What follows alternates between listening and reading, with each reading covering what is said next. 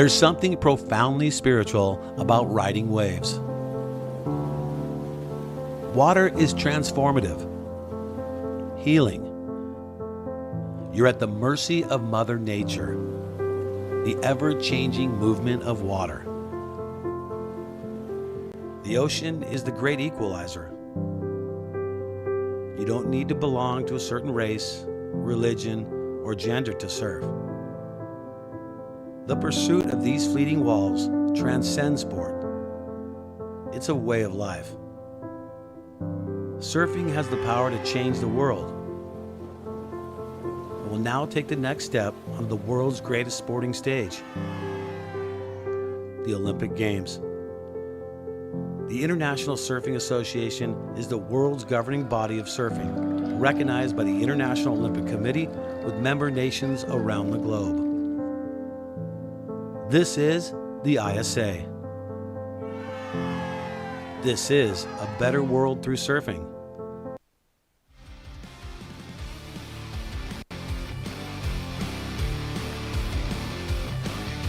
Welcome to day 5 of competition for the ISA World Junior Surfing Championships. We are here in Rio de Janeiro, Brazil, and the beach is already packed, 6:30 a.m., ready to go for the first heat of another big day. 42 heats on the schedule, with the aim to get through every single one if that swell holds, and we've got surfable conditions throughout the afternoon.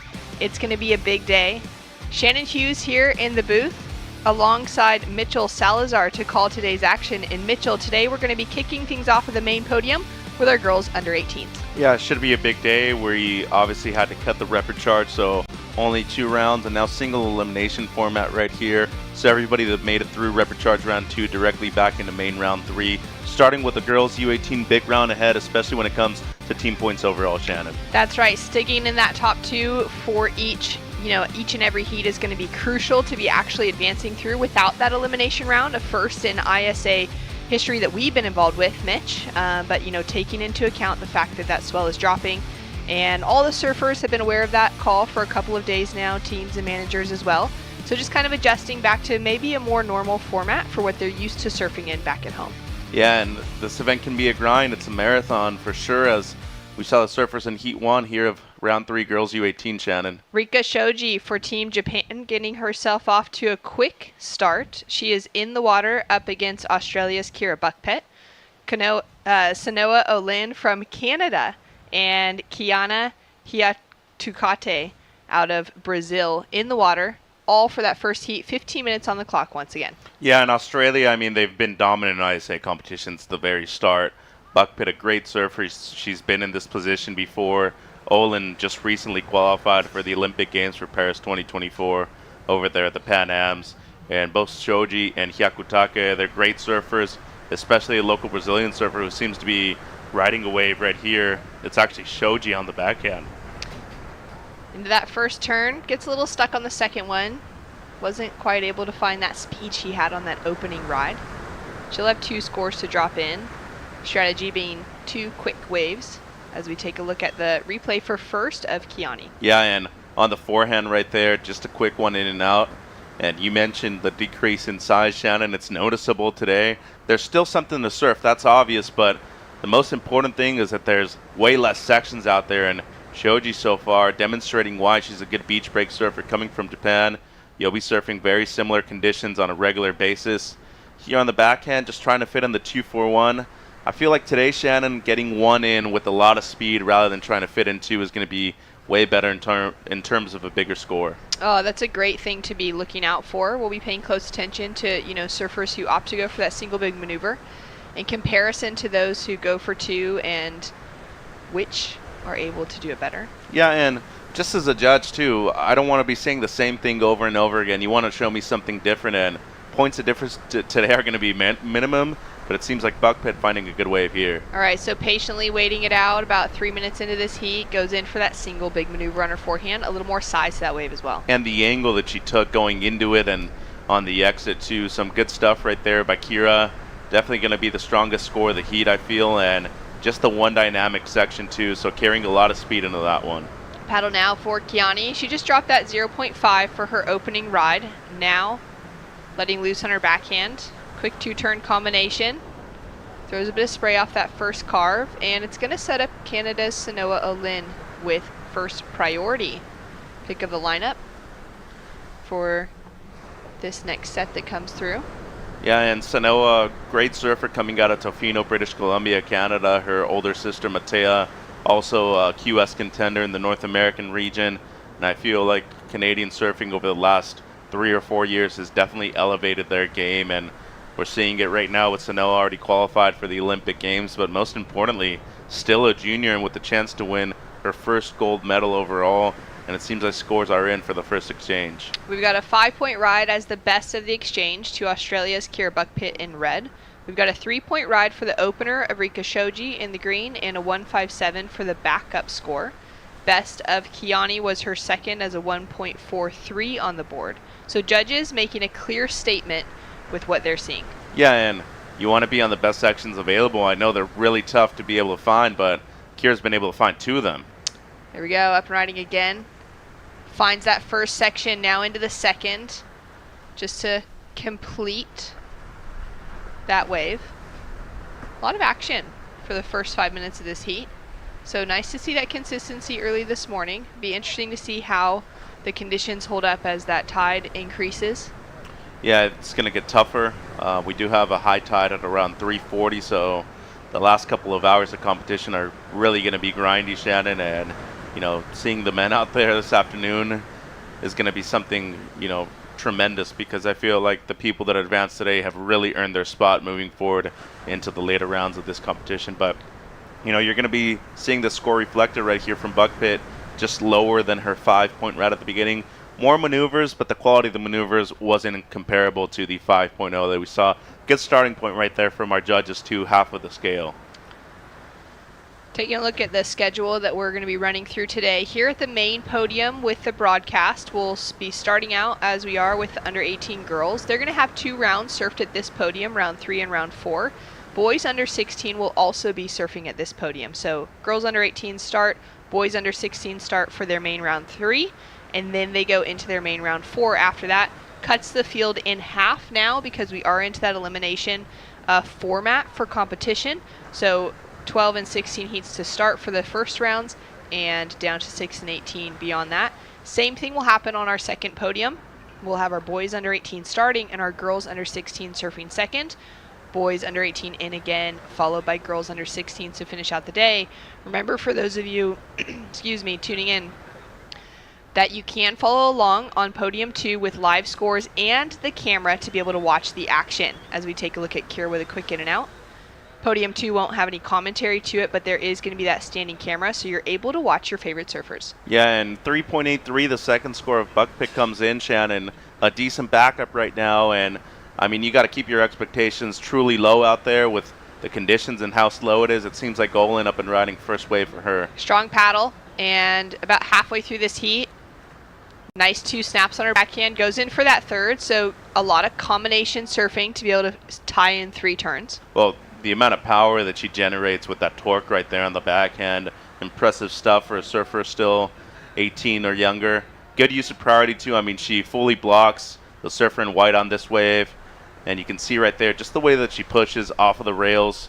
Good sharp eye surfboard underneath her feet, and it's going to be her opening ride. So strong combination on the backhand.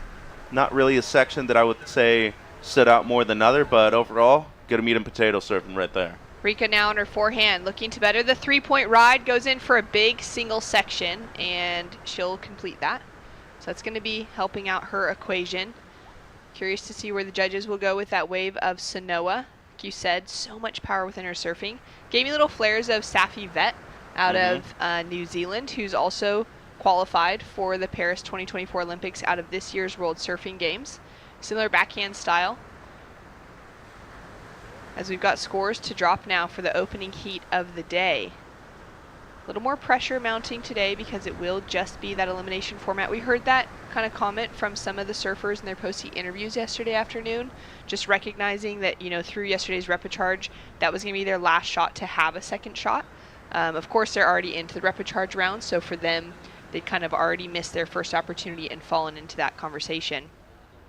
But now for the surfers that haven't yet fallen out in that, you know, 3rd or 4th place position, As we saw a paddle there. That was a missed opportunity, too. That wave had potential down the line and used first priority to try to get into that wave right there. And you see the heat leader right next to her, too, Shannon. She's going to be applying some pressure. And for the local crowd, too, they need to get involved and support their surfers because it's going to take a lot of energy as a community to be able to get these Brazilian surfers fired up to represent their home nation. And the heat leader having a good look here. Going to let it go, and Sanoa up and riding. Her opening ride drops in as a 3.5. Now getting to work on her second. 2 turns so far. Goes ahead to tag the foam on the sand, and she'll finish out. I am really surprised that Buckpit did not go on that wave. She had first priority in that instance. Was a little deep, but that wave had a quality to it, and there's not many of those out there right now. And Sanoa Olin for sure going to get her best score conversion right there, and good recognition and awareness of where everybody else was and what priority was in the lineup too, Shannon. Surfer in red now sitting or holding on to that first priority as she decided not to go on that last wave. Sanoa capitalizing on it, and she'll put in another score to back up that 3.5. Surfer in green, Rika, sitting with a couple of 3s on the board as her high scores. A 3.17 drops through for her last match. Yeah, and White having a look here, Hyakutake. Standing up now on her backhand. Great looking section, maybe the best that we've seen throughout the morning. She'll get that second wrap connected as well.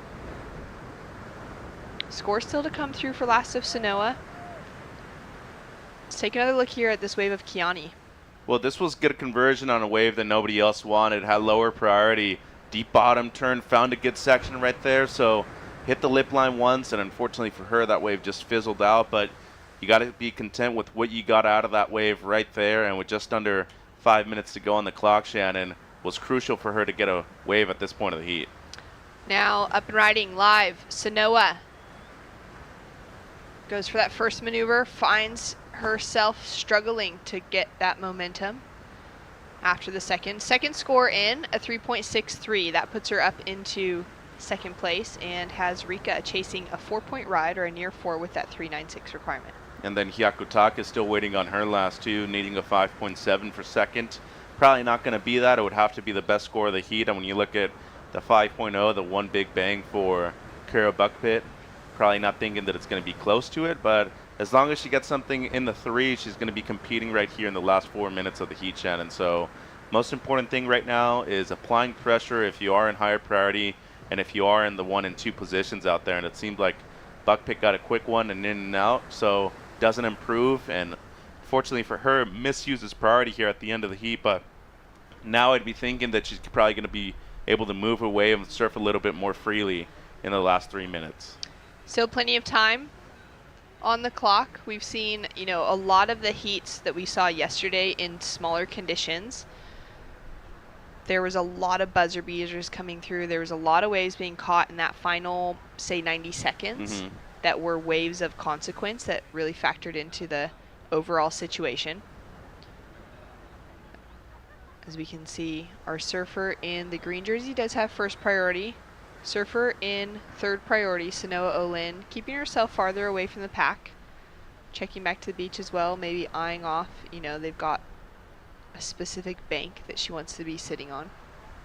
Looking to improve on a 3.5. Communication going to be a lot clearer today, Shannon. Obviously much closer to shore, so if you do need to give some instructions, unless they're completely necessary, they're going to be able to hear you quite clearly. So with 2:20 on the clock, wouldn't be surprised to see the Canadian move over a little bit and kind of cover Shoji, or at least put some pressure on her. But maybe she's just letting Kira do that over there.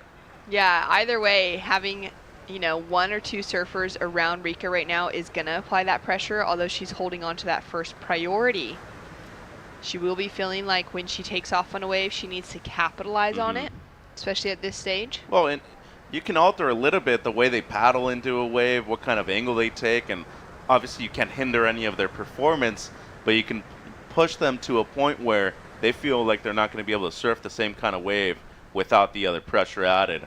As you look at them, they're flanking her. And as of right now, both Buckpit and Olin know how important this round is. In terms of points for your overall team, it's huge.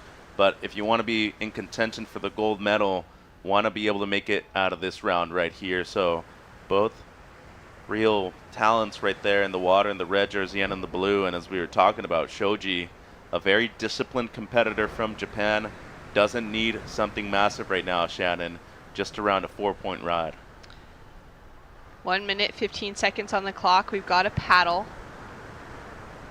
Little wave possibly standing up here for Sanoa. She's going to take her chance to improve her score line. One big hit on her backhand. Trying to improve on the 3.5, Mitch? Don't know. Right around there. Kiani now up and riding. She's looking for a 3.57 to take herself into an advancing position, and that 2-turn combo could get her there. It's going to be a close finish right here. Wow. Clean surfing, nothing spectacular, but she didn't need that right now, you know, and converted well, handled the pressure most importantly, and looking at the replay right here, a left. I mean, both of her best waves have been lefts. Little setup right there, but generated enough speed to be able to make it up into the lip line. I think the thing that's hard for me right now is the way she exited the second maneuver. She did get a little hung up, but it's right around what she needed, and I feel like there could be a situation change right here. Paddle now for Sanoa. Still waiting for her last score to come through. And this wave won't amount to a score that's going to factor into her top 2. And there's the last of white. 3.07, so it does fall shy of the requirement. A great finishing effort from Kiani, local surfer out of Brazil.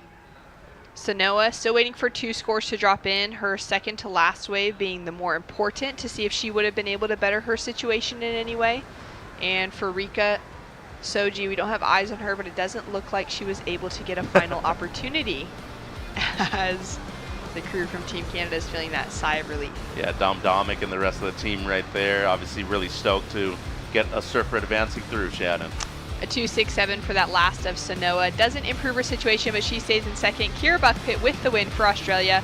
We've got more action coming up next. The Tahitian, Kohai Fierro.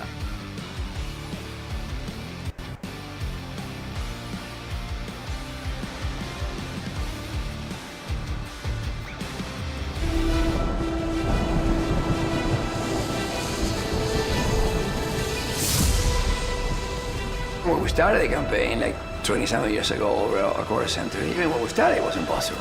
I mean, everybody, okay, my friends, my brother was saying, you're really gonna put your energy in this?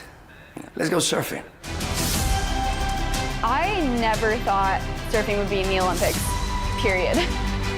We all just looked and just rolled our eyes back at, like, come on, Fernando. Surfing will never make it. I've never actually dreamed of being in the Olympics because surfing wasn't an Olympic sport. I never thought surfing would be in the Olympic sports. The Olympics wasn't ever a dream of mine because it wasn't a reality, it wasn't tangible. It's the biggest event in the world. Fernando is the reason why we're all there. Yeah, it's like me telling you I'm gonna, swim around the world. 27 years later, he pulled it off.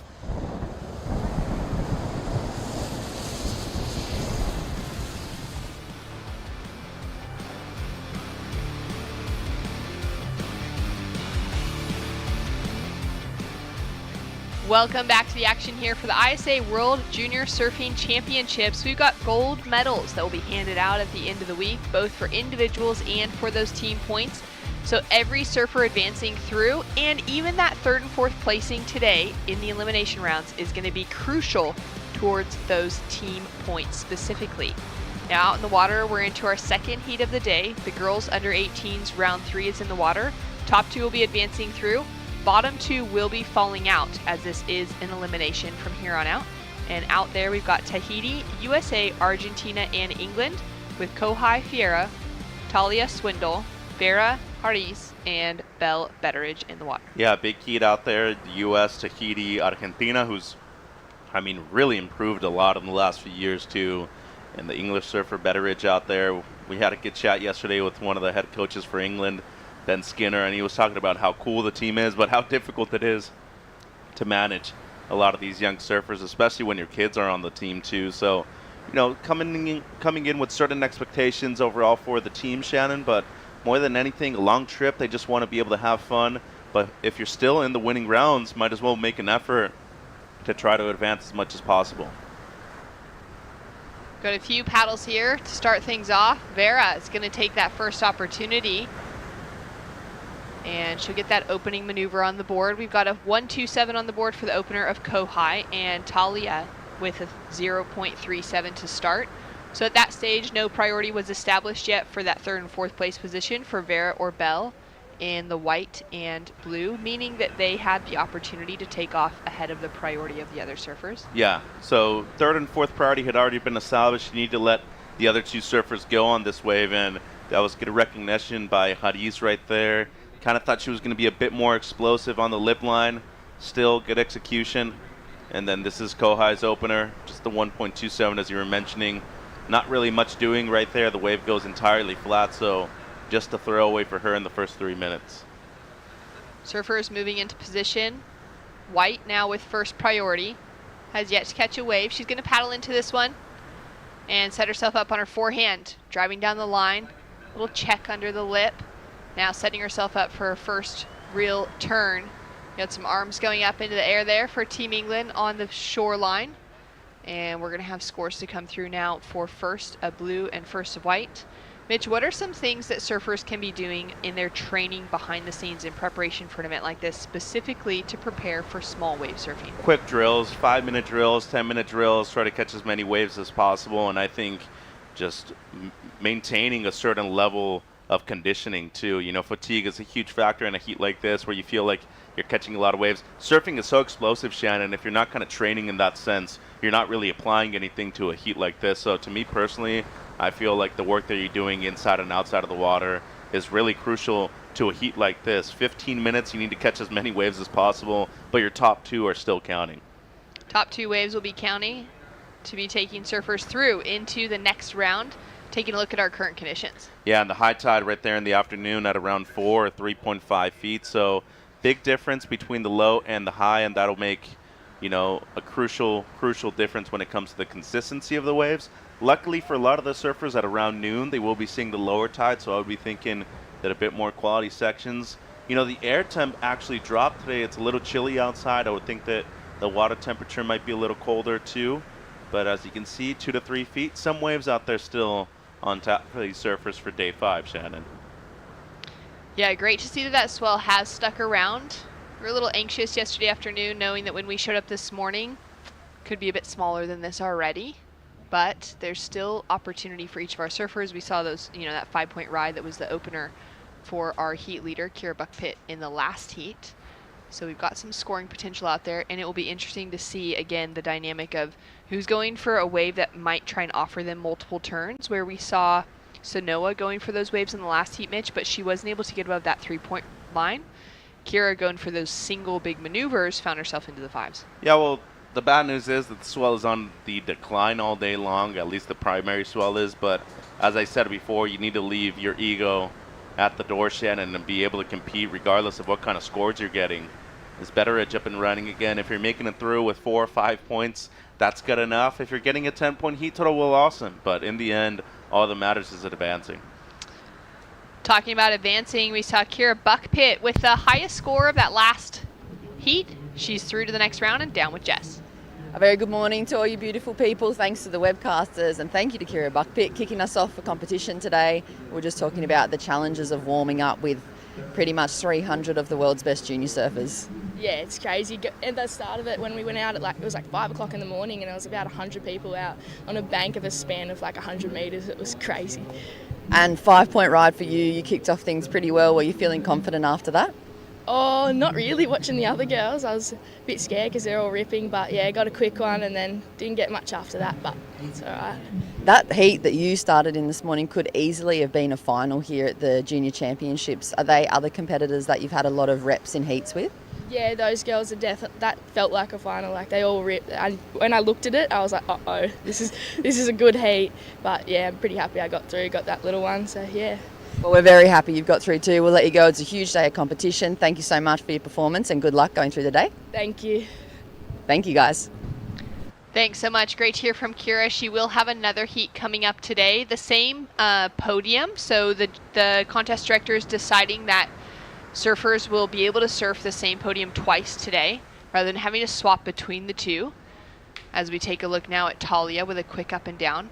Now, having said that, a lot of these surfers are surfing between both divisions, so they're going to be running back and forth the whole day anyways. Yeah, and Swindoll, I mean, we saw her compete for the first time last year at La Bocana. She actually surfed up division, was still in the U16s, but Coach Samo actually put her in the U18s, performed well, and here in the U18s for the first year as the girls team captain, wants to be able to move through, and coming from a lot of point breaks, as you were mentioning, from Malibu. There are a couple of great beach breaks over there, though. Zuma, and then you go up to Ventura County, good amount of waves over there. Just under 7 minutes now, Shannon, and really nothing better than just a high 1 in this heat so far.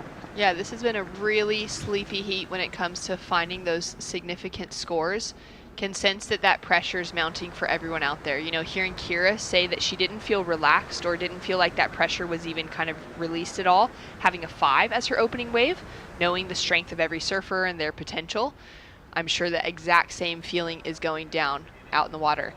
Kohai up and riding, that's going to be the moment that changes this heat around. Definitely, and smart execution right there. You could see that there was a little bit of hesitation in her body language just to get up into the lift.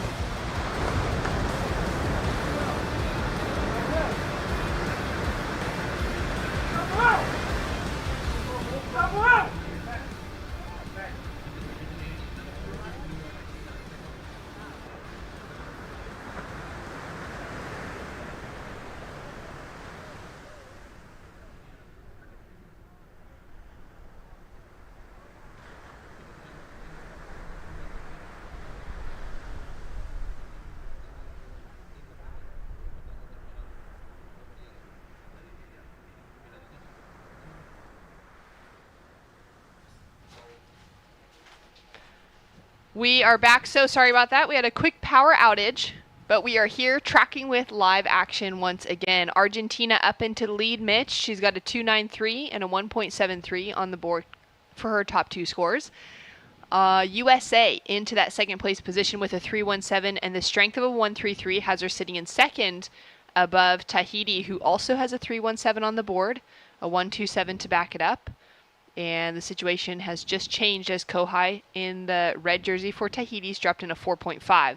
We've also got a 4.27 that has come through for Vera out of Argentina. So at the moment, Tahiti in first, Argentina in second, USA down into third, and England in fourth as we see a set approaching. Yeah, and Swindoll needs a 4.04, Shannon. That's a good score to come about right now. Haris with the 4.27, Kohai with the 4.5. And the 3.17 was the one turn that we saw in the back end. Here's Talia now, big wave for her. Up and riding on her forehand. She's chasing a 4.04. Great strong attack on her forehand. 45 seconds remaining. Yeah, that's going to be close. Would have liked to have seen her maybe have a little bit more enthusiasm coming out of the turn right there. Presentation is always big, especially when the conditions are like this, Shannon, as it seems like a few more waves coming through. And the last of Talia is in. Scores are in for last of Green, a 2.93. So doesn't chip away at her requirement. Vera goes up into the lip, heavy section. She'll fall before being able to complete it. Talia now on the paddle. Would have heard from the announcers quickly that last score wasn't enough. So she's hustling to get herself one more opportunity. And the wave shuts down in front of her. We got a paddle now for Kohai. Currently sitting in the lead. Looks to be holding on to it.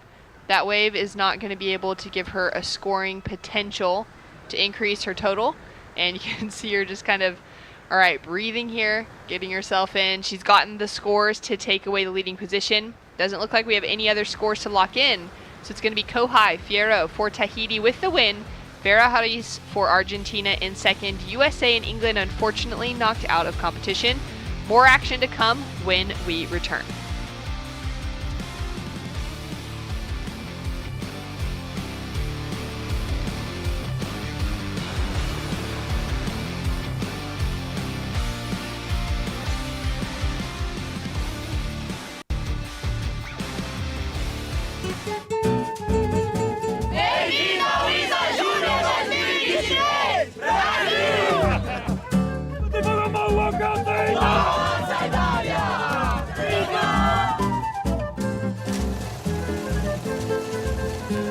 Just looking at the world today, it's very clear that what we need the most is peace. And today, we are a proof of peace and a better world through surfing. It is my hope that in these 10 days of surfing competition, friendship, camaraderie, to hate, we answer with love. To violence, we answer with peace. And of course, we answer with surf, which is what we love. The amount of happiness of bringing this all together.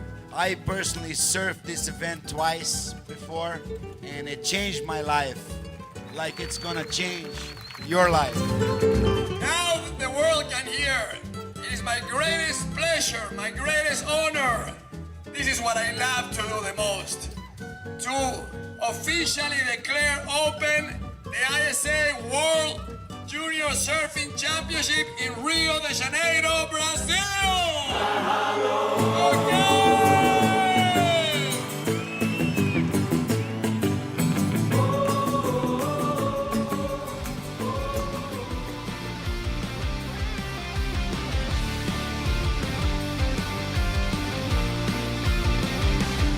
Welcome back to the action here on day 5 of the ISA World Junior Surfing Championships. Shannon and Mitch here to call the action on the first few heats of the day.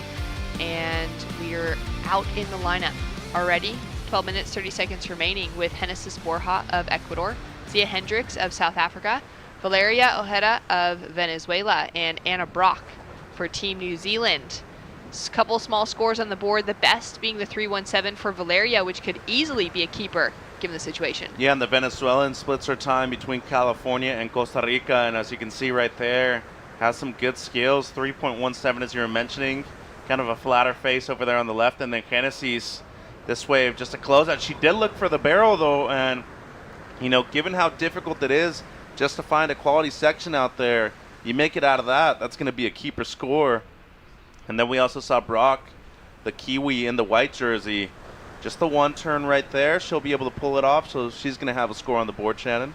All right, that was fun to witness. To be able to see Valeria, a couple great turns off the left, and to see Hennessy's pull in deep into the barrel. She got some travel time. She did. But don't try to overdo it, though, and that's the thing right now. There might not be another wave like that in the next 2 or 3 hours, so if you see an exit, try to be able to pull it off. 11 minutes, 26 seconds on the clock. We got surfers putting themselves into position now. Just duck diving this set for the majority as Hennessy has a paddle. Now she's going to go back to the turns, setting up that first section, and just a little whip around in the foam for the second. She's not going to be able to project through that second turn, so that it'll just be that first one that's counting for her to improve on the 1.17. And she's competed in Rio before, has competitive experience at Saquarema during the Challenger Series level. And, you know, I think that's the reason why she's so comfortable just being here right now, searching for those barrels, maybe something else that anybody else hasn't really seen out there, Shannon. Yeah, really just looking for something that is that point of difference for the judging panel as well. If it's out there and you can get yourself into it in the right position, certainly go for the shot. Nice glassy conditions this morning. We had a little bit of rain as we were walking down Mitch to start work this morning, just like a light kind of misty rain that was starting to clear up from a night of heavier rain. Lots of puddles, and just bringing that temperature down once again. We should have some cloud cover throughout the entire day, so hopefully just keeping things a little bit cooler than what we had yesterday afternoon.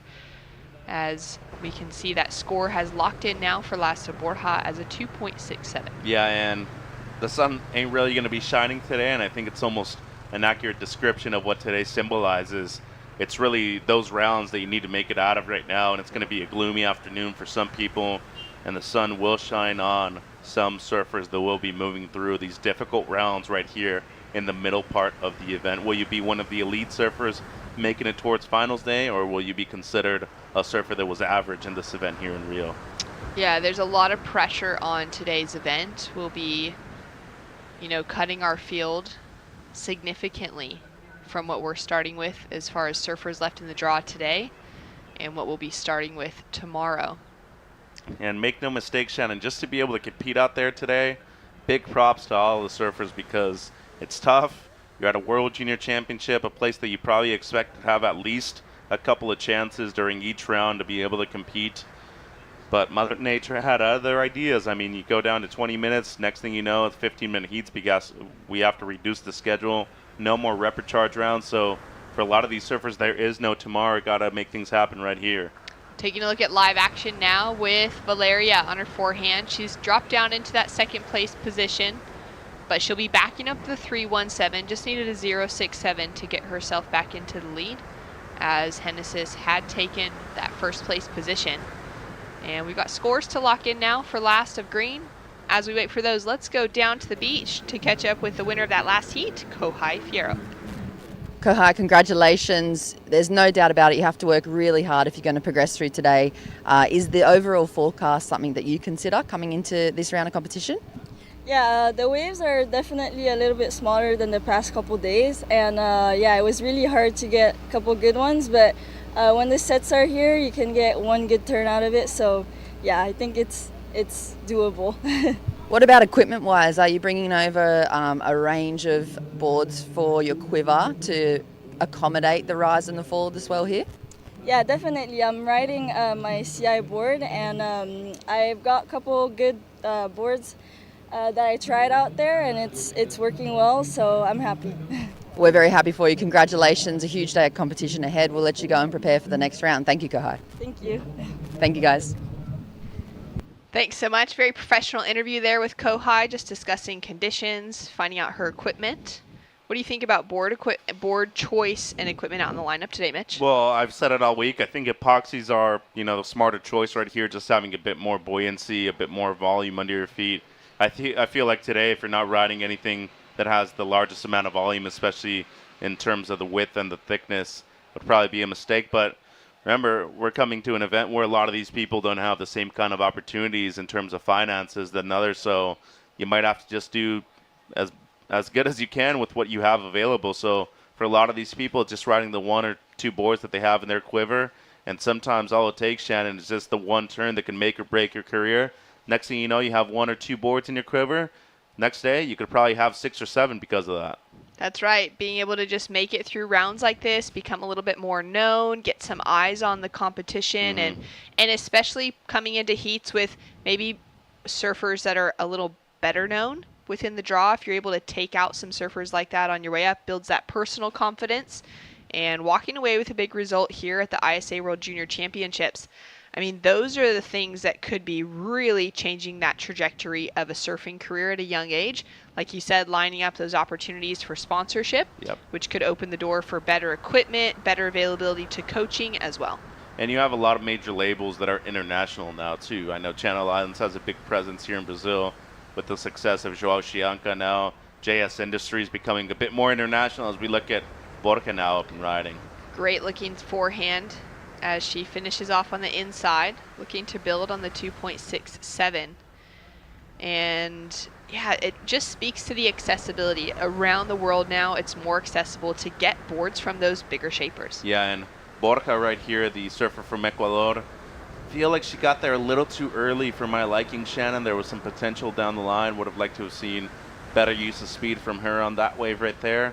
She's still in second place, though. Brock only has the 1.5, and Hendricks, the surfer from J-Bay, still has nothing on the board, but as I say that, she's up and riding here. Up and riding now on her forehand, pumping down the line, driving to set herself up for that first turn, and she'll get that campaign underway.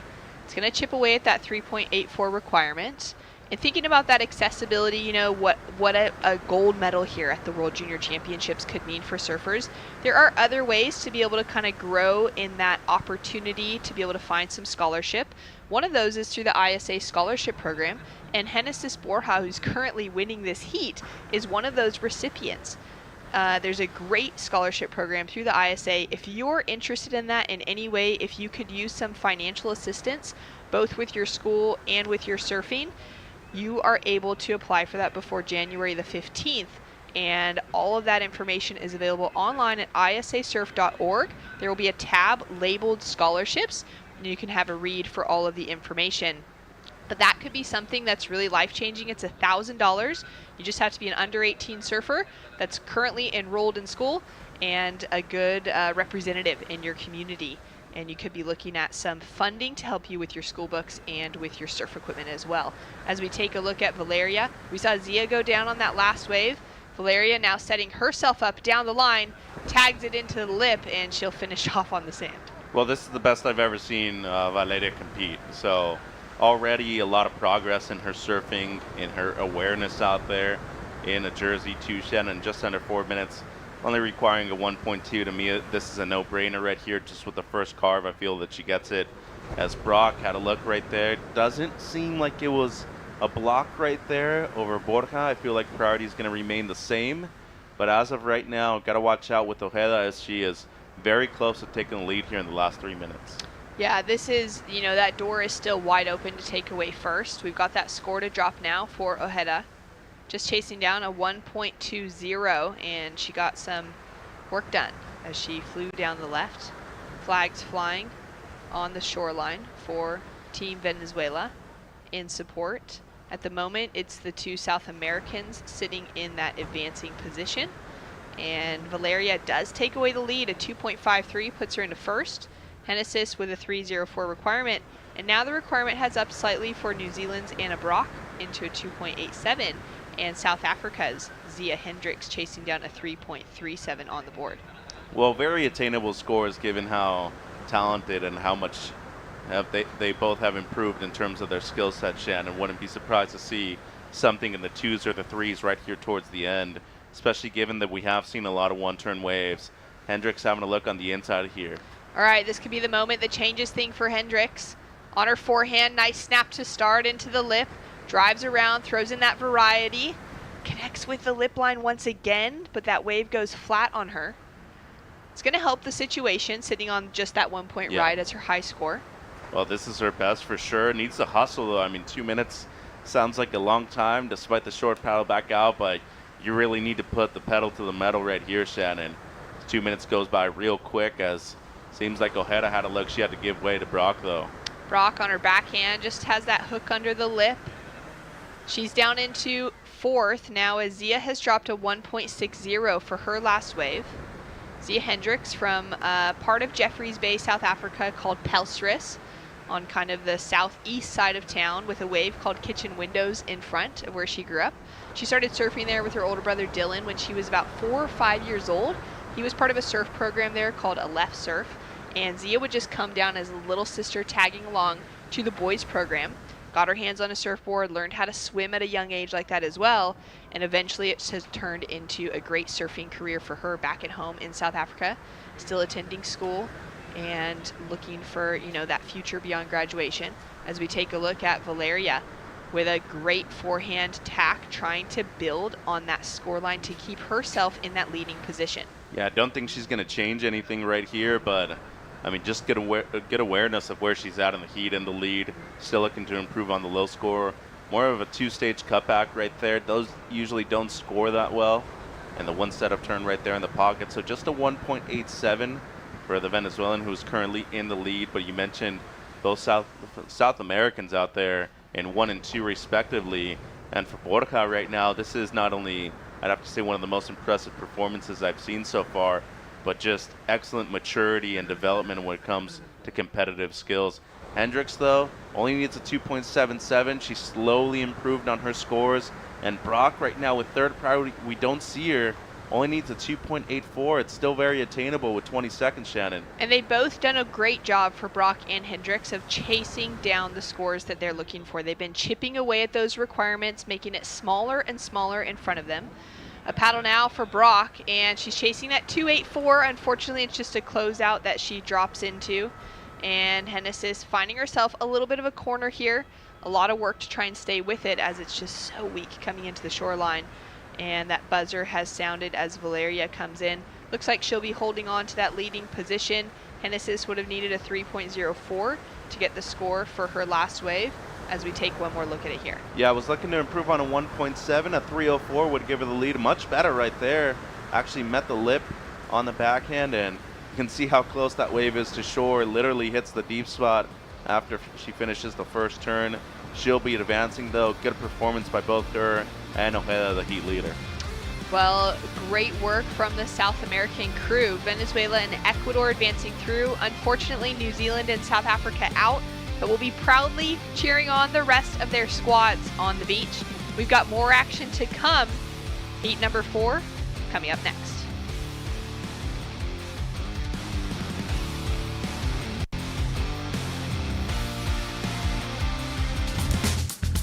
Yeah, I had a reef for 20 years. My reef business card said Jefe, which is chief, and dreamer. La Jefe and dreamer, Spanish and English. That was a card I would give to the president of the bank or whatever. He always made people laugh. Because, you know, the guy like talking, when I asked them for an extra $1 million in loan to buy sandals, and the guy looks at this, I never lend money to somebody with this title, you know.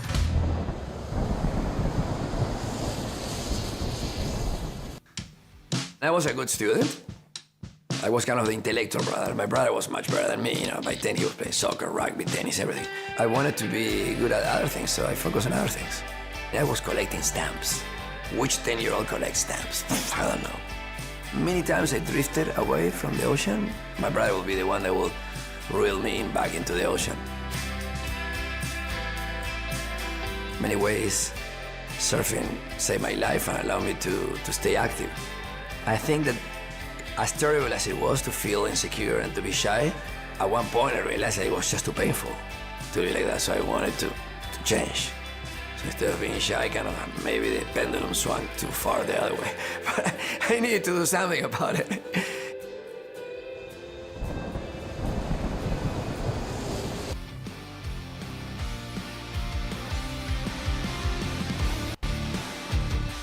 Well, a big day of competition ahead of us, and we're not stopping as Yvonne Gomez for Team Spain finds herself on a beautiful looking wave to start off.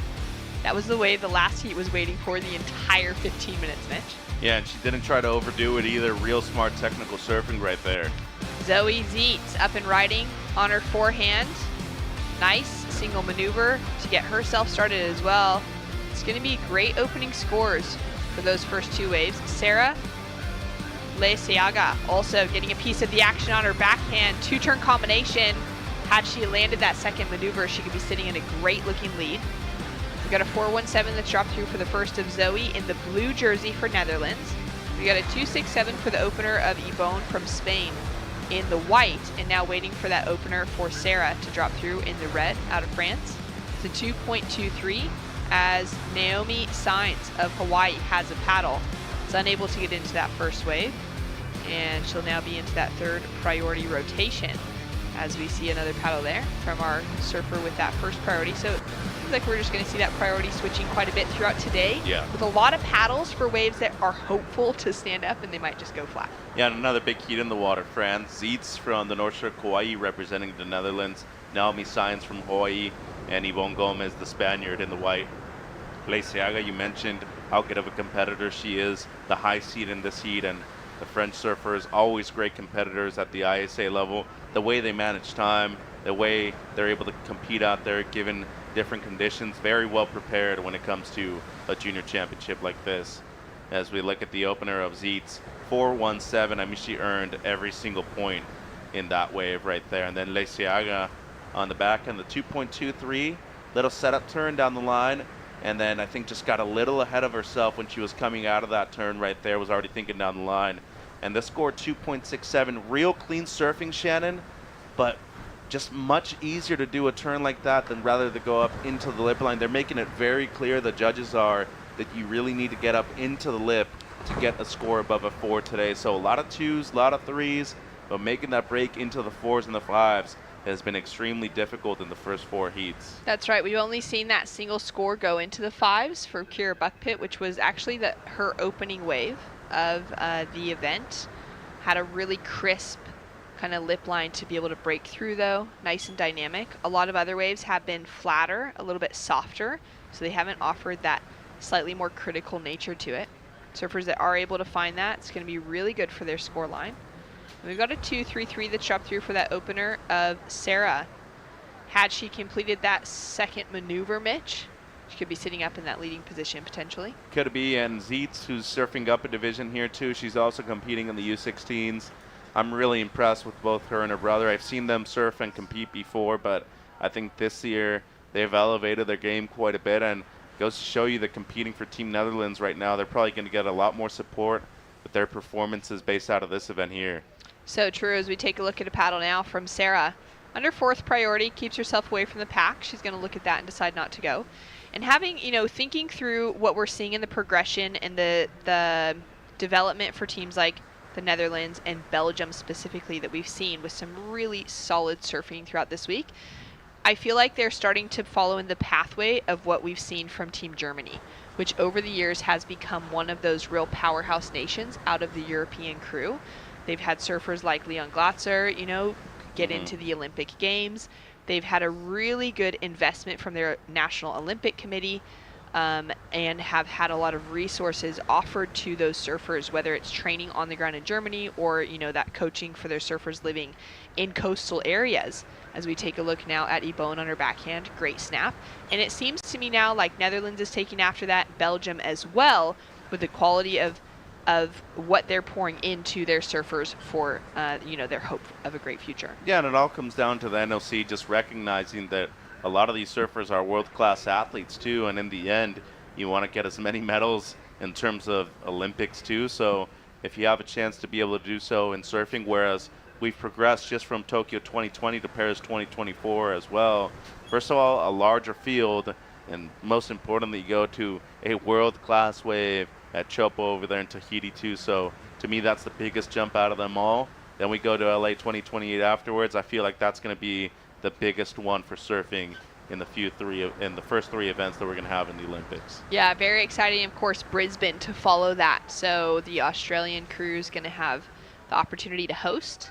And we got an Aussie that's been on sidelines for us a lot of the week. Jess Grimwood is down on the beach ready to go with another post-heat interview. Good morning again. Thank you, guys. Congratulations, first of all, to you. Feedback. Give me one point that you've taken from this heat already this morning that you're going to move through to the next round with. Wow, well, the conditions were a little slow and it was kind of hard to catch good waves because there weren't many coming in. But I'm very grateful to have gotten those waves and just get a score under my feet and pass that heat. What about competition morning for you in Brazil? What does breakfast look like when you get up and get ready for the day? Well, I normally just eat a plate of fruits with a sandwich, but I didn't have breakfast today because last night I ate a huge dinner and I was still full. So just a coffee and went to the water straight away. Well, it's working for you. You've prepared, you've stocked up on fuel. Congratulations, a huge day ahead of you. But first of all, to start off with a win, it's a really good way to start. Well done to you and good luck going through. Thank you so much. Thank you very much, Valeria. Thanks so much, Jess. Great to hear from Valeria. Bright and early heat in the morning. Challenging to kind of, work out how you want to approach that, especially when you're surfing, say, pre-8 a.m. If you want to be able to get up really early, get some training in possibly, have some breakfast, feel like you're fueled up, or if you feel like it's actually better to wait to have that first big meal of the day until after your heat. Yeah, it's funny how many kids nowadays drink coffee too. I didn't start drinking coffee until 4, maybe 5 years ago at the most. As I was definitely an adult by then. Watching the replay here of Leiciaga, 3.4, so her best. Pretty conservative right there, but managed the backwash really well. That's been a major factor here in the first few heats of the morning. Seems like she's having another look at another, right, Shannon? Taking off on her backhand. She's sitting in the lead now with a 3.4 for her last wave. Unfortunately, slips off the end of that last section. Naomi signs for Hawaii in the green jersey. She's had a couple paddles, and she hasn't been able to get into anything yet. We don't have any scores coming through for her on the board. She's also just lost that first priority and is bumped down to third. And you can hear the whistles from the beach, just, giving her that indication to move away from the pack now. Well, you have to. I mean, you're at a point of the heat now with just under 6 minutes. You don't have a score on the board. You just need to get something at least in the upper ones, in the twos, to be able to compete in this heat, because second place wide open still, Shannon. Zoe Zietz has the best score of the heat of 4.17, only needs a little above a 1 to move back up into the top 2, with first priority needing something very small as well to move up into first place. So wouldn't be surprised to see a bit more patience out of her here in the last 5 minutes. Pumping down the line, driving into that turn, hits the section. Looking to improve on a 2.23. 5 minutes remaining on the clock. We'll take another look at this one. So for you, those of you that are watching home, especially the kids, pay attention to how smart this strategy is. Fourth priority, leading the heat, looking to improve on a 2.73. And a lot of the drills that you were talking about, not only asking me about this, but Jess was talking about Barton's drills that he used to run too. Catch as many waves as you can in the last 5 minutes of a heat, especially when it's like this. If you're trying to improve on just a score that's a 2, maybe even a 3, why not go on a wave like that if it's just the one closeout section? Next thing you know, you extend your lead. Everybody else is thinking about the waves that you're catching. And most importantly, if you're in fourth priority, you're not harming yourself whatsoever by going on a wave like that. So I think this is a smart strategy given how slow it is out there. Well, scores are in. It's a 2.73, so it just narrowly increases it by, 0.5. And at this stage, to get up by a half point. It's huge. That's huge with the scores that we've been seeing dropped, especially with the conditions today. So Sarah now up by a half point on her heat total, has the requirement into the 3-point range. It would have been still in the 2s on Ebone. As we see Naomi finally get that campaign started. She's moved away from the pack. She's going to have that first score on the board. She's now surfing a 4-minute heat, and she can definitely still take it away in advancing position. Yeah, so first wave of the heat for her. Much smaller wave right here, but does very well just to be able to get up into the lip once. A little early right there, so ain't going to be a huge score, but it's going to be something at least in the upper ones to be able to move her closer to second place right now with 3.5 on the clock. Zeitz, though, still with first priority, and as I said, she's going to be patient knowing that she only needs something in the low ones to move up into first place.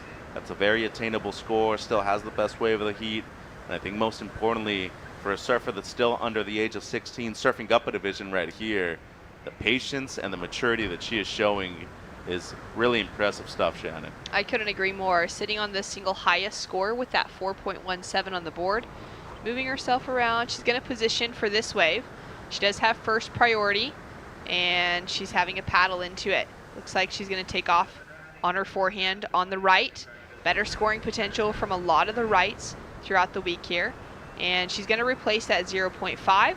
Grab that 107 she needs to move into the advancing position. Out of the 4 surfers, she's really the only one that probably could have converted that wave into a score too because of her size.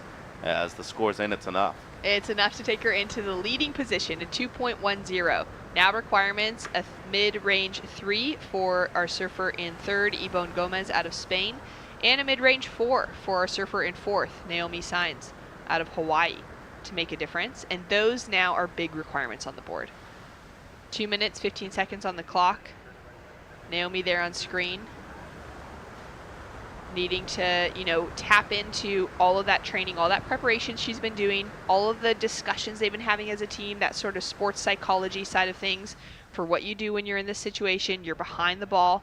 You got 2 minutes on the clock, and how to keep yourself calm enough to be able to perform should you get the opportunity. Yeah, and I mean, I think being on the beach, just getting yourself prepared 20, 30 minutes before your heat today is going to be imperative for a lot of these surfers.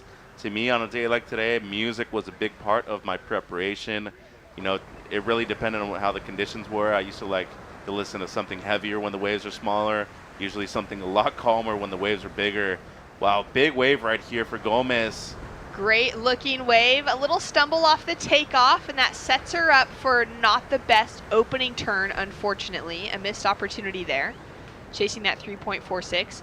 Mitch, I noticed that music was still a big part of your warm-up routine this morning because walking down to work, you had those headphones in. What were you listening to? A little bit of everything, a lot of Nas. I needed something heavy too, knowing that we were probably going to be talking about some, smaller waves. And, unfortunately right there, Gomez had a chance really to get something in the 3s and the 4s. It was a quality wave. I think she kind of underestimated the wave right there and its potential, especially with the backwash at the beginning of it. A wave that was a 1.9, Shannon, easily could have been the score that she was requiring. You needed to be paddling into every single wave with the same kind of intensity, despite it being small or being a set wave out there. That's right, paddling it with intensity, having that speed on the takeoff to be able to drop straight into a good bottom turn to find that flow immediately so that you're wowing the judges from that first maneuver. We got a good looking set here. Our surfer in the green had first priority, but she's too deep. It's going to set up our heat leader, Zoe, on a snap to start, and she misses out on that first opportunity as well. 10 seconds to go, and those bigger sets seem to have just taken them off guard. Yeah, and Zeitz right there with a good performance, gets the highest score of the heat, is able to get a backup afterwards, a 2.1, and it's Leiciaga with the activity in this heat that kept her up in the top 2 for the entirety of it. And Gomez with the missed opportunity right there at the end, Shannon. Unfortunately for her, she's going to be eliminated with Hawaii's Naomi Sainz as well. Yeah, an unfortunate finish as Ybonne had that opportunity in front of her, just was unable to capitalize. Well done for Spain and Hawaii for some great showings across all the divisions. Making it into the round 3 is going to be very valuable for their points moving forward. We've got more action to come. Joining the conversation will be Chris Cote and Barton Lynch when we return.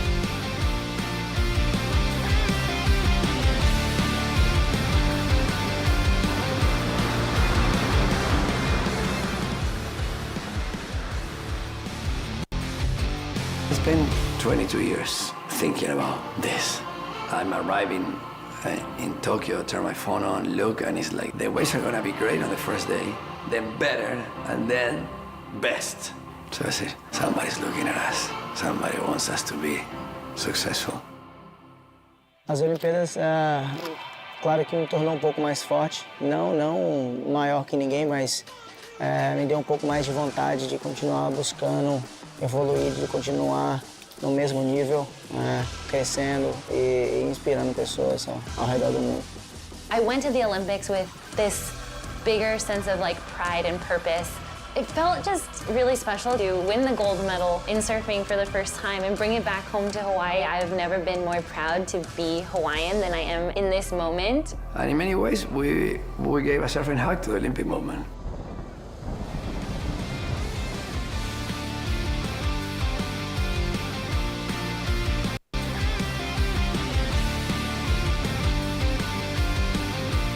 Welcome back to beautiful Praia de Macumba. Chris Cote here with Barton Lynch to talk you through yet another stacked heat. This is round 3, heat 5. We're in the main event. These young athletes are going to put on a show for us. They're going to put on a show for their home nations. And of course, to represent the surfing world for all of us. So as we fly by this beautiful part of the world, I'm Chris Cote, 88 world champ Barton Lynch. Good morning, my friend. Good morning, mate. Great to be here. Still some little waves on hand. I mean, it's come down a little bit overnight, but still plenty of face and another long day ahead of us. We've been mowing through the heats, eh? Absolutely. Well, just as in most competitions, you know, you're going to have to deal with what the ocean is giving you. And today, very contestable. We've already seen some big scores this morning. The weather might be a little bit on edge, but guess what? These surfers are well prepared, well coached. They're ready for anything. And we've got some of the best surfers on the planet in the 18 and under and 16 and under divisions. Right now, we're going to kick it off with girls 18 and under, round 3, heat 5. And when we say this is an international affair, we truly mean it. Hawaii, Spain, Portugal, and South Africa represented here. Malia Lima, Janira Extavari, Maria Diaz, and Gemma Hanafi. Barton, this is going to be a big one. All 4 of these surfers with a chance at ISA Gold. Oh, here we go. And great to get the early start on a replay. Maria Diaz from Portugal. One turn and out. Waves a little bit shorter. It's sort of as the swells dropped, it's come in. Wow, that was a beautiful backhand re-entry from Janire. Wow. From representing Spain, great team they've got here at this event for Spain. Future looks very bright for them. Gemma Hanafi, everybody getting involved early. Yes, so throughout the day yesterday, we saw both main rounds and repechage rounds. These are surfers who have advanced through all of their heats so far. As you see that consistency is still here as well. All surfers with at least one wave. And the hits keep on coming. Surfer in blue going beyond vertical, but maybe just a little bit too above and beyond. I like the aggression, though. I mean, with these 15-minute heats, things are going to fly by. Here's Malia Lima representing Team Hawaii. We've been super impressed with what Malia's been able to accomplish. She's a power surfer, great style, impeccable technique. Put her on the list of potential finals day surfers, no doubt.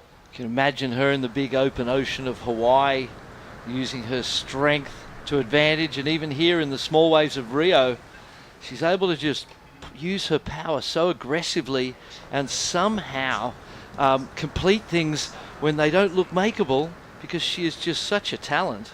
In the red jersey, that's Maria Lima we're talking about.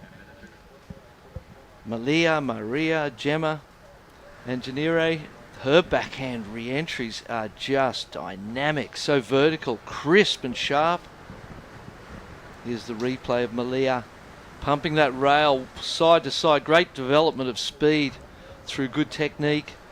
Buried the nose a little bit, which will take some points off that. But, as you said, good early start for everybody. Just takes the pressure off. The longer you sit, the harder it feels. The more you're surfing, the more physical you are, the less likely you are to be investing in thoughts and thinking about stuff. Always better not to. So priority is in play now. There you see your surfer in blue in that top priority spot. We got 9:15 to go here in round 3, heat 5. As our surfers wait for the next set, let's go down to Jess Grimwood. Good morning, guys. Congratulations, Zoe, representing the Netherlands out there. You took a win. For you, some athletes need to get themselves hyped up for the day of competition, or some need to make it a little bit more mellow to get in the zone. Where do you fall in that? I mean, sometimes when I get too hyped up, I kind of fall, but yeah, I kind of was just taking it mellow and taking some breaths and just, preparing myself for a long day. Yeah, you do have a huge day of competition. Tell us about your schedule personally today. So I made this first heat, and now I have another heat down at podium 2 at like 10:30, and that's for U16. And since I made this heat, I'm surfing later. And then if I make the heat down there, I have another heat. So pretty much almost could be 4 heats. I'm pretty sure it might very well be 4 heats plus your warm-up surfs. Is that just like another normal day for you of surfing? Like, how many times do you surf at home? I mean, I usually do 2 sessions a day, so around 4 hours a day. Well, you're looking very primed and ready for competition. Congratulations. You have a huge day ahead of you, and good luck going into each and every podium. Well done. Thanks, guys. Up to the task. We know. I mean, these young surfers are ready for it. They've been preparing for this event probably throughout their entire year. Sometimes you do those amateur contests around the world as well. You're going to be surfing in multiple divisions too. So I like the look on her face. She was just not intimidated one bit. She's ready to go. And here we go. Maria Diaz, big snap there, representing Team Portugal. She can't quite ride out of it, as we see now. Janiri Exabari. That's a 2-turn combo there. Style, poise, plenty of power too. Love the way Janiri is surfing this morning. Won the opening exchange, got that 4.5 compared to a 3.3 for red and a 1.93 for green, and a 1.8. So good significant lead on that opening exchange. That'll be a good second score. And as you said, fast on her feet and just looks so crisp as we see her drop into this replay. Fluid snap out of the top. This one comes a little bit short. Could have got a little taller, a little higher on the wave face perhaps, but still good job, and it'll back up that 4.5 with a healthy score. Maria Diaz on the replay here as well. Just gave that one a little bit too much. It looked like for a second there she was going to complete it, and if she had have, the judges would have loved how radical that was. Watch how much board comes on top of the wave. Fins fly out the back. It's always horrible to see that as a competitor, but then if you see the board pop up and they fall, you feel much better. Malia Lima now is going to go to her backhand. So far, 2-turn combos have been pretty key here for success of these young surfers, as Malia has 2 turns there. The wave wasn't super powerful. It didn't really allow her to really engage and show us all the power that she can harness. And now we see your surfer in blue representing the Basque region of Spain. I mean, machine-like in a good way, right? You see her just take straight off, bam, bam. I mean, that to me is elite level surfing. These waves are not easy to perform on this morning, and Janiri's making it look like a walk in the park, as we see Gemma Hanafi now goes down on her second turn. And yeah, so when the waves are fast but also don't really pack that much of a punch, it makes it even that much more difficult. But Janiri right now is making it look pretty easy. Love the way she uses the arms. The back foot stomps that and gets great angles in her turns. Vertical. Janiri is competing along with her sister. Both of these Exabari sisters from the Zumaya region. Favorite break is Orua. 2-time European junior champion, Janiri. So plenty of experience, and it's really showing right now. She's currently hanging on to second place. We're still waiting for another score for her to come through. And here in the 18 and under division, on the women's side of things, I mean, there is no real line between what we're seeing here and what we see on the WSL QS, the Challenger Series, the World Surfing Games. I mean, the level in these 18 under surfers is elite. 100%. And as you said, if there's not a lot of speed right from the start of the wave and it doesn't sort of lift you up and push you in and give you the speed, you've got to use your technique to create it. And Janiri is just amazing at that. No surprises to hear that she's a 2 times European champion.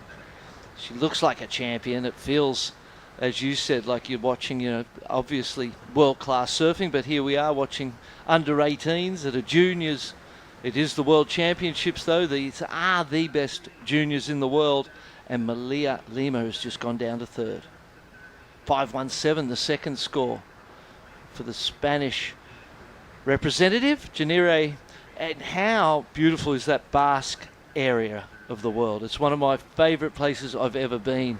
The architecture, that's those, you see those green rolling hills with the white houses with the red roofs, and it's just the food. You're giving me FOMO right now. Yeah, it's a fantastic part of the world. I haven't been there for a very long time. Amazing waves. I think some of the best sunsets you'll find on the planet Some as well. of the best, lots of stuff. Yeah. Definitely food. some of the best. I remember having some amazing chocolate down in that area. The ham, the cheese, all of the, everything about it was like a cultural feast. It reminds me of somewhere like Rio de Janeiro. Yes, you were saying that yesterday afternoon. Yeah, no, I walking mean, home, were you? we look around, so it's funny. A lot of places in the world, if it was kind of drizzling and a little bit rainy out, the waves are a little bit small, vibe might be just a little low. Mm-hmm. In Rio, however, we woke up and made our way down to the contest site, and it was up and at it early.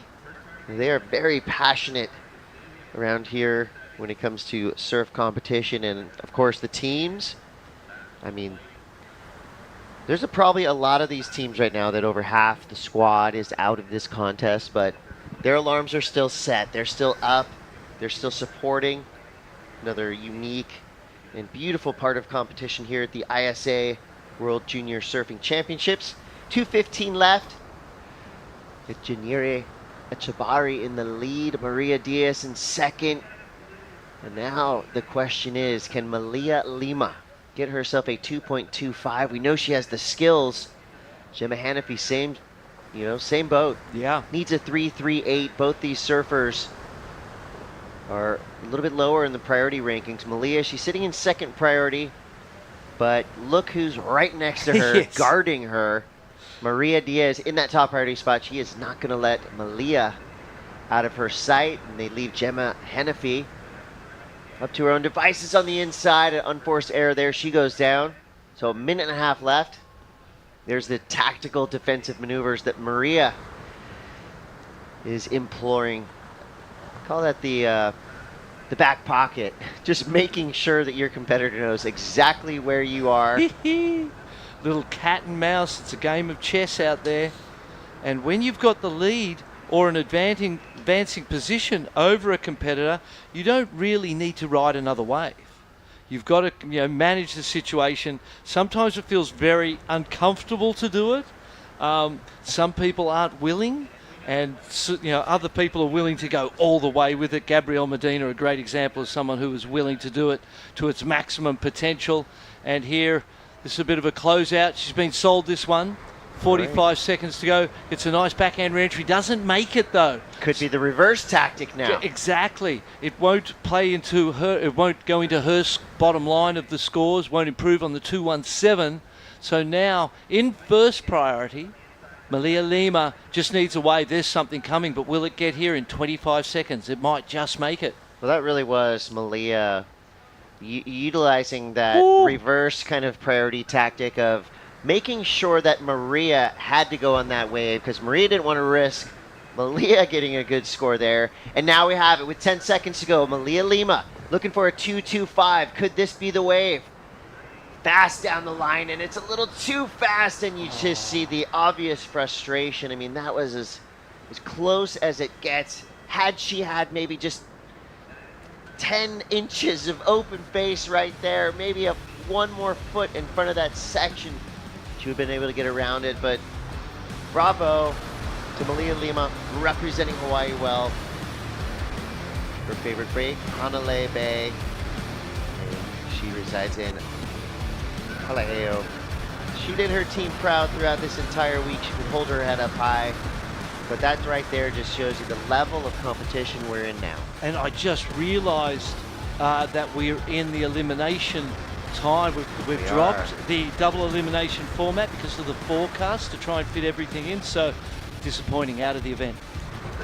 Well, there will be more thrilling victories.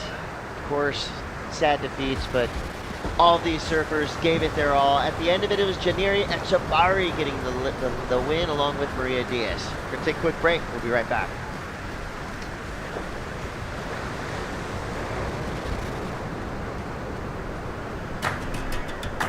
Welcome to day 2 of competition for the 2023 ISA World Junior Surfing Championship here in Rio de Janeiro. And with the highest score of the day, Team Japan's Anon Matsuoka gets a 9.33. And this wave by Team Australia's Kira Buckpitt, 8.50. Team Canada's Sanoa Olin with an 8-point ride. Yeah, I just feel like this event has taught me so much about competing, and it's really gave me the experiences to develop the surfing and the competing that I have today. So I'm just soaking it all in and grateful to be here with Team Canada, and yeah, just see all the younger kids on the team that are going to be taking over the team for the next couple years. Team Australia's Fletcher Keller with 9.17 points. And it is for sure that he is a contender to go for the final 2, Chris. Strong calm on the outside. Love the use of the rails right there from Mendoza. And as you can see right here, it gets a good click to finish too. And for our host country, Team Brazil, Ryan Kainalo with his 8-point ride. Ryan Canalo out of Brazil. That turn was searing, Martin. Oh, it's pretty special for all the team. Everybody's so happy to have this event here, and everyone is welcome for us. Join us tomorrow for more exciting action.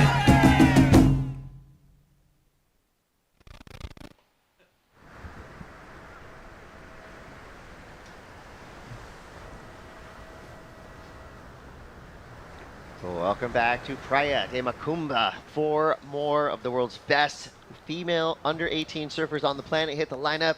Anise Blanchard, Rachel Aguero, Pia Rogers, and Silvana Martinez, Venezuela, New Zealand, Costa Rica, and Team France. I'm Chris Cote with Barton Lynch.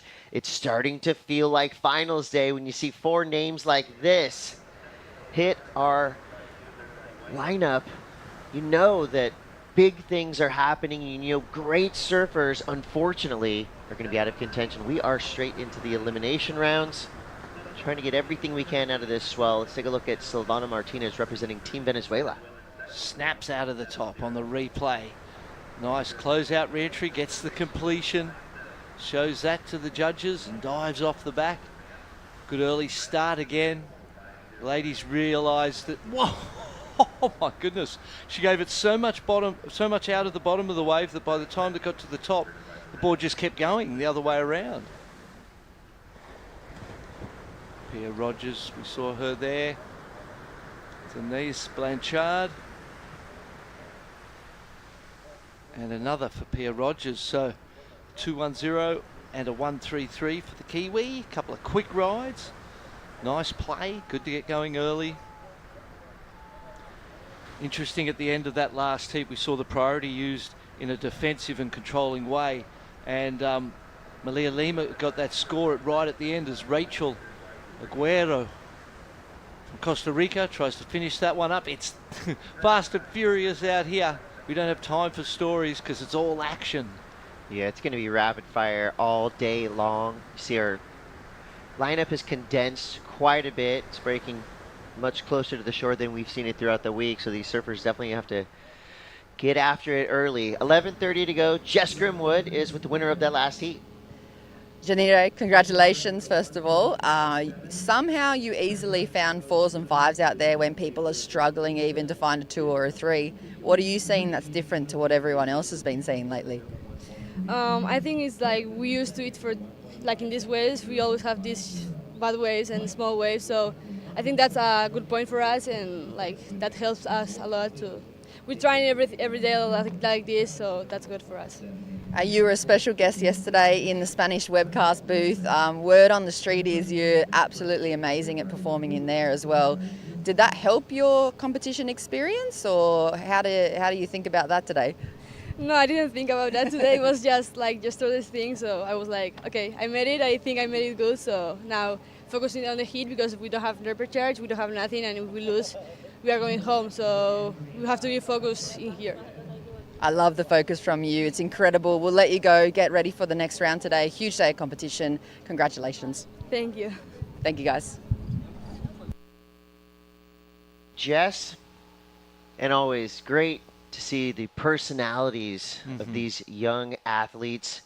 Every surfer with a story to tell. If you want to learn more about any of our athletes, if they're still in the draw or out of the draw, you can go to isasurf.org. Great bios on about 90% of these surfers.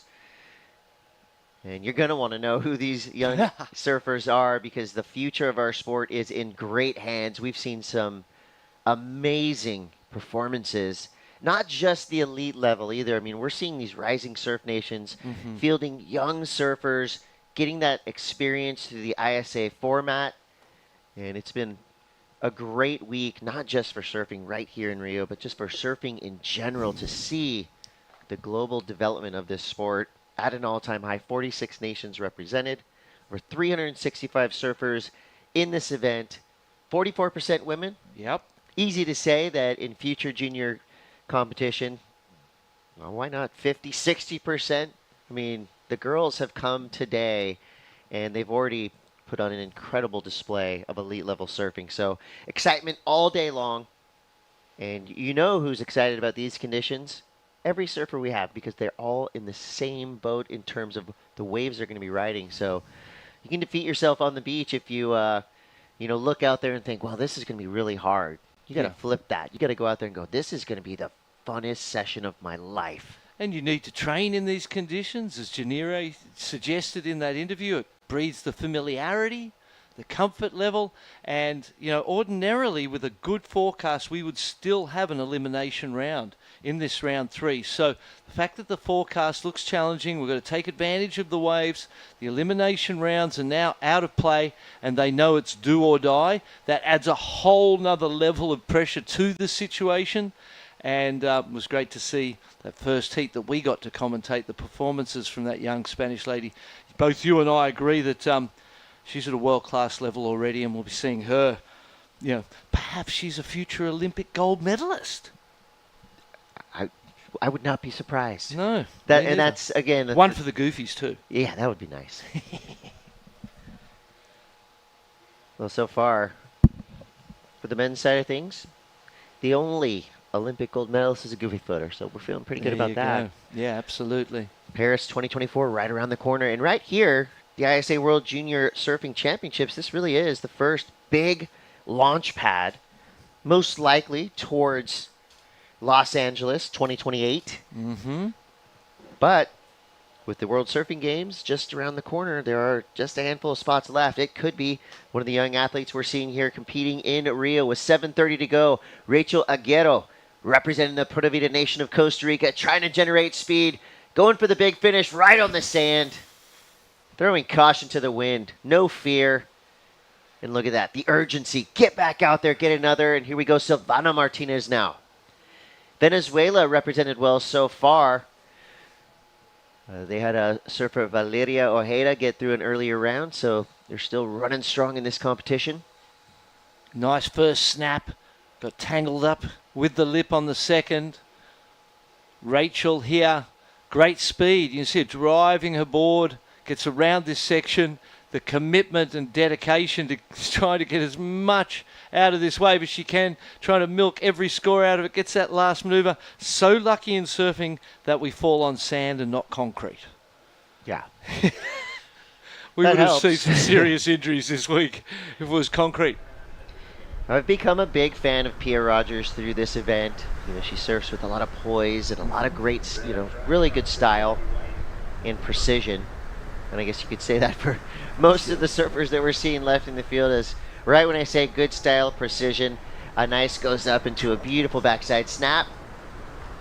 Tough to pick a favorite on paper in any of these heats. Everyone, I would venture to say 80 to 90% of the surfers left in the draw are national champions in their home region. Yeah, at least in the last 2 or 3 years. And if there's a couple of them, it's first and second. Exactly. Yeah, for sure. Getting down to the business end.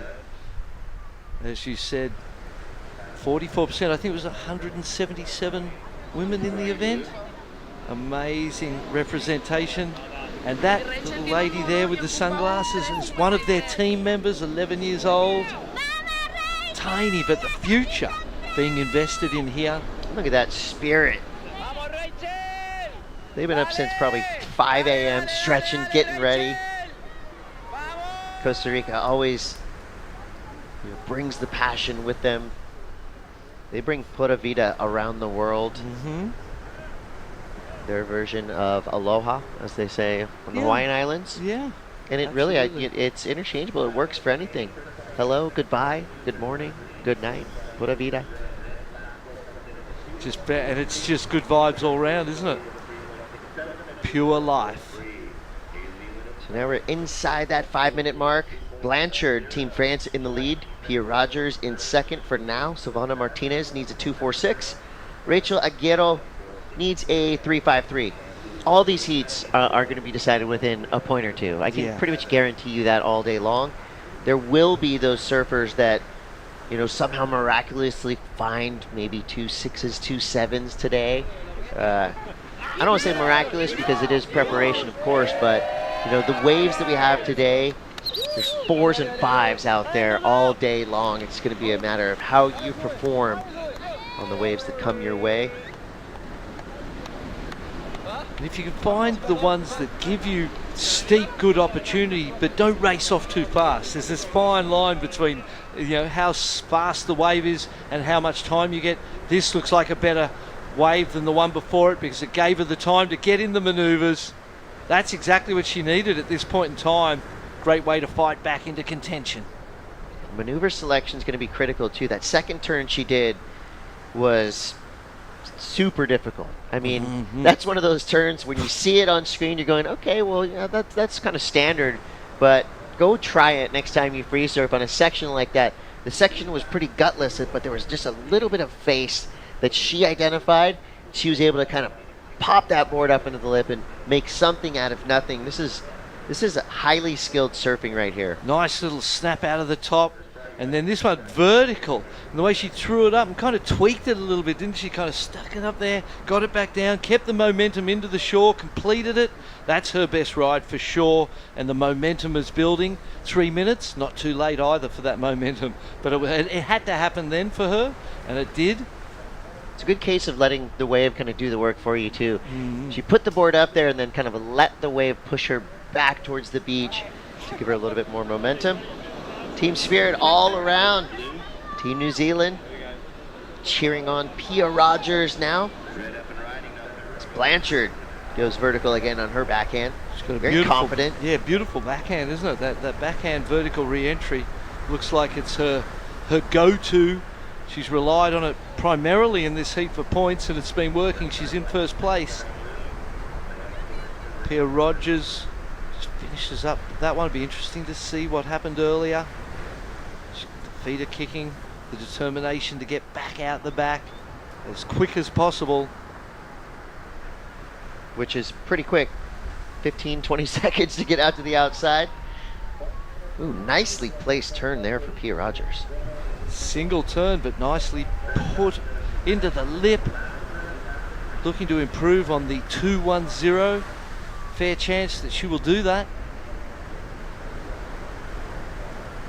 Here we go. The pressure is rising as we see surfer in white currently in third place, needing a 2.46. Great start there for Silvana Martinez.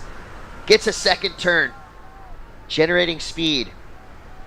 Here's where it gets dicey through the inside, goes up and into the lip and straight over the falls onto dry sand.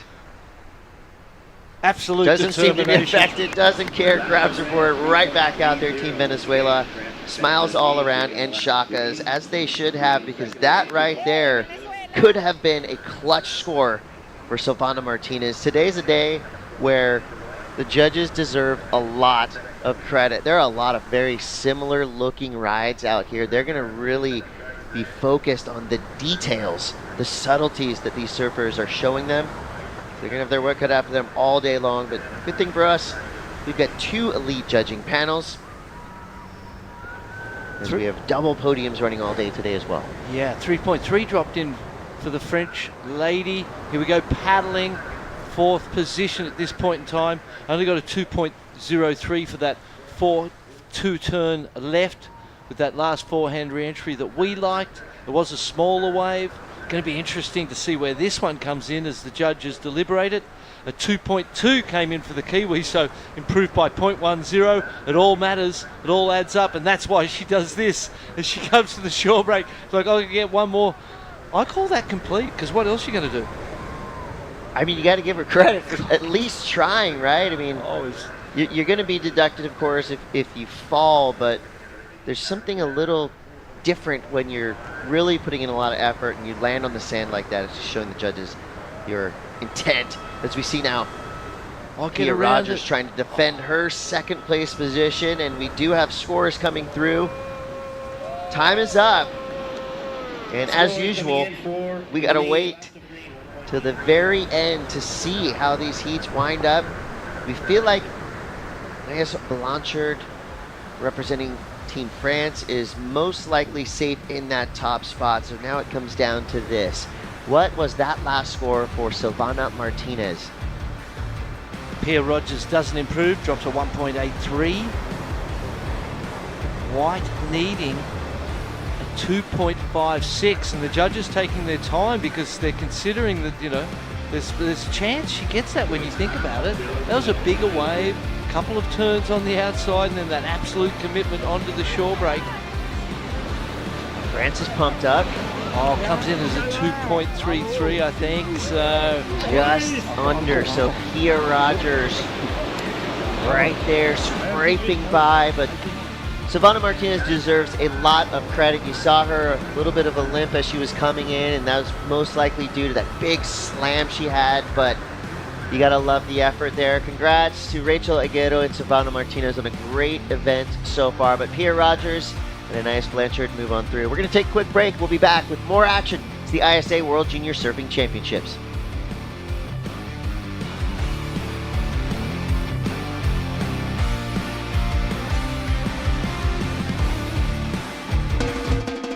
Welcome to day 3 of competition here at the ISA World Junior Surfing Championships, Rio de Janeiro. For the best wave of the day, a 9-point ride goes to Team Australia's Harley Walters. Axel Dominguez for Team France scored an 8.83. A little off-timed maybe as he comes up into that lip line, but he is able to keep that speed and momentum. It's really good to finish with a good wave for the confidence, so we're really good. England's Lucas Skinner, an excellent ride. He scored an 8.83. Told ya, he's amazing.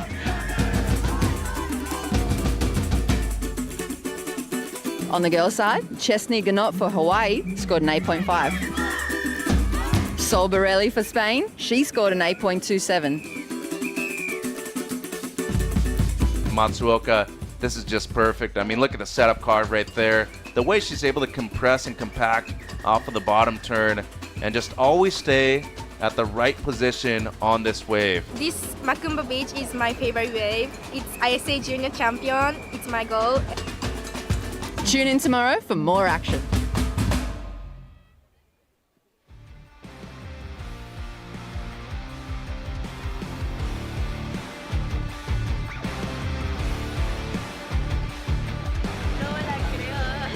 We're back at it. It's the ISA World Junior Surfing Championships live in Praia de Macumba here in beautiful Rio de Janeiro.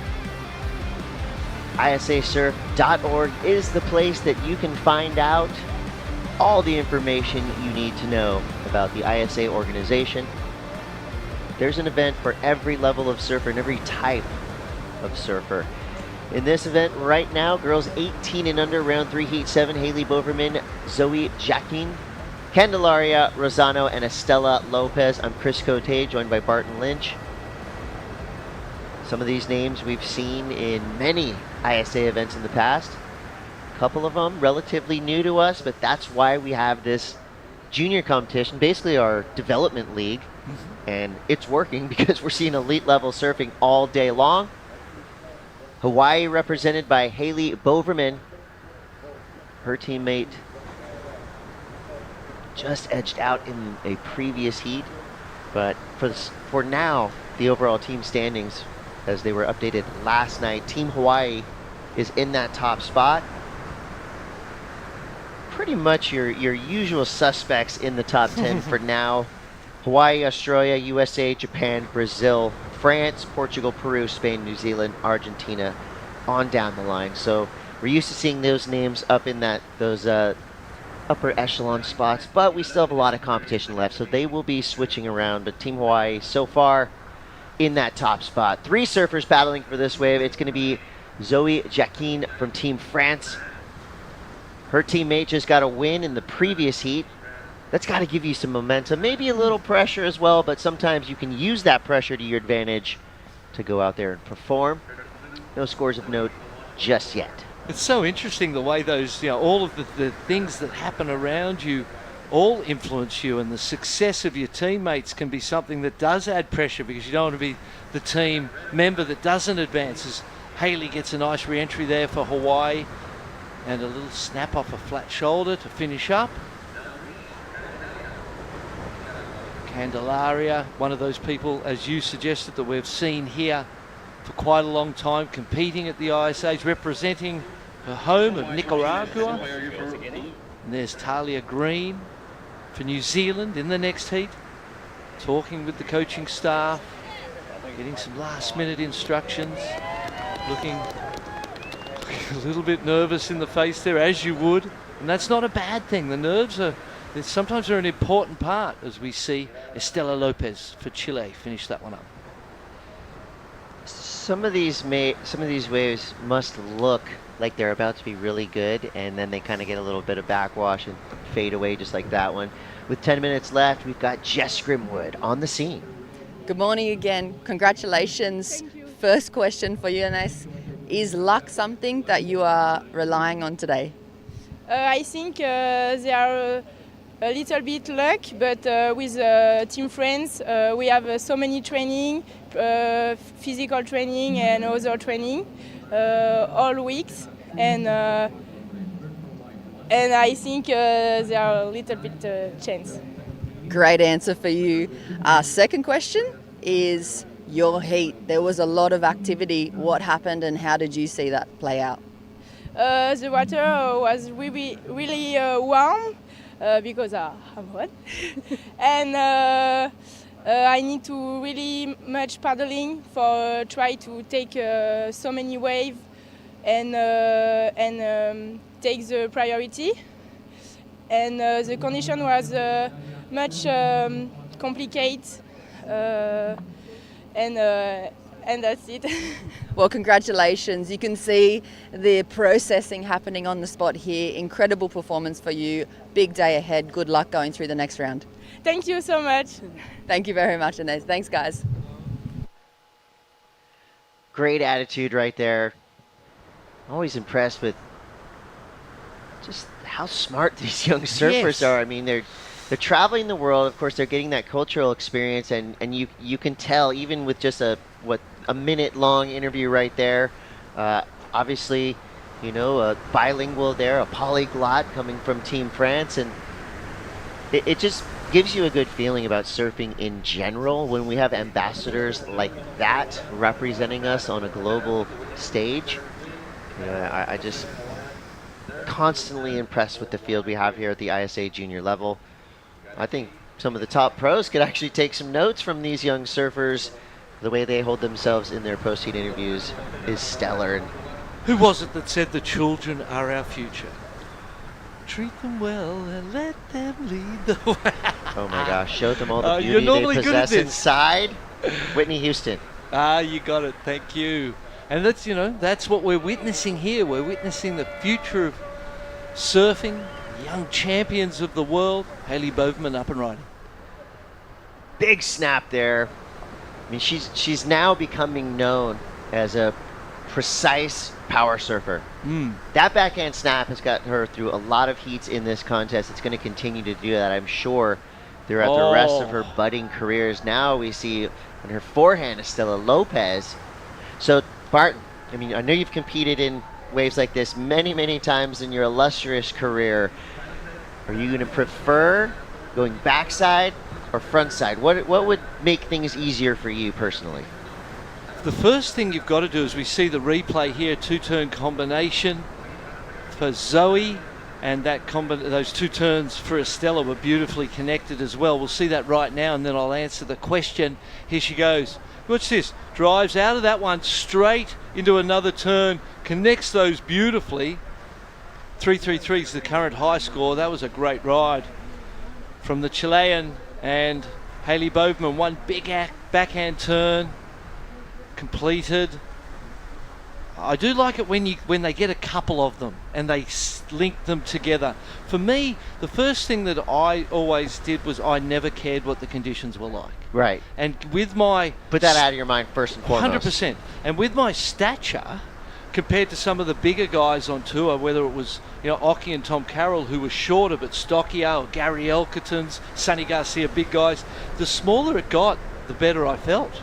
It's like I wanted it to get worse. I'm in that class as well. Yeah, and I grew up on beach breaks, and I was like, okay, the worse it gets, the better I feel. So my attitude always helped in that sense, And then backhand was always the go-to. I think backhand's always the go-to. It's just, even in the modern day, we see that two-turn backhand combination coming in at 8s and high scores quite often.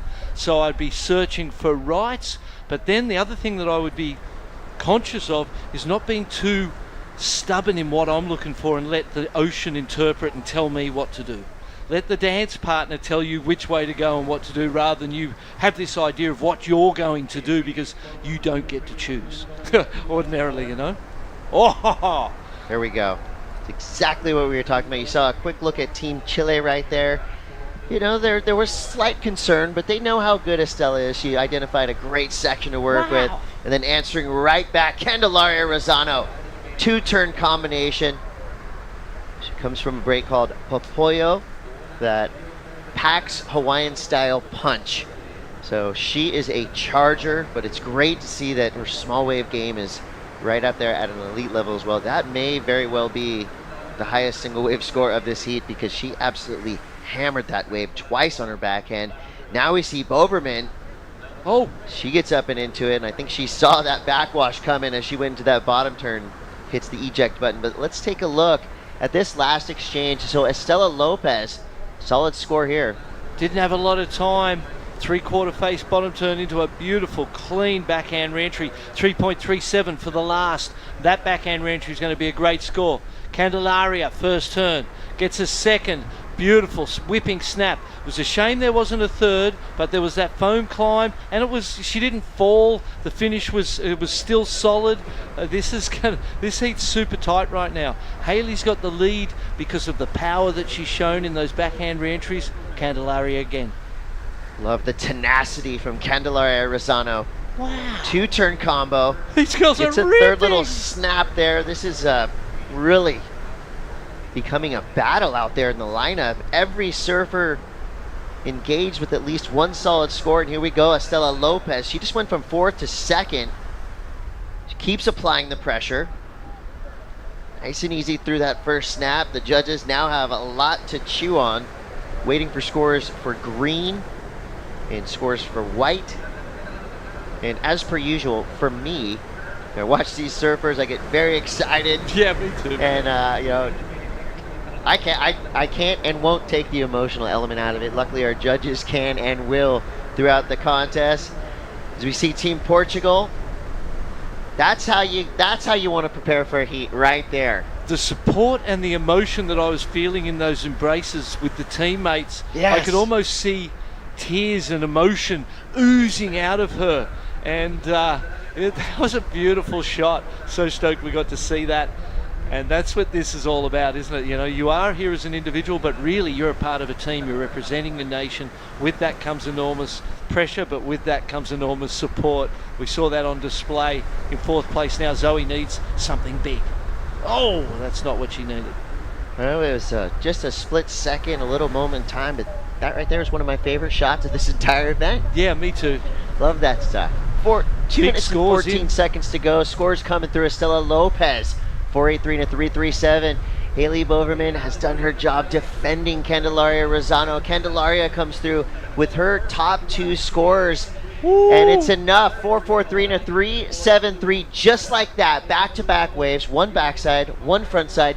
Candelaria proving that she is an absolute veteran in competitive surfing. She's been in the ISA ranks since she was 8 years old. Her and her two sisters cite these ISA events as their favorite family trips of the year. And yeah, she's been having a lot of fun competing in ISA, but right now, it's hectic out there right now, Chris. if you love competition, you're having a lot of fun right now. If you're kind of new to this is where it gets stressful. We see two camps divided now. You're 1 and 2 trying to defend their positions in the lineup. 1 minute 15, up and riding, first and second. Beautiful, big backhand needed to make that right now. Haley Boverman in the third place, but with the priority, looking for the 4-2-4, getting a chance to paddle. Is this wave going to stay open long enough? She goes to her forehand, big snap there. Oh. So a one-turn punch, and the wave didn't really allow her to get vertical or even that much horizontal. It was kind of a reactionary turn. She had to deal with the cards dealt there. So Candelaria Rosano under priority, got the previous wave. I don't think that's going to be a factor. No. But the good news for Candelaria is that Haley's wave didn't really allow her the intensity that we usually see her surf with. So inside of 30 seconds now, Chile on top, Nicaragua in second. And this would be considered, I would say, if you look at it on paper, an upset, as Team Hawaii is currently in the lead and Team France is currently in that top 5 as well. So if Chile and Nicaragua can hang on to these top 2 spots, they're going to be adding much needed points to their team totals. 5 seconds left. First priority with Zoe. She's in the 4th place, but she's got the priority. She's having a look. She might be too late. And that's it. Wow. So ISA contest veteran Candelaria Rosano flips the heat with back-to-back waves. Got that second place result in the span of about 20 seconds. And you know what we just saw? We just saw back-to-back eliminations for Team Hawaii. Malia Lima in the previous heat, 3rd place and out, and now Haley Boverman as well. What a blow these last 2 heats have been. They're in the lead as a team right now. Those 2 results are going to have an impact. Yeah, no doubt. But what I can say is super impressed with what we've seen so far from Haley Boverman. She's got a bright future ahead of her. Our 2 surfers that are advancing through will stay in this competition. Team Chile is fired up. We are too. You're watching the ISA World Junior Surfing Championships. We're live from Praia de Macumba here in Rio de Janeiro, Brazil. Stay tuned.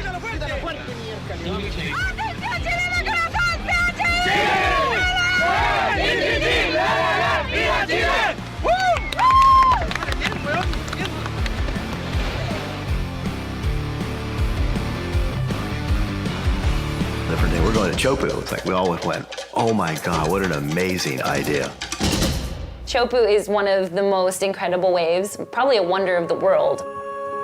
And it's just sort of like a whole nother world out there. It's godlike, it's quiet, serene, beautiful. Then you have this glorious wave that comes off a reef, and it's so powerful and so beautiful. I think Chopu has the opportunity to capture the imagination visually for what people think surfing is. The wave at Teahupo is super scary and beautiful at the same time. I have to give them a lot of props for the courage of making a commitment to Tahiti. I think it'll be a really exciting way to showcase all the athletes and their talent. I think it's going to be very good.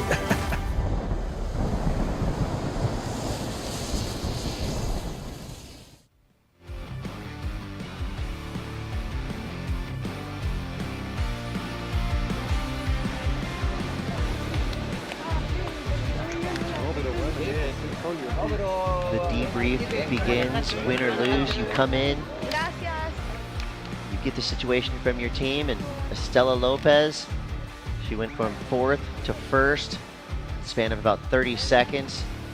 Sigh of relief from Team Chile as they have yet another rider through into the next round. Point levels increase the deeper you go into this contest. This is, of course, individual, but really heavily weighted on your team result. Taylor Green, Maria Salgado, Guillermo Soto and Anara Palacios, Spain, Puerto Rico, Portugal, New Zealand in the lineup right now. So all 4 of these surfers have already earned their positions here in round 3. Chris Cote with Barton Lynch. Let's fire it up again. These heats have provided a lot of entertainment for us, a lot of emotion, a lot of heart and passion out in the lineup. And you can just see it in the paddle. Barton, we were talking about it during the break. These surfers are hungry. They want it. They want to perform for themselves. They want to perform for their teams. And of course, the more you surf and get through heats, the more you have the chance to get these post-heat interviews, to get your name brand out there, and to get your flag on screen. Like we see Estela here from Team Chile. Great surfing already today. I mean, these have been very long days of competition, but these young surfers are getting us fired up. I was fired up in that one. That was just so exciting as she heads in there. There's Mitchell Salazar with Jess, and we'll be talking with those guys in just a minute as they set up. Can't wait to hear from her because, like you said, there was this back-to-back couple of waves that took her from 4th to 1st, and then she managed the back end so well. Yeah, and there's something about the energy of everything. With the 15-minute heats and the urgency and the necessity to get going early, to continually be pumped and going at that pace throughout the heat, it really adds an element of excitement to things, and the competition really heats up. And for me, I just find it so exciting. There's this... I'll tell a little story after we talk to Jess, because I'm sure we're going to cross down to her at some point very soon. Well, with 10 minutes and 30 seconds to go, our surfers are assessing the lineup right now. Only 1 score in. And you know what that means, Barton? That means that the drama is just going to build from here on out. You see a potential set rolling in. Pretty distinctive 2 kind of takeoff zones, right? You've got the left that we're seeing right here from Maria Salgado from Team Portugal. Always well coached and well prepared. It was a wild way to finish that wave. So inside of 10 minutes now, gives us the chance to catch up with Estela, the winner of that last heat, standing by with Jess Grimwood. Estela, incredible form, a lot of momentum from the get-go. You had this lightness about your performance. What type of energy were you taking into this first elimination round this morning? Oh, I knew it was a tough heat. All competitors in round 3 are really good, so I just wanted to surf good and catch waves because it's really small today. But I trained in really similar conditions before the contest, so I was prepared and trying to do my best to make it, so happy. How much time do you give yourself to process a performance like that in between the rounds, especially when we have multiple heats going on today?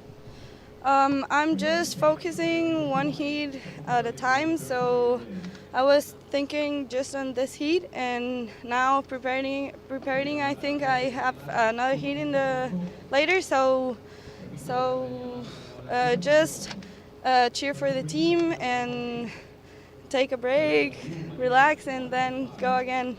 Well, congratulations. We'll let you take a break too. Great performance this morning, great momentum, and we can't wait to see you surf again in the next round. Thank you. Thank you, guys.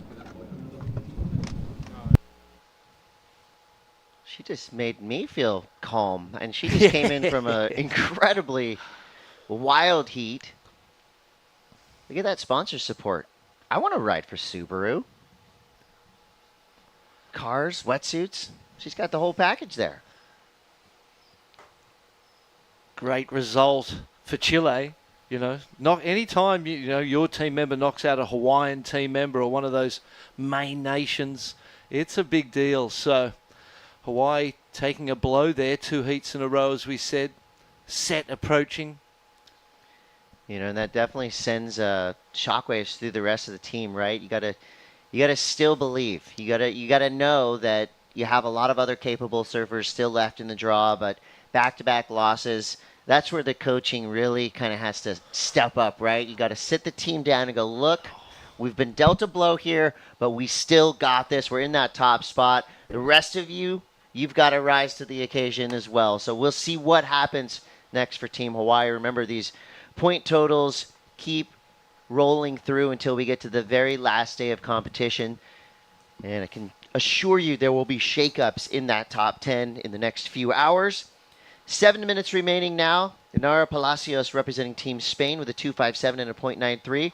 Highest single wave score in this heat so far is Taylor Green representing New Zealand with that 3-point ride. Threes are pretty critical today, Barton. They've been counting, haven't they? They're the sort of scores that you can, you can build your house, as they say, build your heat on a 3. So a great start there for the Kiwi. Puerto Rico with the 1.80. Maria Salgado for Portugal with a 1.5. We saw that emotional scene on the beach for Maria Salgado with her teammates before paddling out. Being the coach, I've been the coach in those situations, and you can come to this ISA and everything be going good and you feel like you're ripping along, and then you have a few heats later, it's not the case. Beautiful backhand re-entry. Oh, and another one. Oh, yeah. That's what we're talking about. Well-timed aggression. Exactly. You're not going to be able to force power surfing in waves like this, so you're going to really have to rely on your timing and your precision, where to place your turns and when to do them. And these waves are literally lasting 2 to 3 seconds long, so you can imagine the synapses firing when they take off on these waves. There's no other sport like this that you have to have the reaction times that these young surfers do. Yeah. And you're on a wave that's going to change, and like we've seen with the reverberation off the rock, the backwash off the shore, things move and change is right in front of your eyes. Fluid dynamics. You don't have time to consciously change. It needs to be a spontaneous, instinctive interpretation of that moment, and it's a skill set that's really fantastic for life. There's a personal development element to the whole surfing experience that is so valuable and transferable to most everything else you do in your life. And I think that's why we love it. I don't know about you, when I was a kid, people always used to say to me, when are you going to grow up and do something real with your life? When are you going to stop doing that kid stuff? Yeah. Because there weren't 60-year-old surfers. The oldest people like Nat Young, Midget Farrelly's, those guys might have been in their 40s, 30s, and they were looked at as old. And it wasn't something that you had this lifelong connection to. It was a kid's sport. And that's how it was viewed. We never knew that we'd be doing this till the day we die and entrenched in it for our entire lives. And there were opportunities to exist in and around it and avoid real jobs. And it's a wonderful culture to be a part of. And I know you feel the same way. Absolutely. Being a surfer. You can surf into your 80s. You can surf till the 90s, end of it. 100, let's go. And you know what? That's one of the things with the foiling. The foil, you need a tiny, tiny wave. You can paddle into the size waves that you foil till the day you die. The jumping to your feet part's, something that becomes the hardest part as an aging surfer is keeping that jump to your feet as fast and spontaneous as it has to be. And watching these young kids and the way they do it is so inspiring. Here we go. Quick jump there. So Maria Salgado, Team Portugal right now, in a bit of trouble. She's just got a 1.5. The good news for her is no one else has really run away with this one yet. We'll see what Miramar can do. The Miramar Soto from Puerto Rico. Aggressive, she had to fight powerful against that wave, but she got some work done as Inara Palacios from Team Spain. Kind of veer off away from her competitor, but I don't think there was much in that wave. So 3 minutes and 18 seconds to go. Wow. Check your blood pressure, because things are about to get intense here. We saw it in the last heat. We're going to see it again. There's going to be a lot of urgency in the lineup as every surfer now at least hunting a backup for 2 of our surfers. They're really even trying to get things started. I think Maria Salgado, for that 2-turn combination backhand wave that the judge has been contemplating for quite some time, she's going to get the highest scoring wave of the heat so far. I think that's going to project her into a qualifying position. There it goes. It just did it. 6.5 straight into the lead. So powerful position. Nervous time waiting to hear that, but it was so well surfed it had to have that impact. Everybody except for her and her team was worried. They know how good she is. Yes. And now we do too. So a message sent loud and clear from Maria Salgado. 6.5, one of the highest single wave scores of the day. And here we go Palacios. Oh, backwash got the better of her there. Yeah, and she's dropped from first to third. Myanmar Soto. Comeback wave for Taylor Green. Two big, quick snaps there. Tries for the third, goes down, but will get credit for those two laser sharp backside whips. That could change everything. It sure can. She needed 1.7. She's definitely getting that. This first turn was nice. The style's good, but then see the backwash? That was exactly what we were talking about, wasn't it? That wave, she was expecting it to behave in a way. The backwash hit it, changed its behavior. Let's look at this one. Beautiful first turn. The second one, amazing. Tail drifting into the third. Sometimes I feel really bad about the incompletion. In that case, I still feel like the work done was good enough. Jeez, two beyond backside vertical snaps for Salgado. We saw her, she was part of that Portugal embrace right before, and the positive energy that she received from her team. I mean, she's been out there smiling the entire heat, and it's ringing true. The Jerry Lopez quote, the surfer in the water who's having the most fun is the best surfer in the water. Well, that's Maria Salgado right now, that 6'5". And she's got first priority and able to use that in the defensive way that it can be used. She's sitting next to third place. Well, 45 seconds. That score for Talia Green, right? That was the really nice placement that she had. Two backside quick whips. She could have another opportunity here. She's in fourth priority, so she's got to give way to the surfer that was out on the shoulder there. 30 seconds left. Still waiting for that score for red. Will it be enough? A 1-7-0. It might have been before we see this last exchange. As you see Salgado, she just wanted more. It wasn't enough for her to drop the highest single wave score. She wants to keep the pressure on.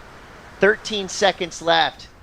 Couple scores to come through. Salgado, she'll probably be looking at just a 0.50, so a score of non-consequence, but a consequential number comes through now for Team New Zealand just in time. Yeah. Taylor Green with a pair of backside snaps gets the requirement and some, a 5-1-7. So that's going to be it. Portugal, New Zealand, 1 and 2. We lose Myanmar Soto from Puerto Rico and Inara Palacios representing Team Spain, but there's Team Portugal picking up where they left off at the water's edge. The entire team there to congratulate and support their surfer. That is exactly what the ISA is all about, the spirit of team play there. So more surfing to come, more action, more pressure, everything you wanted to see in a surf contest right after this break.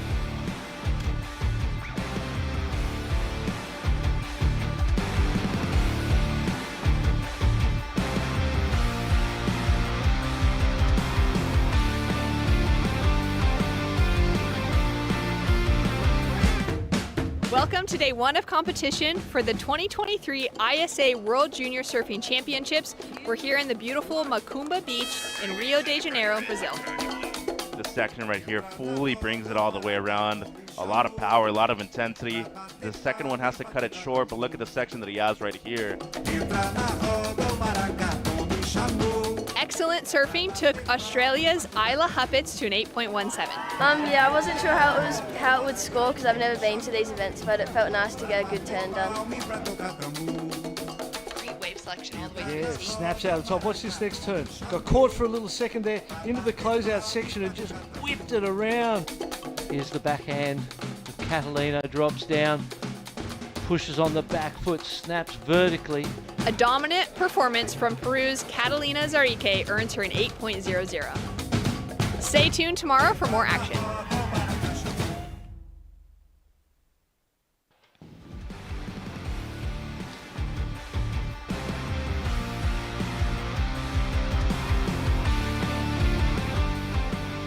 Welcome back to the action here. Tiara Vanderhols from the Netherlands into a quick backhand attack to start off her campaign.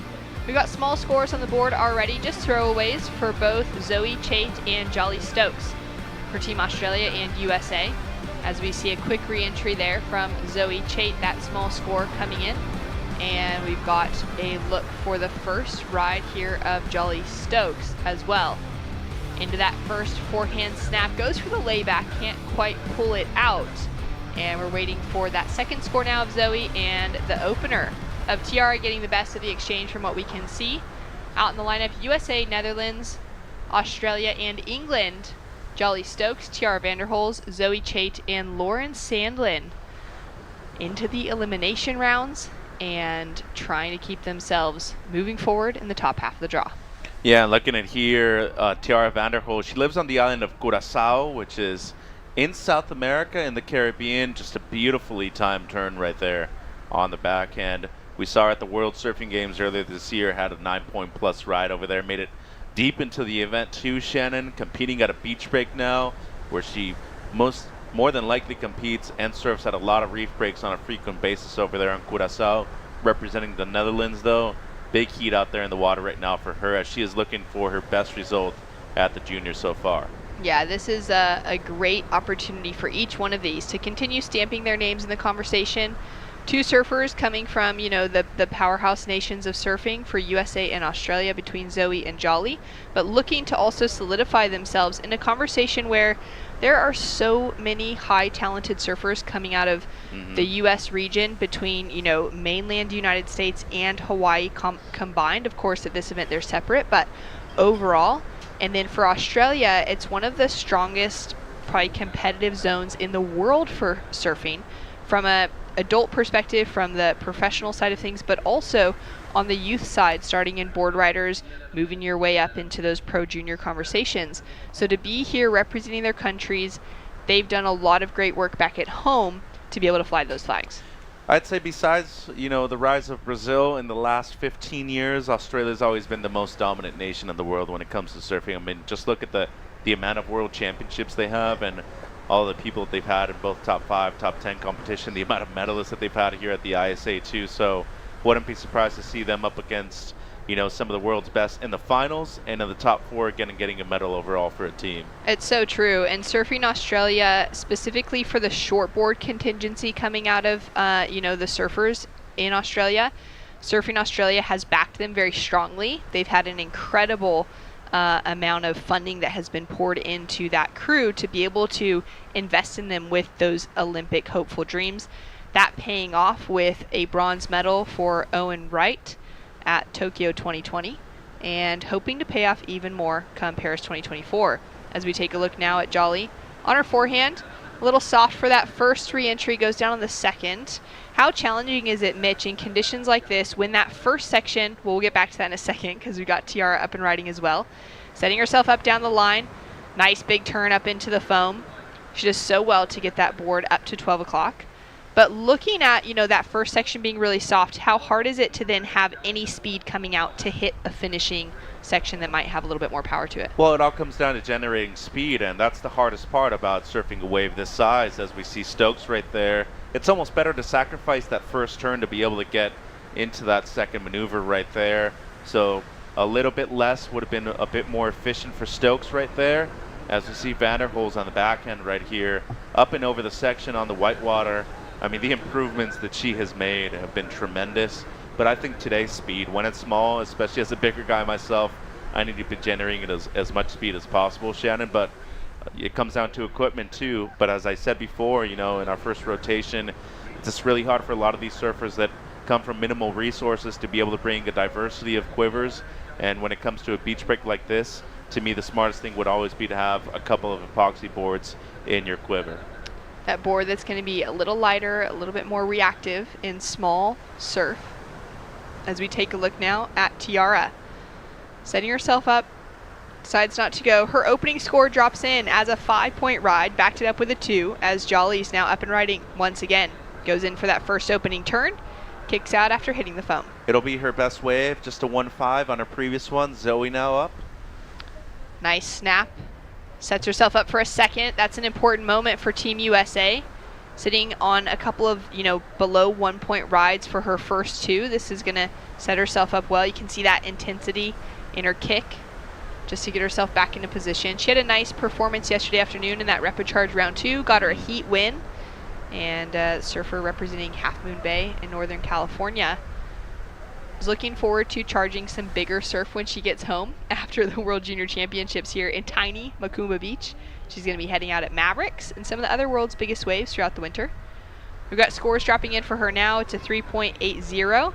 Takes her into second place momentarily. We've got a score to drop in for Jolly Stokes as well. She would need a 3.27 to take away that advancing position. And Tiara holding on the lead after the strength of that 5-point ride and now a 2-point ride. Yeah, and I mean, it was the quick start for her that's kept her up in the top 2 positions the entire time. And, you know, speaking of Half Moon Bay and that beautiful area in Northern California, best season of waves coming for them too. It's the colder season, but definitely some chargers over there in Half Moon Bay as we see Zoe up and riding now. Pumping down the line, driving into that first turn, generating a lot of speed as she comes in for the end section. Slips off the wax.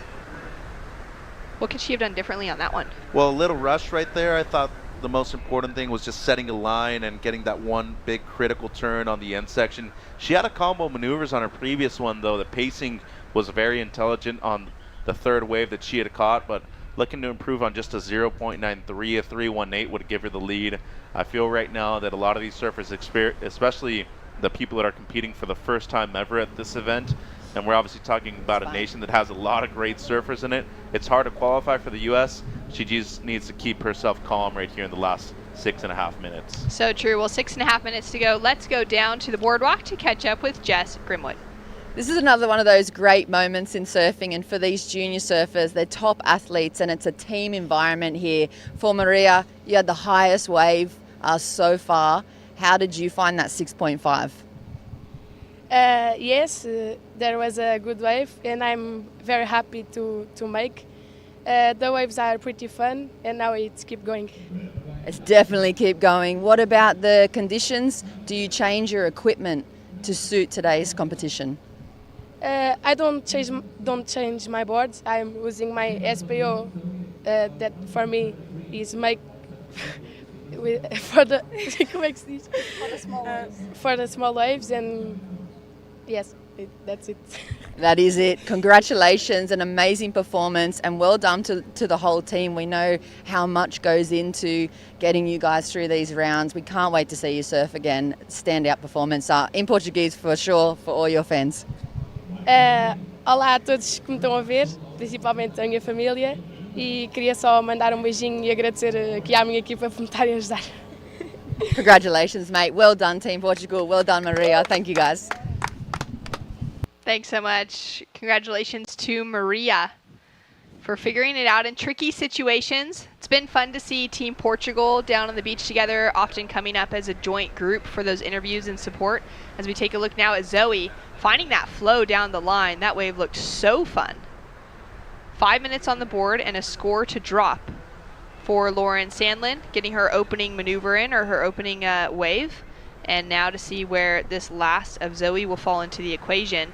She's built on her backup score to the 173, but now looking to better, hopefully, that 383 as her top score. Yeah, and Zoe for sure going to improve on the 1.73 right there. Love the team spirit from Portugal.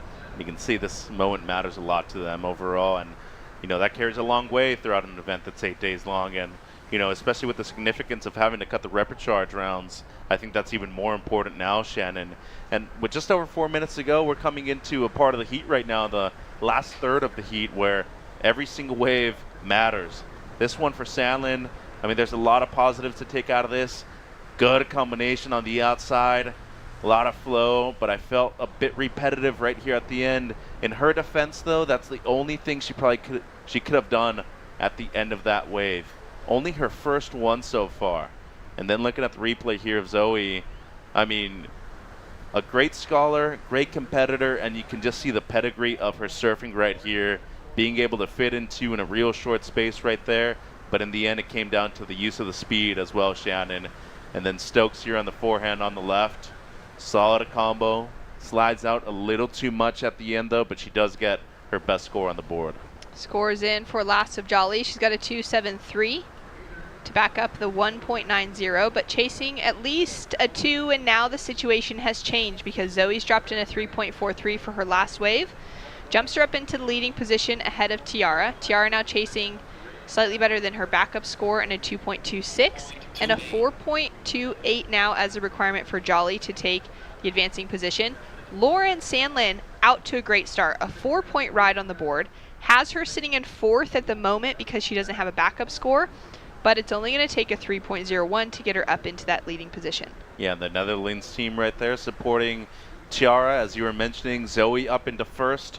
Well played heat on her behalf so far. Shannon, a pair of 3s into the lead now with 3rd priority, and look at how close she is playing some defense right here in the last 2.5 minutes too. Oh, just sticking so tightly, wanting to make sure she's in those, top 2 positions, using that priority to her advantage, or not that she's under priority, but using those, that pressure to her advantage for sure. Yeah, and as you can see right there, taking the outside away from Sandland. She does have higher priority than the surfer in white, and the most dangerous part about Lauren right now is that she has the 2nd best wave of the heat 2, the 4.0 on the backhand right there. Wouldn't be surprised to see a defensive move right here by Zoe. Seems like she's going to let her go on this one. All right, Lauren having a look on her forehand. The wave shuts down immediately. So for her, under 4th priority, may as well take off. But for Zoe, noting that that wave wasn't going to give her anything. Tiara making a move to get away from the pack.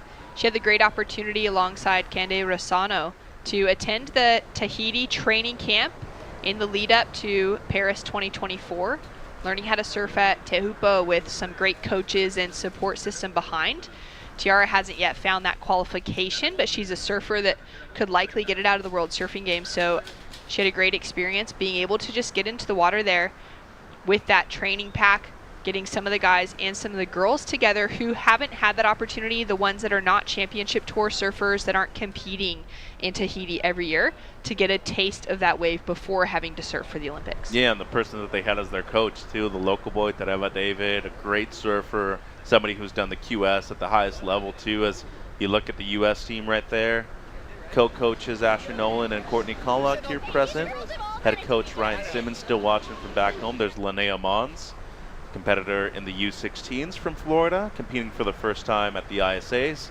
45 seconds here, Shannon, and the one mistake by Vanderhools to paddle for that wave and not go doesn't improve on the 2.0, and with 35 seconds, Stokes only needs a 4.28.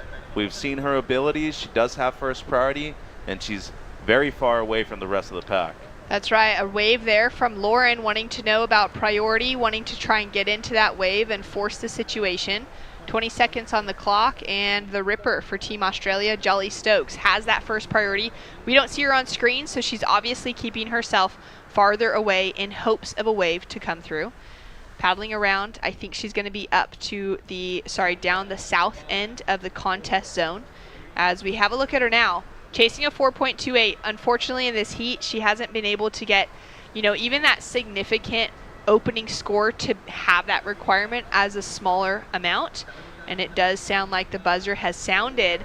It's going to be USA's Zoe Chait who is able to take away the winning position, with Tiara Vanderhools of Netherlands advancing through in 2nd, Australia and England out of the conversation. And the U.S. girls right there, very happy with the performance that they just saw from their teammate Zoe Chait. A big win for them. And Tiara Vanderhools, with only 2 waves ridden on that heat, Shannon, advances in 2nd place. Wow, what a way to, continue moving through this competition. It's wild to see how much the conditions have changed from our opening day. So we see some great camaraderie there amongst the 2 teams. Netherlands team congratulating Zoe as she's trying to get to her own crew as well for the U.S. So a big result. It's going to be USA and Netherlands into the next round. And little debriefs happening on the sand as Stoked Zoe will be moving through. Yeah, and I mean, obviously a huge performance for them, gaining momentum going into later rounds, as she will be surfing later on today too, Shannon. We're going to go to a quick break. When we return, more from the ISA World Junior Surfing Championships after this.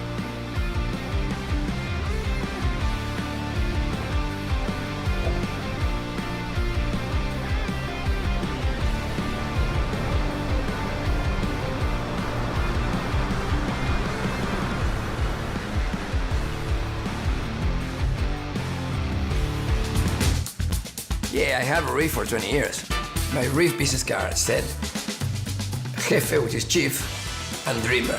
La Jefe and dreamer, Spanish and English. That was a card I would give to the president of the bank or whatever. He always made people laugh. because they got like talking when I asked them for an extra $1 million in loan to buy sandals, and the guy looks at this. I never lend money to somebody with this title.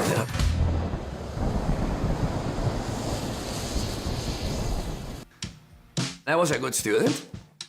I was kind of the intellectual brother. My brother was much better than me. By 10 he was playing soccer, rugby, tennis, everything. I wanted to be good at other things, so I focused on other things. I was collecting stamps. Which 10-year-old collects stamps? I don't know. Many times I drifted away from the ocean. My brother will be the one that will reel me back into the ocean.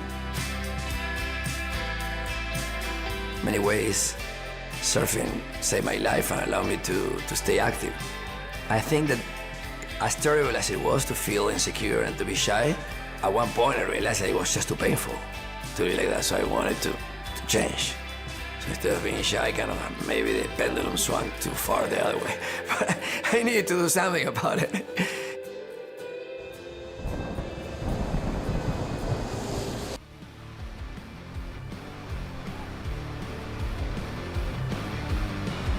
Welcome back to the action here for the ISA World Junior Surfing Championships. We've got heat number 10 out in the water for our girls under 18s round 3 with Sofia Concalves currently sitting in the lead. She's got a 6-point ride on the board. And joining me to call the action in this current heat, I've got a very special guest, Canada's Sanoa O'Lynn. Sanoa, welcome to the conversation. It's so great to have you wearing the jersey this week. How's it been going? Yeah, thank you for having me in here. It's been a super fun contest so far. We had really fun waves for the first couple of days of the event, and it's a little smaller today, but there's still lots of opportunity out there. So yeah, it's a good day. And what did Team Canada get up to early this morning? Yeah, I was first heat of the morning, so I was up super early, had a free surf, and then just kind of been chilling and watching the rest of the team since then. We had a couple guys surf already, or I think they're surfing soon, and then we have a girl in one of our next heats, so just going to cheer them on until I surf again. Oh, fantastic. You'll be coming up in that second round. Let's take a look at some live action here. It's always nice to be able to see how these first couple waves fall through within a heat. Sydney Ann Ott goes down for Team Mexico. She's out in the water, for those of you listening in, against Anon Matsuoka from Japan and Arena Rodriguez for Team Peru. And a big backhand attack for Arena. She goes down. She's a surfer with, I would say, the most competitive experience in the water. She's been surfing on the Challenger Series Sanoa for a while. So it'll be exciting to see how she goes against some of the more up-and-coming surfers that also have been putting together some insane performances, like that first turn of Anon and Sophia. So a great set coming through at the start of this heat to get things going. Yeah, Arena's an amazing surfer and a super strong competitor. Sofia from Brazil, she started the heat off with a 6, which is a really good score for today, the highest I've seen of the morning. But yeah, that's definitely a good way to start the heat. Yeah, there was a couple 5s that have come through, but it's been really challenging to get anything really much higher than that. How does that affect your performance when you're kind of, you've already surfed today, so you got the job done early. You walked away in that second place position, which advances. But you've got another heat coming up later on. Knowing that there's not very many big scores, does that, how does that kind of affect your strategy heading into the water? Yeah, I mean, with the 50-minute heats, you definitely want to, not be waiting too much and kind of getting quick starts. Well, that was a really nice wave for her. That was her 6-point ride. That was her 6. That was nice, yeah. But yeah, they're definitely rewarding, like if you can find a critical section and just like a set wave that comes in out there, and if you can get into the lip.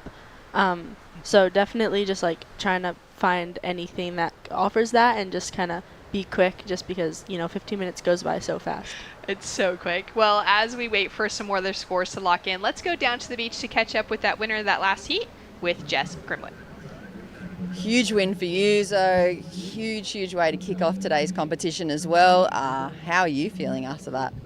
I'm feeling good. I mean, that was a tricky win. I had to really grind it out and just get my scores, but I'm stoked to make it through. What about in conditions like this? We know a little bit about your background. You're a big wave surfer yourself. When you turn up in competition mode and it is a bit smaller, do you shift mindsets at all? Yeah, I've really had to work on kind of the small wave surfing just because of where I'm from. We just have big, powerful waves, and it's just been taking going to the small waves when it's good and just working hard, and my mindset has definitely changed just to love every condition of surfing, and that's what I'm trying to do, just be a well-rounded surfer. So, yeah. What about, you just told me about somebody that's taken you under their wing in the big wave category and in women's surfing. She's an amazing kind of rock star of surfing for us. Tell us a little bit about her. Hopefully she's tuning in too. Yeah, Bianca Valenti has really taken me under her wing, like for big wave stuff and just like mental kind of. She really helps me stay positive. And shout out to you, Bianca. I hope you're watching and getting some big waves at home. So, you. Sweet, great win for you. Congratulations and good luck going through the rest of today. Thank you so much. Thanks, mate. Thanks so much. Great to hear from Zoe. Frothy Grom coming up in the team for United States, and she's been charging some big waves. Speaking of big waves, you had to surf, Sanoa Olin joining me here in the booth, some massive waves to get your Olympic qualification at the Pan American Games in Chile. Can you talk to us a little bit about, your feelings after that experience? Yeah, that final day of competition in Chile was definitely crazy. The contest went on hold for 2 days because there was like a big windstorm and lots of swell. So yeah, when that final day of competition came up, we were expecting it to be big, but we weren't quite kind of sure how big. And I brought a couple step-ups with me that were my sisters that I'd never ridden before, and it was too big that morning to get out to have a warm-up surf because there's like no way you're getting out there without the jet skis. Yeah. So I like set up my sister's step-up that I brought with me, and I rode it for the first time in my heat, and it felt really good. But yeah, it was definitely like a lot to deal with because, obviously like there was a lot on the line with that heat, and then the conditions on top of that, it really was just like had to kind of just like let go and give in and just like let the heat unfold because like you really couldn't control too much out there. Yeah, it was just kind of one of those heats where you had to try and be in the right position, but even that was going to be challenging as well. Yeah. Had you done much surfing in really solid sized waves before this? Not really. I've been lucky to spend some time in Hawaii, so I've obviously like the ocean there has a lot of power, and then we have some waves at home that definitely are like powerful and get fun when they're bigger, but I've never spent much time surfing like a step up or like bigger boards, so that was the biggest board I've ever surfed in my life. That's amazing. Let's take a look at some live action here. We've got Sophia has to pull out of it because she's under priority. Anon with a great backhand attack. She's so powerful and quick off of her feet. Couple scores on the board for those of you tuning in. We're on the 6-minute mark. It's Sophia still just holding on to that leading spot. Other than that, no one's been able to complete a wave, unfortunately, so she's the one sitting in a really convincing lead. Arena now up and riding for Team Peru. She's got such a beautiful style. She comes in for that first turn, so that's going to be great for her campaign because it's going to set her up actually within the conversation. Yeah, other than Sophia, none of the girls until last of Anons and Arenas hadn't completed a wave yet, so it'll be nice to see like who gets the better of the exchange out of red and white, and I think they could maybe battle out for second at this point in the heat. 5 minutes 30 seconds on the clock, and now getting your qualification in a bigger wave, was that kind of a nice way to enter into the conversation the fact that you're going to be heading to the Olympics for Paris 2024? You're going to be surfing in Tahiti at one of the biggest and scariest, potentially biggest, is depending on what the swell is, but that time of the year the expectation is that it's going to be solid. Was it nice for you to find your qualification in a wave of consequence like that?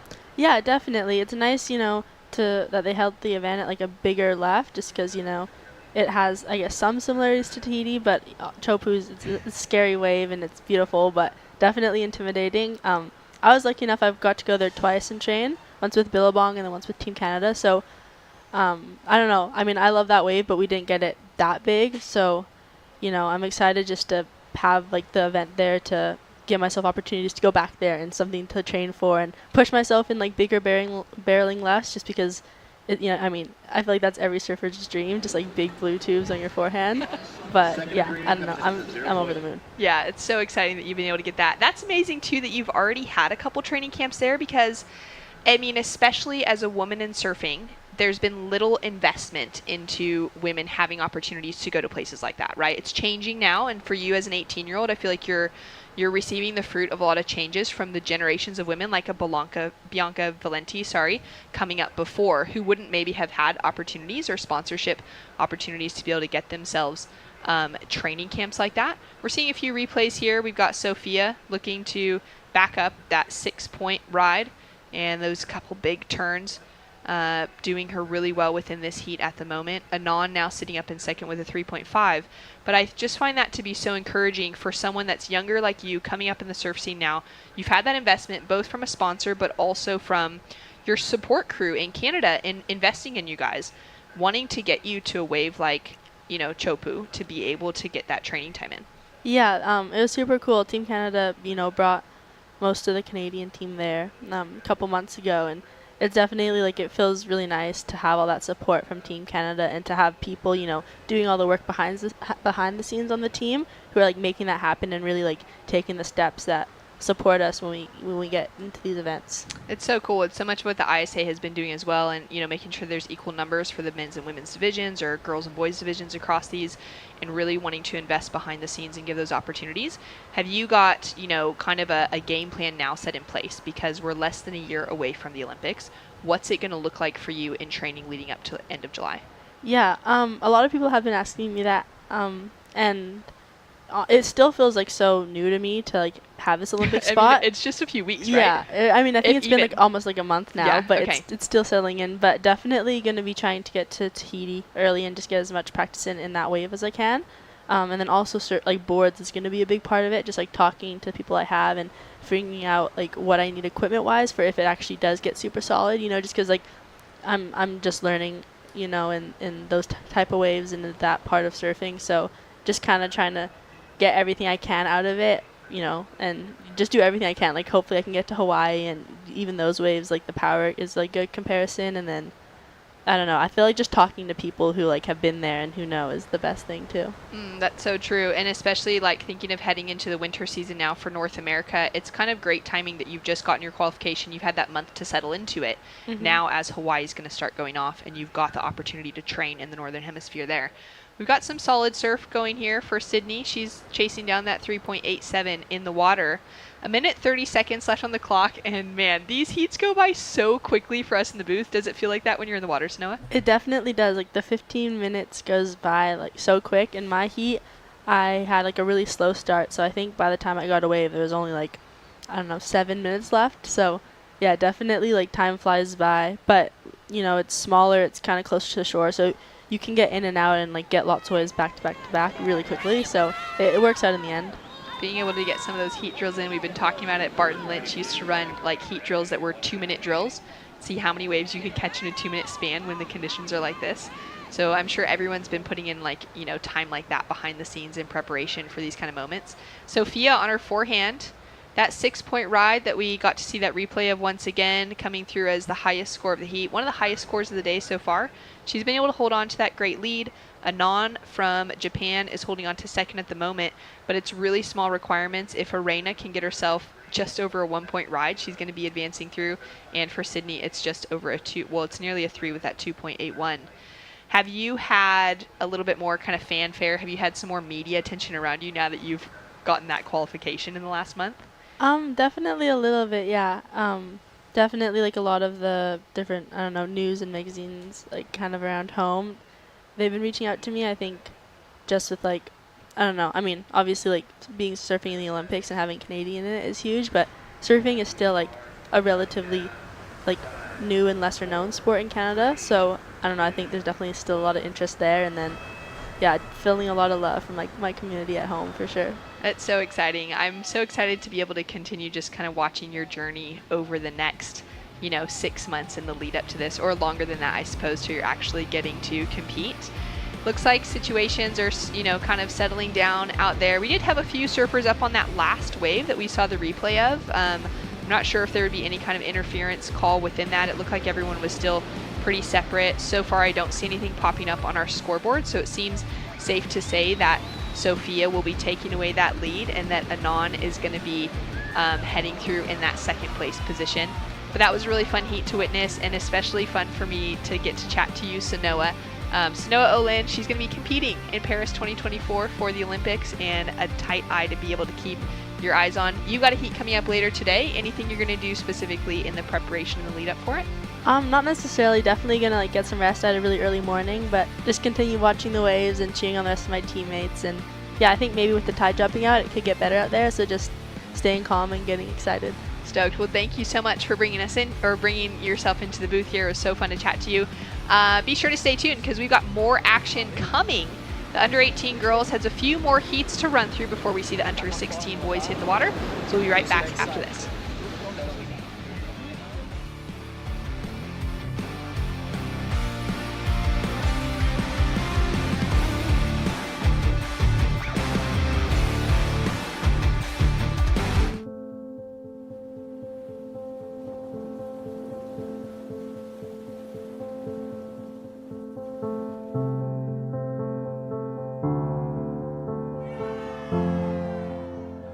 There's something profoundly spiritual about riding waves.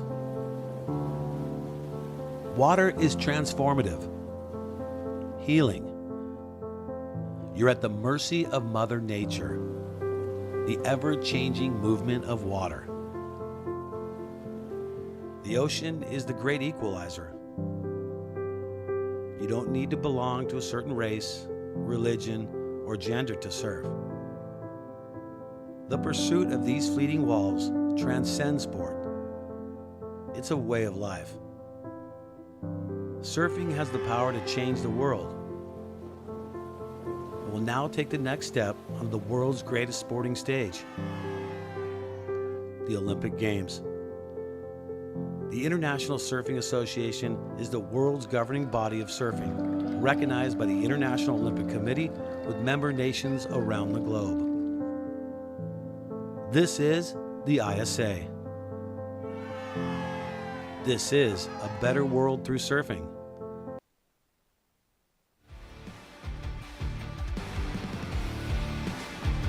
Welcome back to the action here for the ISA World Junior Surfing Championships. I just had Sanoa Olin in the booth for Team Canada to call the action with me before, and now we've got a Canadian out in the lineup with Osha Green in the green jersey, fitting for the last name. Brazil's Aisha Rato, Japan's Sumomo Sato, and Argentina's Perly Rojas in the water. Mitch Salazar joining me, Shannon, back in the booth once again to talk us through it. And that last heat had some flares. There was a 6-point ride for Sofia Gonçalves from Team Brazil as her opener, but it was really challenging for anyone else to get a score of consequence on it. So it's been interesting to see how the conditions are currently faring, Mitch. Yeah, and back-to-back surfers for Brazil out there. They already had Hyakutake bow out earlier this morning, as it seems like Sato's here up and riding.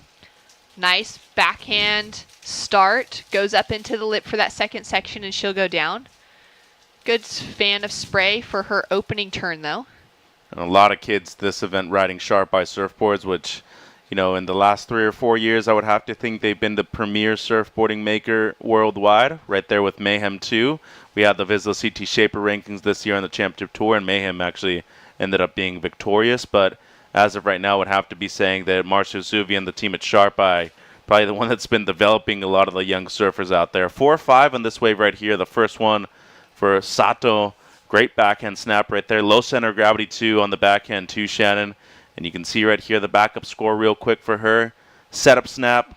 And then when she reaches the lip line again, just not enough speed for the second one. So it's going to be a throwaway, but at least a backup score right now in the first 3 minutes. Yeah, like you said, that low center of gravity for Sumomo really allowing her to fit into a tighter pocket. I think surfers, we've already seen some of the smaller surfers in the draw today being able to have that bit of advantage to them where they can fit themselves into the pocket while still being able to get some like good extension out of their turns.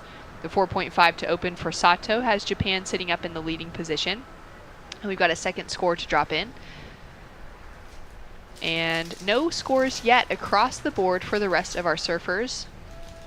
It's looking a little quiet out there, so let's take a break for a moment and go down to the beach to catch up with Sofia for Team Brazil after a great win. What a great win for you, Sofia. Congratulations, first of all. Being at home, is it more pressure or less pressure to compete? Firstly, I want to say thank God for this opportunity. I'm very, very happy. I'm really living a dream, my dream. And I don't have a pressure to competing here because it's my home. And I'm so relaxed and just take good waves and surf. It's okay. It's really, really amazing to watch you compete, especially being the local. To represent Brazil on the world stage, how do you feel about that? I'm feeling so good. I really love my country. And I don't have no words for this moment. I'm really, really happy and so stoked. And I really love Brazil and show for the peoples, like Brazil is amazing. It is most definitely amazing. Thank you so much for having us here. For everybody tuning in around the world, there's so many people watching your performance right now. Would you like to say to them in Portuguese about your experience today? Yeah. Oi, mãe, oi, pai, oi, família. Eu tô muito feliz, muito feliz. Eu sei que sem vocês eu não teria chegado aqui. Muito obrigada, CB Surf, por ter nos trago, nos colocado no melhor lugar.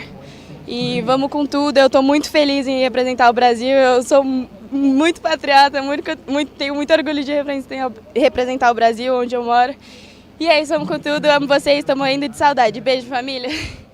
Congratulations, mate. We're so happy to be here. Thank you for having us and good job. Good luck going on through. Thank you. Thank you, guys. Thanks so much, Jess. Great to hear from Sophia. And feeling comfortable competing at home, using that kind of, expectation on her from her home nation and that support on the beach to her favor. Yeah, and also mentioned during their interview they want to say big hi to mom, dad, and everybody at home. Misses them a lot, but she knows that she has a lot going on the line at this event right here. Has a chance to be a World Junior Champion as we see Green up and riding. Wow, beautiful start for Osha, getting a second score on the board. She's already got a 0.63 to start off her campaign. Sato now up and riding. Dropped a 2.1 for her last wave off that single opening turn. Now finding another wave with that combination to it. Could be improving on her backup score. Aisha out in second place now with a 4.57 that's dropped through for her first score for Team Brazil. And Perli Rojas with a 0.97 on the board to start things off. We're about to see her jump down into that fourth place position though, as we do have a score to drop for Osha Green. Yeah, and Hato had one beautiful maneuver on that wave too. But we look at the replay here of Green, one of the youngest surfers in the women's U18s division. Great combo right there on the forehand, a lot of speed going into those two turns. And then we saw this wave by Sato. To me, improves on the 2.1. A little late to the section on the second one, but still able to convert. Had to fall on the 2.1, Shannon, so this should definitely be helping the heat leader at the moment. Taking a look here, up and riding once again for Osha. We got that last score to drop through. First turn, a little bit slow. Comes in for the finish and is unable to connect. Still waiting for her previous wave, though, that we had kind of a pulled back view of. That'll be a great looking score to come in. Aisha, nice, powerful, well-timed two turns to back up the 4.57. And she's a local right here in Macumba as well, so a couple of surfers that are in the draw that are actually right here from this particular beach, so you can just tell that the experience playing into her advantage right now. Only looking for a 2.03 for the lead. We are still waiting for the last of Sato though, but with 7 minutes and 20 seconds, a very competitive heat out there right now. Rojas unfortunately had the one fall right there, less than a 1 on her opening ride, but between blue, red, and green, not much separating the three of those surfers right there. And we've seen a good amount of consistency. The tide is still dropping out there, Shannon. It seems like a few waves approaching the lineup now. Yeah, good looking set. Sato now in position, already in the lead, was able to improve with her last score. Now trying to go even harder, really digging that rail into the surface of the water for each of those turns. Has a really nice section to finish with that power as well, as she finishes right in front of her crew. The Australians also just paying close attention behind, as they'll have another surfer coming up in the next heat in Coco Cans. And we've got 6 minutes, 30 seconds on the clock. Pumping for Aisha, trying to get herself into that last wave on the left, unable to. But a score to come through for the local surfer. And what a dream to be, growing up in wherever you're at in the world, and suddenly you find out that you've made the team and also that you're going to be competing at your home break for the World Junior Championships, as we take a look at this wave of Sato. Wow, that was spectacular stuff on the forehand. I mean, just to be able to use the rail like that on a real short wave, especially with the amount of speed she was able to get just off of the first bottom turn. Great stuff from Sato. And then we see what is the backup wave of Green right now. Just a 1.5 incomplete right there at the end, right on the shore. So with just under 6 minutes to go, Rojas having to look here on the backhand now. Now up and riding. She's down in fourth, but great wave selection. It's that opening turn. Is able to flick it under the lip for her second turn. And she's chasing down that 4.36. Scores are in for the second wave of Aisha. It's a 3.73, now has her sitting in the lead. Still waiting for the last score of Sato to drop through. And Rato now up and riding on her forehand into that first opening wrap. Now setting herself up down the line. Kind of a setup turn as she eyes off this closeout section. Has to kind of go to that layback for a moment to try to ride out of it. 5 minutes on the clock. Osha Green dropped in a 3.83 for her second ride, which is her highest score, a 1.5 behind that. Has her chasing down at least a 4.48 as scores are in now for last of Sato with a 4.53. Yeah, and you know the point you bring up about winning at your home break, your home nation, whatever it is, where you feel comfortable the most. To me, that's the hardest thing in all the sports, and we see it throughout different disciplines, especially in surfing. Cano winning last year at the World Surfing Games right there at his home break of HB. We've seen Mick Fanning win at home at Snapper Rocks, and goes to show you even John winning just a few years ago at Pipe. It took him several tries. As we look at the replay there of Hato, she goes down to second place because Sato gets enough to move her up into first, but just the conversion of the wave so far and the awareness of where she is in the lineup is substantially impressive right here from Aisha. Good combo right there in the forehand. Tried to have enough speed for the finish right there, and unfortunately for her, when she landed, just lost a little bit of control. It doesn't seem like she's going to improve. That's right. Scores deem that last turn incomplete. A 2.87 comes in and does not improve on her top two scores, but she is sitting in that advancing position for the moment. 3.5 minutes on the clock. She's already having another look at this one. And you can really tell that local knowledge coming into play. She knows which waves are going to break, which are going to give her that section to stand up for. Unfortunately, just goes down. So 2 waves in a row going incomplete on that final maneuver, or that single maneuver for this one. Courtney Conlog, another surfer who's been able to have success at home at the U.S. Open in Huntington Beach, her home break. And now to see her wearing that coach's hat. She'd be a good surfer for Aisha to try and bump shoulders with this week, to have a little chat about that pressure. That's not happening until the end of the event, I can tell you that. Osha now up and riding on her forehand. Uses her priority on this wave. Beautiful surfing as she comes in for that end section, just gets bumped off with the backwash. She was looking to improve on a 1.5. You can feel that frustration. Had she been able to ride out completed that final maneuver, it would have been looking positive for her. Yeah, and Osha, one of the youngest surfers in the draw here in the U18, still alive, by the way, as she only needs a 4.48. Would have to be something in the mid-4s, and you know, I think that's really the one thing that's separating both Sato and Aisha right now in the first and second spot. Quick snap for Perley on the inside. She was able to drop a 2.37 for her previous wave, and we've got some of the local camera crew down here working behind the scenes, putting in a lot of effort to get this broadcast up and running off the ground. See the acai cart just behind there. There's an acai cart about every 10 feet down the boardwalk here, so no matter where you turn, you're going to be able to find something nice and refreshing for the hot days. Just want to say a big props to all of our production crew, everybody of the ISA, you know, Gio, everybody in the truck, yourself, Shannon, all of our broadcasting crew. Without them, this event wouldn't be possible, and just stoked to be here once again in Brazil, Praia da Macumba. Great spot to have the ISA World Junior Championships. And as you can see, things are heating up on day 5 of competition. We had to eliminate basically all of the rep charge rounds heading into this one right here, so only 2 reps. Everybody has a chance to at least surf twice in the event, but as of right now, single elimination, need to make it through this one. Everything is on the line. We're going to be cutting the field in half as well, moving through this round into the next round. 12 heats in this opening round. There's going to be 6 heats in round number 4, which will be coming up later today for the under 18 girls. After this heat, we're going to be running into our under 16 boys, or sorry, another heat after this once we finish out heat number 12, because we're currently on 11. But we'll have our under 16 boys.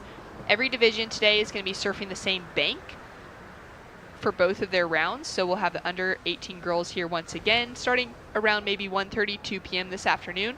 And then to wrap up the day around 3 p.m., the boys under 16s will be hitting the water. Well, look at that paddle between red and green right now. Hato trying to play some defense right now, as she does have second priority too. Green with third priority. This is a real smart play, given how smaller in stature and in weight Green is too. She can make a wave that is much smaller than everybody else look way better. Shannon, 30 seconds on the clock. Get a play right here by the local surfer. Very smart decision making. You can see Osha just kind of check back at the beach, back at the tower with the priorities. 20 seconds on the clock. They're going to need 2 waves in order for Osha to be able to likely get herself into something here, as Aisha is not going to give her any sort of space. Sumomo did really well to kick off with that 4.5. She built on that backup score wave after wave as well, finally getting herself the highest of the heat with a 4.53. And now she's looking to be in control, holding on to that priority, but you can hear the buzzer has sounded. And that will wrap things up with Japan and Brazil taking away the advancing spots. They've got another chance for Aisha Rato, the local from Macumba Beach, to be able to compete later on today. Sumomo Sato of Japan advancing through in that leading position. It's Osha Green of Canada and Perla Rojas of Argentina, who are now out of the conversation, but they've got other surfers still in the draw. They'll be cheering them on and supporting from the shoreline, and did very well to add some valuable points to the team's conversation. We've got more to come here at the ISA World Junior Championships from Rio de Janeiro. We'll be right back after this.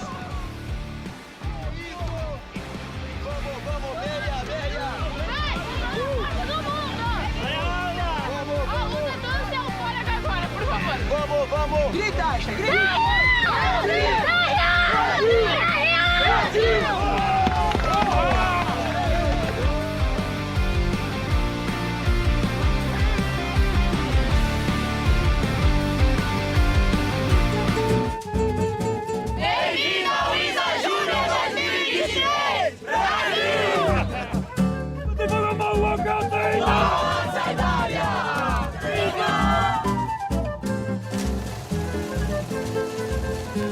Just looking at the world today, it's very clear that what we need the most is peace. And today, we are a proof of peace and a better world through surfing.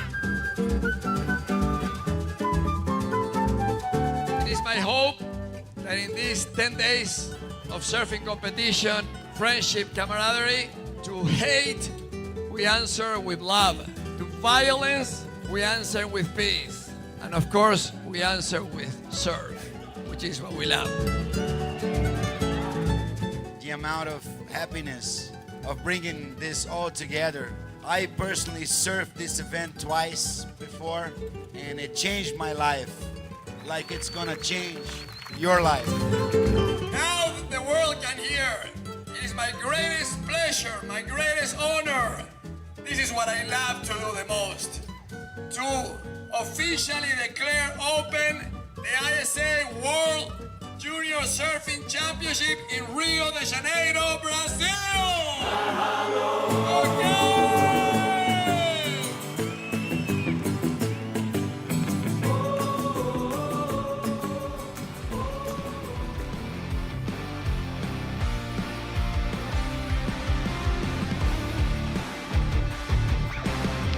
Bom dia from Rio de Janeiro. We are in the beautiful Praia da Macumba here on the south end of Rio, and it has been an incredible location to be able to run this year's ISA World Junior Championships in such a beautiful location. No doubt, and coming to Brazil for the first time in 17 years for the ISAs. Really cool to see this, beautiful host nation get the exposure that they deserve. Another big heat out there in the water right now, Shannon. That's right. Peru, USA, Tahiti, and Australia with Brianna Bartholomew, Sarah Freyer, Kahili Simone, and Coco Carnes with an opportunity to keep themselves in the top two. This is an elimination round. It's the final heat for round 3. And we've already had some action out in the lineup. Let's take a look at the first of Sarah. 2.83 right there for the Huntington Beach local. Sarah Fair, second-time surfer on the USA Junior Surfing team. As we look at Coco right now on the forehand, she barely scratched through her heat yesterday. And in main round 3 for girls U18 right now, going to drop a significant score with the one big turn on the forehand. Paddle now from Coco, up and riding on her forehand. Good-looking set in front of her as she goes into that section.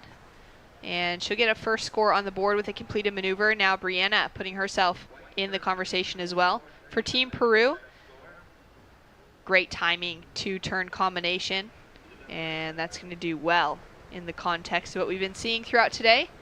Kahili up and riding on her backhand. She'll kick out maybe a little too soon for that to be deemed complete. and we got 10.5 minutes remaining. Yeah, exciting heat already in the first 4.5, and it seems like Sarah having a look at the right. Nice snap to start. Again, has to avoid hitting Kahili. And tries to time it under the shore break. Can't quite get there. Has to also just grab that board off the top of her head. A couple close calls for her on her first 2 waves. Yeah, and I mean, in a situation like this, I wouldn't be surprised today to be seeing a couple of penalties being thrown out there. You don't normally see it, but when it's this small, when everybody's in the same area, every now and then you're just going to have to remind them that. Brianna up and riding on her backhand. We're still waiting for her first score to come through. She's now done well to back that up. Her first was that 2-turn combination. Now she's going to have that single maneuver just behind. A 3-4-3 has come in for the first wave of Coco. She's sitting in the lead for Team Australia. A 2-8-3 on the board for Sarah for her opening ride, has her sitting in second. And a quick paddle here for Green, Kahili, out of Team Tahiti. Now up and riding on her forehand, really kind of slow start to that, but she does well to navigate that end section, and she'll put a completed ride on the board because that first wave she kicked out of so quickly just lands as a 1-point ride. Yeah, and going to get 2 scores on the board right here at the end. 9 minutes on the clock. Everybody has at least 2 scores right now. And, I mean, we're talking about Barthelmes being a prodigy out of Peru. Only 12 years of age. She has the opportunity to compete in the U18s because the girls' U16s was already full, so had to serve up a division right here. Ends up making the finals every now and then in the girls' U18s in her home of Peru. But as of right now, still leading in a real tight heat, Shannon. 8 minutes, 45 seconds remaining. The last heat was very tight for that leading position, and it wound up going to Sumomo Sato from Japan. Let's go down to the beach with Jess Grimwood. Congratulations, Sumomo. Great heat win for you. Working with one of the local Brazilian legends in your coaching staff for Team Japan, what does he tell you about these conditions here? He's helping me for this condition, and he said like a little bit insight to wait, so that's good for me. That is really good for you. It worked perfectly. With the elimination round, you only have one chance now. Does that add the pressure to your performance in today? Yeah. Actually, I'm really nervous before my heat because I had only one chance, but yes, I'm really happy to be next round. We're so happy to watch you surfing too and to continue through the competition. For all of the Japanese people tuning in at home, your family and your friends, would you like to say good morning from Brazil? おはよう、こんばんは。日本は夜だと思うんですけど、ラウンドアップできたので、次のラウンドもとりあえず明日につなげれるように頑張ります。Congratulations, we're so proud for you and we can't wait to see you surf again. Thank you. Thanks, guys. Thanks so much, Jess. Sumomo Sato had an unbelievable run at the Asian Surfing Championships earlier this year in the Maldives. There was a wave called Cokes, and she was just absolutely on fire throughout the entire week. Took away multiple victories, and she's looking strong in the draw here. I wouldn't be surprised to see her as a top contender heading into that gold medal. Yeah, no doubt, especially given the run of swell that we're going to have towards the end. A lot of beach break specialists are going to be able to navigate their way through those difficult heats. As we see Team Tahiti right there on screen, one of their surfers out there in the water, Kahili Simon, only a couple of ones in her scoreline so far. Karen's in the lead right now, Shannon with just under 7 minutes to go, and Sarah with 3 waves ridden in third, needing a mid-3 for the top 2 spots. Yeah, her last score backs up the 3.83 with a 2.5, has her sitting in second, and 3.43 has been bettered by a 4 for Australia's Coco. Coco had an interference called against her in her repecharge round heat yesterday afternoon, and it nearly cost her the advancement. She was able to get a strong, solid leading score on the board, which kept her in that advancing top 2 position. So she's out there looking to kind of reset after a moment like that in a heat where she was in the leading position. She had all of the momentum moving in her direction, but that big mistake caused her to nearly lose out. Yeah, I mean, luckily for her, nobody else got a wave in the last few minutes, but as of right now, it's clean slate. You got to start from 0, Shannon. None of that matters, and with single elimination formatting right here towards the end, all that matters is you doing well in the heat that you're surfing. So for her, doing great right now, up into the 7-point heat total. in the lead, and Barthelme is still needing a mid-3 to overtake her, but right now it's going to be the distribution of waves towards the end. How are people going to be able to use priority to their advantage and take away certain opportunities from others? 5 minutes, 20 seconds to go. There you can see Kahili kind of paddling into position. Sarah just planted in a nice position in that second place priority. And yeah, I mean, you know, you're saying that before, the fact that priority is going to be really important today, especially in these small conditions. Also just making sure that when surfers are on that paddle back out that they're staying out of the way, because we could see some of those mix-ups actually factoring into interference calls, as we see Coco going big on that front hand snap. Flag on the beach being held high for Team Tahiti. Looks to me like that coach is using it as a bit of a signal to his surfer out in the water. Sarah with a quick in and out. Yeah, she went on a wave that was basically a closeout right there and had actually used first priority on that wave too. As Cairns doesn't improve either on the 3.43, that's going to be an incomplete turn right there at the end for her. So unfortunately going to be a misuse of priority. And speaking of it in a defensive manner right here towards the end, Cairns is actually going to be moving towards the side by herself in these next 4 minutes, as Sarah right now still needing a score. 3.51 the requirement. It seems like she's just hunting for anything she can on the inside. A lot of closeouts right now though, as we are hitting the lower part of the tide at around noon, Shannon. Yeah, that low tide's going to be at 10:49 a.m., just over an hour from now. So it's going to be interesting to see how it kind of factors in, say, to the next 2 hours of competition. On that rising tide, hopefully we'll get that extra pulse of swell that we've been seeing the last few days as that tide is pushing in, and maybe get a little bit better action. But it's going to be a real different kind of conversation to what we were having 2 hours ago when we kicked off the morning at 6:30 when it comes to wave selection. Yeah, and the Tahitians, they have a wave very similar to this one, Papara, over there in Papeete. But Kahili's needing a 4.56. She has first priority. Look at the experience that we're seeing from the 12-year-old from Peru. She's right next to Sarah Frere, who I've seen for many years and is one of the better competitors to come out of the U.S. in the junior program since 2017. And as of right now, we're seeing a very defensive play right now from the young Peruvian surfer Barthelmes. So Brianna, only 12 years old, and you can just see the amount of experience that she is implementing right now at the end of this heat. Can see her crew down on the beach following along with the scores and just watching, seeing some great performances from each of these surfers, earning themselves those post-heat interviews with the win. And as a 12-year-old, to be demonstrating this sort of authority in the water, this is unreal. Peruvian surfing has been, you know, at the top of the world. They've got world champion like Sofia Milanovic, they've got Luca Messinas, championship tour level surfer, and so many others that have been coming up through the Challenger Series and been on the top of the ISAs as well. As we take a look at that backhand attack from our surfer in blue, Sarah just goes down again on that shore break. But to see now the next, almost the next generation in someone of Brianna's age in that 12-year-old pack to be demonstrating such solid heat surfing is really exciting to see for the future of Peru. No, especially in the U18s too. I mean, she still has six years in this division right here. And Sarah had a wave right there. It's going to be incomplete for her. Doesn't need much, and paddling for another one right in that CI Spine Tech material, Shannon.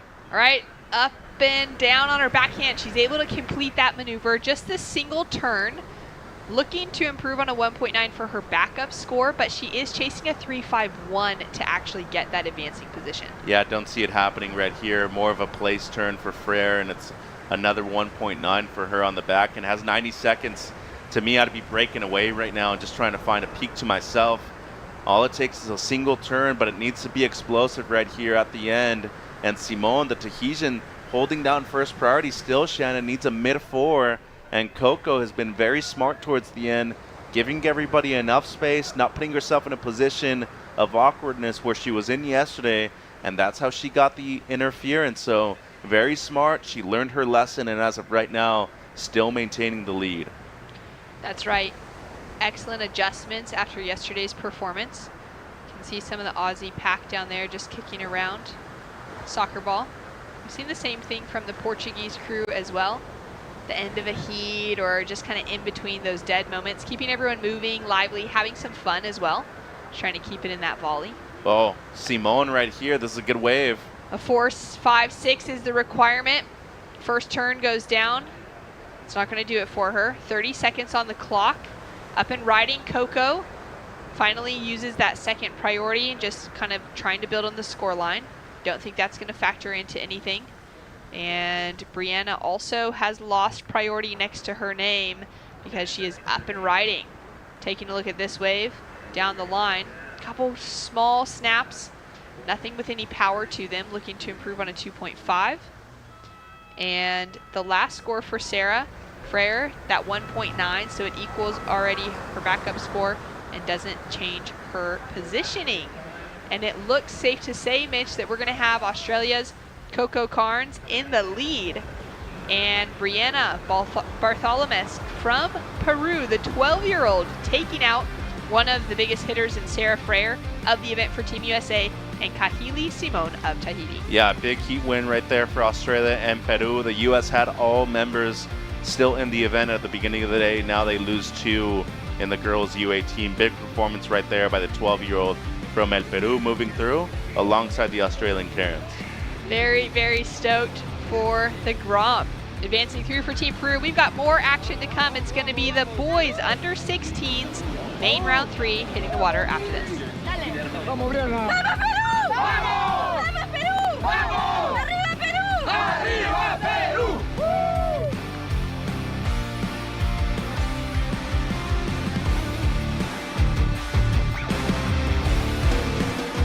Welcome to day 3 of competition here at the ISA World Junior Surfing Championships, Rio de Janeiro. For the best wave of the day, a 9-point ride goes to Team Australia's Harley Walters. Axel Dominguez for Team France scored an 8.83. A little off time maybe as he comes up into that lip line, but he is able to keep that speed and momentum. It's really good to finish with a good wave for the confidence, so we're really good. England's Lucas Skinner, an excellent ride. He scored an 8.83. Told ya, he's amazing.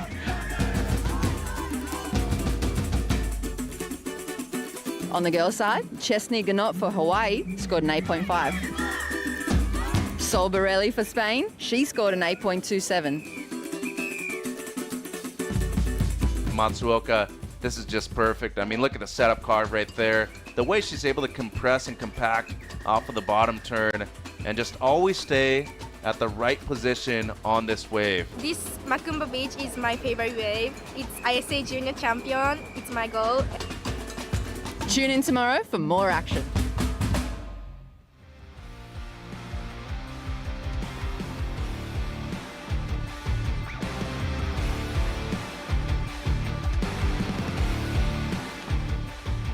Welcome back, surf fans. This is your boys under 16 round 3 heat 1.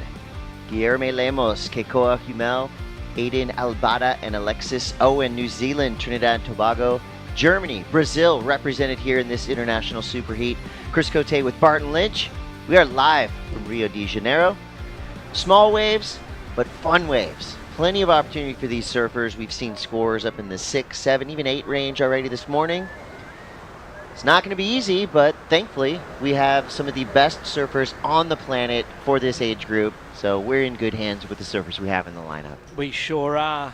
Up and riding is the replay of Aiden Albada from Trinidad and Tobago.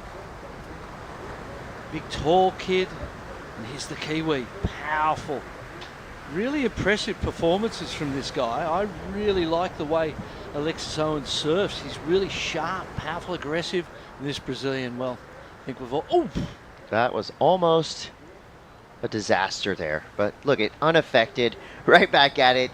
Guilherme Lemos, sharp on his backhand. 3-turn combo there. Purple hair, don't care. He's a ripper. And he's here to medal at the ISA World Junior Championships. So we see a split peak there. Keikoa Hummel representing Team Germany. He's got a little something to work with. Not an easy section for Keikoa. Meanwhile, looks like a young Billy Stearman. Alexis Owen, great style, nice and powerful, real sharp surfing. looks kind of like your prototypical kind of QS Challenger Series type grinder. He's going to go far in his competitive career. I feel exactly the same way. Look at this kid. He's been a standout from day one, this kid. Whether it was the hair, not really. It was those turns. So fluid, so fast. Great volume in that board. Just sits up beautifully in the water as we see it from the drone angle. Great drone work this week. Really offering us some opportunity to see the performances from the angle that the surfers themselves see it, really, out there in the lineup with them as Keikoa finishes up that forehand re-entry, and all of our surfers off to a good start. Aiden Albeida up and riding again. Oh, it could have, I suppose if you were down the priority roster, I can accept having a look at that. But it was a pretty obvious closeout, it would seem, so you really need to have a good look at the wall of the wave. Here's the Brazilian again. Guilherme Lemos. This kid's a combo machine. He sure is. He makes it look easy.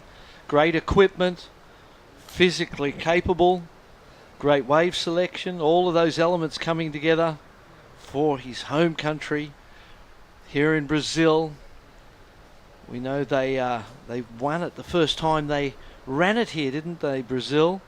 So getting the opportunity to flare on home soil, always something so valuable because your family, your friends, your mates, they all get to see you perform. You get to succeed in front of them. Well, that's the dream anyway. Here's Aiden Albada representing the small yet powerful nation of Trinidad and Tobago, Caribbean island with a lot of natural beauty and obviously some good waves. I mean, we see a lot of very talented surfers coming out of that area. Quick look there from Alexis. And what I like about a condensed lineup is we get to see some tactics today. We're going to watch these young surfers rely on their entire history of competition to decipher and decode what's happening out in the water. 8:47 to go. Quick look there at Keikoa Humel. It's Guilherme Lemos in the lead for now. Alexis in second. At Germany third. And Trinidad and Tobago fourth. But a lot of scores yet to drop. All of the surfers super active. Straight away just going to work, making the most of these little waves. Now waiting on the scores. You can see them all looking back to the beach, to the support crews, wanting to hear the progress updates from the beach announcers. 8 minutes to go. Well, there's the Brazil squad there on the sand. Guilherme Lemos not only enjoying being in his home country, but being at his home break. He's from right here in Macumba. So most likely surfs out here on any given day, and I guarantee you he's a standout regardless of the crowd in the water. This kid's, I would say, going to be part of the forthcoming Brazilian Storm 3.0. Yeah.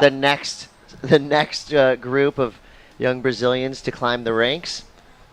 Used his priority really well there. Selected a nice tapered wave. Some just tradesman-like work. Nothing too spectacular, but as you said, the local knowledge and then the equipment just looks so capable. Makes it look really, really fun. Makes it look easy. Judges will appreciate the speed and the flair that he's bringing to things in the red. And the Kiwi, 4-5. Highest score of the heat so far, but still waiting on some scores from this guy right here. Wraps that turn. Another wrap. So nothing really too vertical or too critical, but at these early stages, it's definitely a score that you could use to build momentum, the energy. What a great drone shot that one is. Drone pilots have been on fire all week long. Such great visuals there. So as Guilherme paddles back out, he's in second for now. Alexis Owen, your current leader. Here he is, this young surfer. When he's not competing here in Rio, you can find him surfing Murdering Bay. He is one of the southernmost competitors that we have here. He lives way down at the bottom of New Zealand in Dunedin. And he usually surfs with sea lions, leopard seals, penguins. He says the average temperatures where he surfs, 7 degrees to 18 degrees. My wife's from Dunedin. She's from that town. I've surfed there. St. Clair's the main beach. And I've seen them seals and sea lions. And it's a cold, cold place. And you can see him just flaring in the wetsuits. He feels so light, so energetic. What a great second score. He's a powerhouse, isn't he? So much energy. Great build for surfing. And showing some incredible form for New Zealand. Humel now on his backhand. Nice opening snap there. Whoa. Good second turn. What a great heat. You can tell we're at that stage of elimination where everything really, really matters to these guys. Yeah, it's like Depeche Mode said, everything counts in large amounts. And when you're throwing spray in large amounts like Keikoa Humel did right there, you're going to be rewarded. It's not going to be easy for these surfers. I mean, you see maximum effort, and the scores are all hovering right in the mid-rangers. I think the judges are just waiting to see that one big shining moment. Will it be right here? Quick snap. So kind of just fitting in with the tempo of that wave. The wave was pretty slow, and, you know, even though that'll probably be another kind of just below mid-range score, it's going to just add to his total. He's just got a 2.5 and a 2.13, and there you see the heart paddle back out there. He's going to be right back in the lineup in seconds. As we see Humel now, he's waiting for a score to drop, but he's not going to wait much longer. Finds the ramp, gets the backside air 360. No worries, made that look easy, and that right there is something different that we haven't seen this morning. So this next score is going to be a signal, I guess, to the rest of the field, right? If the judges go high on that backside air, maybe that'll send a message to the rest of the competitors. Okay, get a little creative, do something wild, get rewarded. This was just textbook. 100%. Look, he gets stuck up for a second, then builds great speed because he kind of got caught up high, which meant that he dropped down with that speed, carried it around the section, into the air, completed it cleanly. The wave before it with those 2 nice turns on the backhand was really lovely surfing as well. Judges, a 4-point ride for Guilherme Lemos. Oh, look at this. There you go. There's a good indication. Yep. Well, is that 5-5 the 2-turn combination before it? I believe so, because we still see a score waiting to be locked in for Keikoa. So he's done everything right, but the answer back from Guilherme Lemos is a big one. Huge snap on the outside. This is one of the better looking inside sections we've seen. Who's going to give way? Neither one of them. Attack that end section. They wind up right next to each other. So that is actually an example of that we have 2 podiums going. So that's a totally different heat in the water. Yes. But they are enjoying the same elite level judging and information from our beach announcers. So double podiums. We have boys under 16 competing right now on podium 2. Boys under 16 competing on podium 1 as well. So it'll be boys and girls all day long, switching back and forth. Low tides at 10:49, so still dropping. Later this afternoon, it's going to start pushing in pretty quick. So if you want to know what's happening on our podium 2, you can go to isasurf.org. There's a little button you can find to push to find all the results there. 2:24 on the clock. Now things are getting interesting. Keikoa Humel, backside air 360 gets him a 6.17. So he pairs that with 2 backside hammers, enough for a 5.5. Meanwhile, Guilherme Lemos is waiting for a score to come through. So he's got a 4 as his high mark. And we feel like that last wave had a lot of aggression on it. Speed, power, flow. He did it all with one big turn as well. It's a big score, I'm sure. That big outside turn and then the big inside turn, the highest sort of standing wave face that we've seen. Most probably this morning with the 2 big turns. The judges, the 5-5 before it, it's a big score for those 2 backhand re-entries, but they were done cleanly and done with speed. Then into the 6.17. And you're absolutely right about Guilherme Lemos. Bigger wave gave him more opportunity to shine. He went full force into a big backside snap. Judges agreed with our excitement. 6.77. So now the highest single wave score for Guillermo Lemos. And that tells me, yes, airs are going to score high all day long, but if you get a bigger, better wave and put a lot of power into your surfing, you're going to get big numbers throughout the rest of this event. Guillermo Lemos moving around, prowling the line up there. The last score of the Kiwi, Alexis Owen, was a 2.67. I mean, he did like 4 turns, but they were all just on the shoulder. So those recent scores really give us a clear indication of what the judges are looking for. They're looking for big sections that are steep and give you the opportunity to hit lips. And if you can fly in the air, well, that's even better still, as we see Guillermo finish up that ride with the surfer from the bank. Podium 2, it's called. Here we go again. Drone. You watch this. Momentum is with Guillermo Lemos. He's looking for an inside section to work with here. It's not going to be much, but he was in 4th priority anyway, so more like a nice little ride to the beach. So the power surfing we just saw from Guillermo Lemos gets him the 6.77, the highest single wave score of that heat, and now it is over. Keikoa Humel with a big backside air and some powerful backside snaps gets the win for Team Germany. Team Brazil moves on through in 2nd place. We do lose a great surfer in Alexis Owen from New Zealand. And Aiden Albada has been impressing us all week long from Trinidad and Tobago. Unfortunately for those two, their run is done here in Rio. We've got more to come from our boys 16 and under, round 3 heat 2 coming up next. Do not go anywhere. You're watching the ISA World Junior Surfing Championships.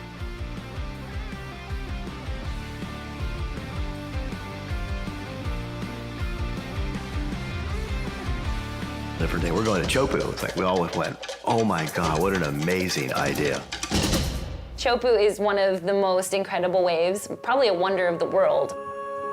And it's just sort of like a whole nother world out there. It's godlike, it's quiet, serene, beautiful. Then you have this glorious wave that comes off a reef, and it's so powerful and so beautiful. I think Chopu has the opportunity to capture the imagination visually for what people think surfing is. The wave at Teahupo is super scary and beautiful at the same time. I have to give them a lot of props for the courage of making a commitment to Tahiti. I think it'll be a really exciting way to showcase all the athletes and their talent. I think it's going to be very good.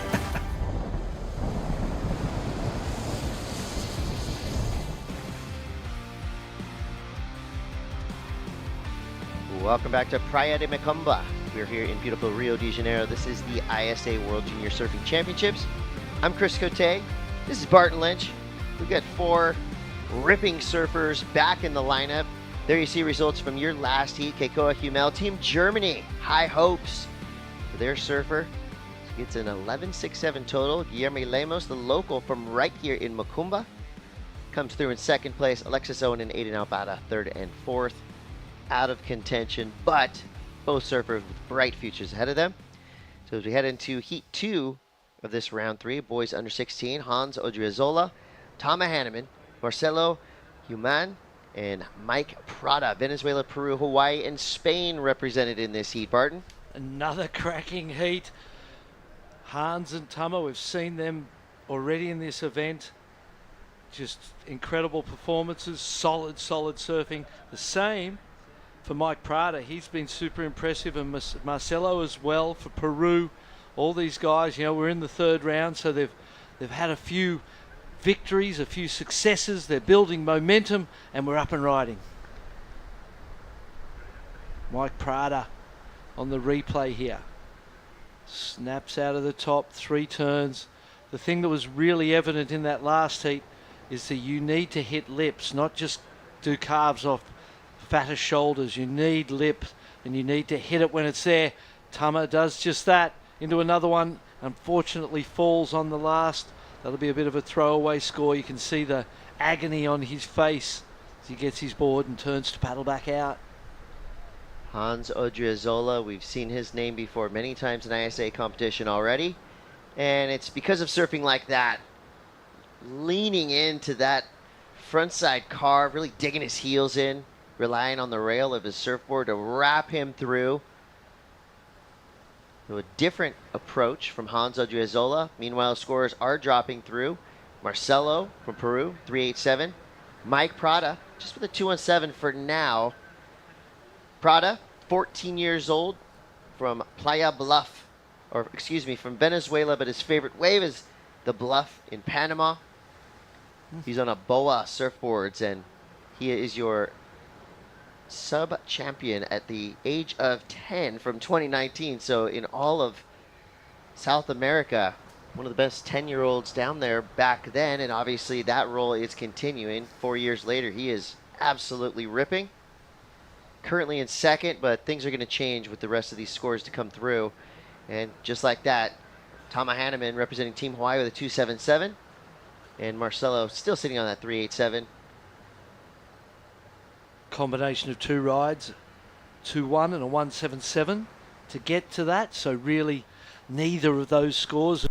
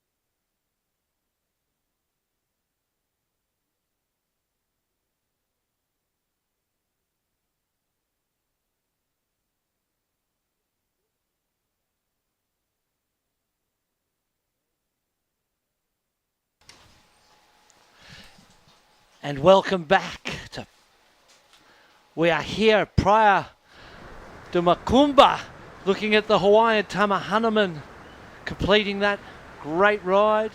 Low scores generally across the board. Some tough conditions here today, but incredible surfing from these, I suppose, the best international surfers under 18 in the world. Look at a replay here of Tama's wave. Dropping down the face, taking his time, gets a nice big wrap. Powerful tall kid, slides the tail out of the lip. He's had a 277 on his opening ride, looking to improve on that. In the red, Hans Odriozola with a 3.5 on his opening ride. In the green, Marcelo Human from Peru in the lead at this point in time. Already ridden 5 waves, a 2.1, a 1.77, then a 0.6, and then got a 2.2 and a 2.17. So super tight at the moment. Anyone's heat. There's Tama Hanneman's wave dropping, a 3.03 that takes him into the lead. He's up and riding again, pumping down the line. He's got a good air game. Tries to show us what he's capable of there, and at this point in the heat, most probably worthwhile going for that manoeuvre, risking it, chancing it to try and get the big points. And here is Marcelo up and riding again. 2 turns, falls on the second. Don't really see that improving on his 2-wave total at this point in time. And Hans Odriozola sitting with the first priority, 3.5 in his bank account. The highest score of the heat so far, Chris, and plenty of waves still, smaller conditions, but the drone angle there giving us an elevated view. Can't discount the importance of a 3-point ride today, can you? You sure cannot. Anything above that's a keeper's score. Well, we got 5.5 to go. We've tracked down the winner of that last heat. Standing by now, Jess Grimwood. Well, Kakoa, a huge performance for you. Something different, a fresh bit of fruit on the table for the judges with that backhand 360 reverse. How did it feel to you? It felt so good. I love to do airs. It's my favorite maneuver. I do a lot at home. I got small sections like here, some winds, perfect for the airs. So I like to do it, and the ocean gave me the opportunity. So I took it and I went for the air. And the judges loved it too. Let's talk about the German Surfing Federation. Of course, you've got superstars like Leon Glatzer, Rachel Presti coming up through the ranks a little bit above you. How much development have the Germans been putting in the back end? The German Federation is super good. A lot of support from everyone. The head coach Didier, Martin, super good trainers, the best of the best. A lot of support, a lot of training camps. It's just the best federation for me. What about the rest of the big German crowd that's behind us right here? We're trying to keep focused on the interview, but how's the feeling been in the house? So good. A lot of support from the team. A lot of team activities. It's super good. I love it. Congratulations. We'll let you say something maybe to everybody back home and in German. Danke fürs Gucken an Oma, Opa und danke für den Support. Congratulations, mate. Love to see you surf, and well done for the rest of the day. Thank you, guys. Thank you, Jess. I agree. Airs are really fun, and especially when you can do them in the right place at the right time, like that young surfer just did. But the biggest score he got was based on power surfing, so you gotta be the complete package if you want to be successful in a competitive surfing landscape as it is now. And the highest scoring wave of this particular heat too from Hans Odriozola was that full rail carve that he did. He almost drove it too hard and lost a little bit of speed, but again, to your point, judges appreciating the power, appreciating the flair, and to be successful at this level, you need to have it all going on. Here we go, Mike Prada from Team Venezuela. The women of Team Venezuela have been doing very well. We saw Valeria Ojeda get a heat win, then her countrywoman 2 heats after that. Another advancement for Team Venezuela on the female side of things. So the boys got to keep up their end of the deal here.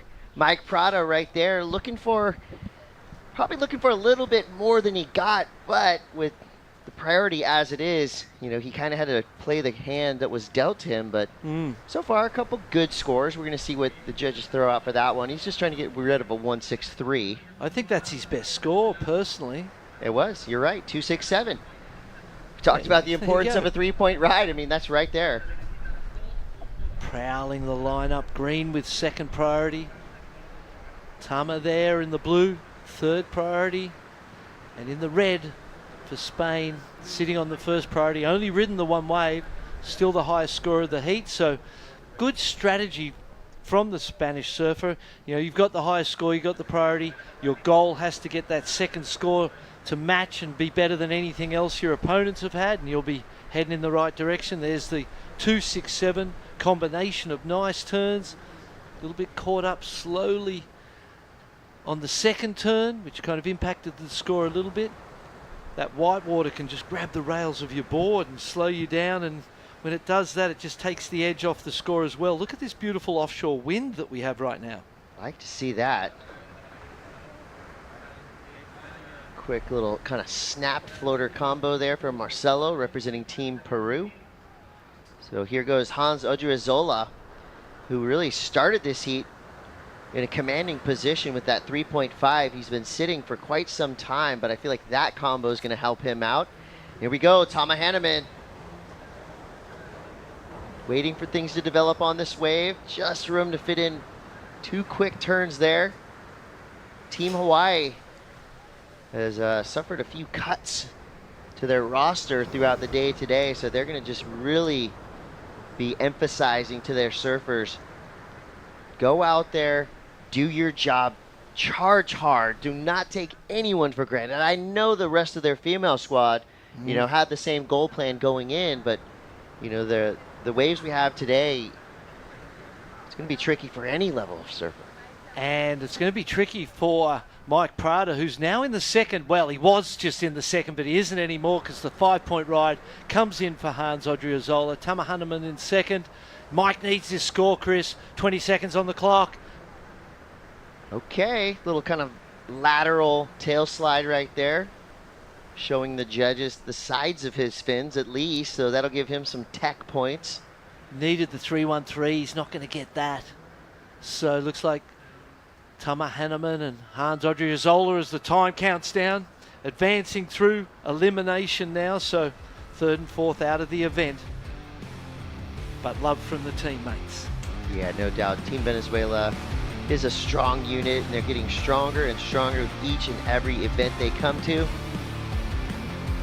Love to see that support. Win or lose, I mean, they're still kids, right? Gotta have empathy for them when they come in. And getting the hug, you know, just makes you feel better. Absolutely. Another heat in the books. We're going to move on to round 3, heat number 3 here in the boys under 16 main event round. 2 surfers advance through, 2 surfers are out. We'll be right back with more from the ISA World Junior Surfing Championships. I was a good student. I was kind of the intellectual brother. My brother was much better than me. You know, by 10 he was playing soccer, rugby, tennis, everything. I wanted to be good at other things, so I focused on other things. I was collecting stamps. Which 10-year-old collects stamps? I don't know. Many times I drifted away from the ocean. My brother will be the one that will reel me back into the ocean. In many ways, surfing saved my life and allowed me to stay active. I think that as terrible as it was to feel insecure and to be shy, at one point I realized that it was just too painful to be like that, so I wanted to change. So instead of being shy, kind of maybe the pendulum swung too far the other way. But I needed to do something about it.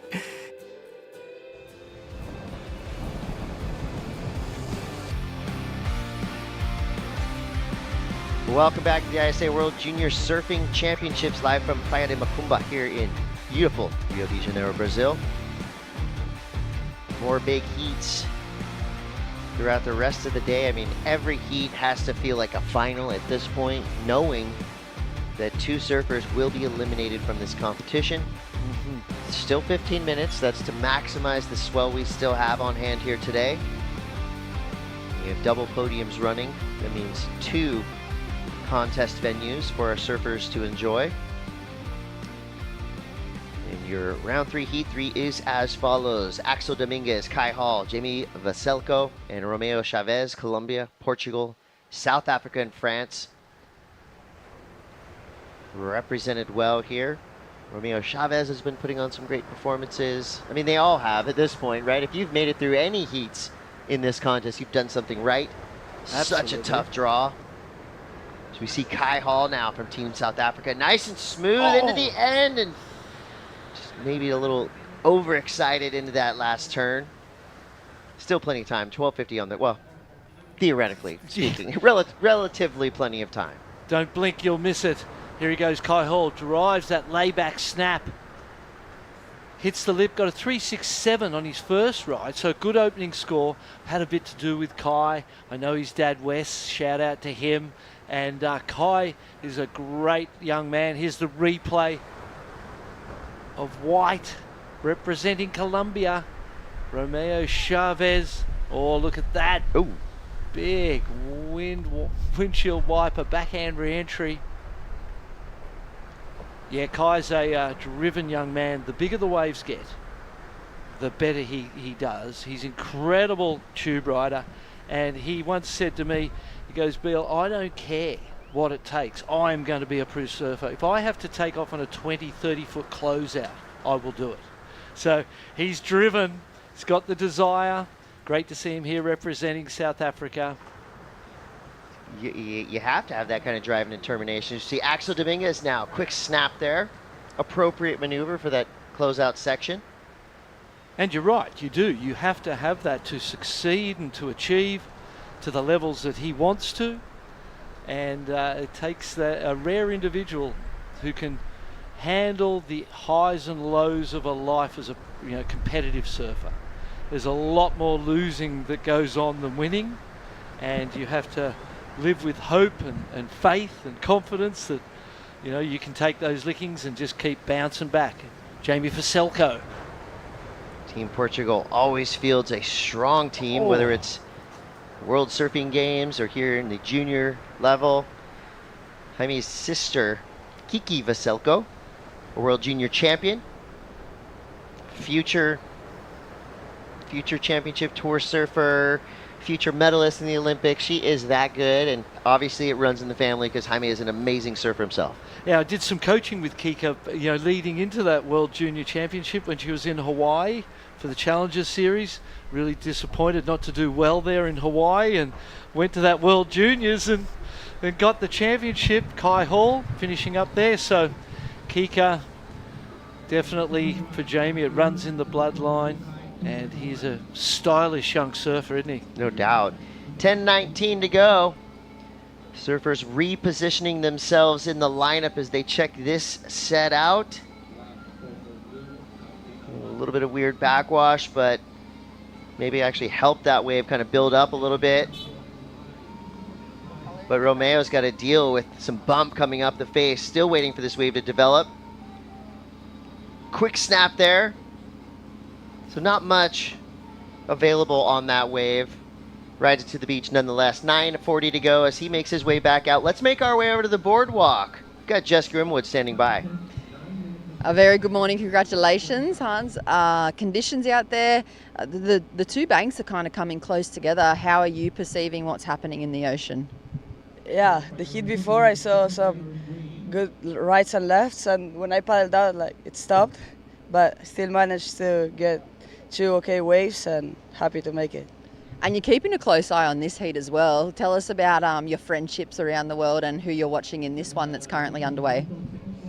Yeah, right now is Jamie's in the water, who's a good friend from Portugal, and yeah, rooting for him, and that's it. Well, it's a big day competition ahead of you. We'll let you go watch the rest of this heat. I know you're desperate to see how he goes. Congratulations on your performance. Can't wait to see you surf again. Thank you very much. Thank you, guys.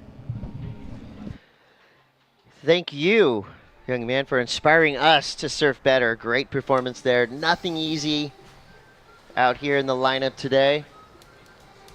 So 8:40 now on the clock as we see surfer in green, Vaselko, having a look at this right-hander. Quick pump at the top. Hits that closeout section, flares the tail, makes it look beautiful. Gets a 4.5 for that one turn, so judges thought it was beautiful too. How's the impact of the backwash on that wave? You saw it rise up and drop back down, but he read it and kept his speed in line with the wave. Gets the finishing turn, pumping and driving, looking for one more. Cuts out on the sand. It's a real tight heat at the moment. The 4.5, the highest score. He's backed that up with a 3.13, so the Portuguese surfer in the lead at this point. Axel Dominguez, we've seen him surf as well in this event. He's been so fast and sharp and powerful. Here he goes on. He needs to score. He needs a ride at this point in time, Chris. Quick snap there. for Team France. Blows the fins a little bit. Again, just appropriate surfing for the task at hand right there. If he would have, leaned into those turns a little bit more, he might have been pushed out the back of the wave. There was not a lot of force or energy in that wave, so I like what he did there. He's not looking for a huge score either, so we'll see if that's a difference maker. See our athlete area alive and thriving with some of the world's best 18 and under talent, male and female. 365 surfers in total. So you add 5 to 6 pit crew members per team, and you've got thousands of people down here. And we've all been treated as special guests by the local community and by the ISA staff. So thank you to the people of Rio de Janeiro here in Praia Macumba for welcoming us to your beautiful beach. You see a lay of the land.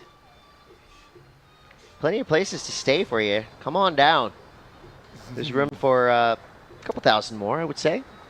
Well, come next Sunday, I dare say they'll all be here. Yeah, it'll be a little bit more filled. A little quieter during the week, but we like that. Here we go for Selko. Great style, poise, confidence. I mean, you can tell he's a tactical machine as well. He's really used priority in a solid way throughout this heat. There's a real sharpness and an intensity to what he just delivered there. Looking to improve on the 3-1-3. Axel, beautiful backhand re-entry there. Oh, he wants back on top. He's still waiting for his last score to come through. So far at 283 is his high mark. He may have just wiped away that score and the one with his last 2 waves. But let's take a look at the stylish Jaime Veselko. Quick snap into this closeout turn. Beautiful timing. That first snap was so quick, and it set up the speed that he needed to hit the closeout section beautifully. I feel like that may beat or improve on that 3-1-3. Here's the one backhand re-entry, but it was straight up, it was vertical. And as you said, judges contemplating the scores, taking their time. 5 minutes just over. Romeo Chavez in the thirds only had the 2-5 and the 1-5. Kai Hall with the first priority, Romeo with the second priority. At 4.50, the high mark of this heat so far. Well, there's a 4.9 just drops. Part of our esteemed judging panel. So they have the ability to watch replays, to have conversations about scores, about points. These are elite level judges from all over the world, male and female. And we have actually 2 judging panels because we have 2 podiums, and both of those panels are among the best judges in the world. They've definitely had their work cut out for them this week. We've been saying how much we enjoy 15-minute heats because new names, new nations, all that cool stuff happening. But as a judge, it's got to be pretty daunting.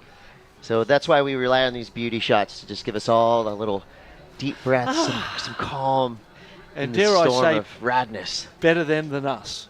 Oh, because they're the guys for the job. We're the guys for this job. Yeah. But that job, a lot of consequence. They recognize the consequence. They take their time. And look at that beautiful shot right there. Just expect to see a pterodactyl flying around and a patasaurus. I keep looking to see if there's, and I believe this is a national park, so I don't think you're really allowed to climb around. I don't know for sure. I know that I've seen, some kids climbing around in the lower parts, which looks pretty fun to do. I'm just wondering, is there a path to the top? Shannon and I, when we were together the other day, we saw some people who had climbed up, but they were on ropes. Okay. And they had they were securely fastened to the climb, to the rock. So I think you can get up there. Just need a rope. You need some climbing skills. I don't think Alex Honnold. I don't think putting surf leashes together is going to cut it. So maybe we'll have to lean on some local expertise. We want to go on an adventure like that. Maybe we'll just go for a surf. That's a bit easier. Update. 2:48 to go. Here we go. Veselko in the lead. 4.9 and a 4.5. That's a solid heat total there. 9.4. Dominguez jumps into second. Kai Hall needs a 3.16. Romeo Chavez in a little bit of trouble as well. Needs a 4.43. And here we go. Surfer in blue. Kai Hall.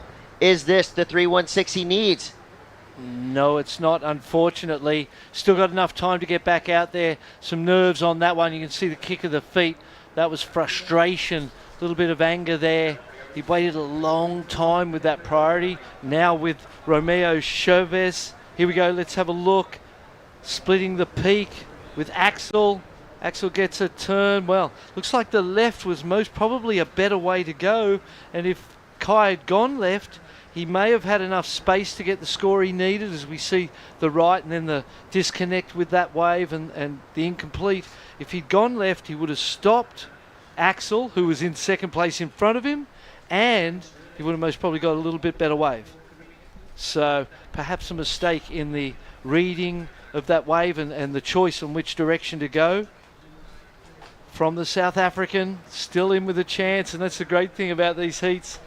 Right to the very last moments, anyone is capable of taking the win. The scores are so tight, the performances are so even. And I'm it's impressed. Great commentary. I haven't seen anybody give up. Never. I have not seen one surfer in this field of 365 give up 100%. in any heat.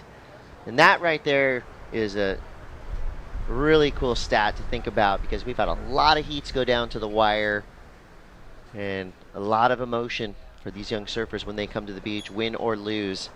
You know how much it means to them. We're here, the boys 16 and under. A lot of these surfers 12, 13 years old. Yeah. We've got 50 seconds on the clock. Some sets approaching. Definitely got lines approaching.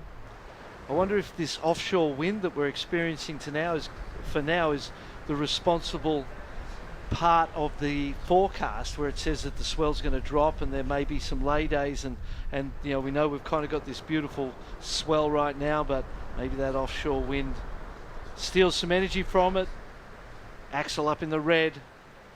So trying to defend his second place position, and that's how you do it. Yes. Big, powerful, lightning quick snap. Throw some spray. Spray your competitors. Spray. Yeah, that. Exactly. I mean, you know what? That's totally fair. Well, you had maybe to he'll do apologize after, but Well, in the you had heat to- of battle, you do it. Yeah, and you had to hit it when you had to hit it. I'm sorry you were there, but I had to do what I had to do. Kai Hall, desperate on a little insider. It's not going to be enough.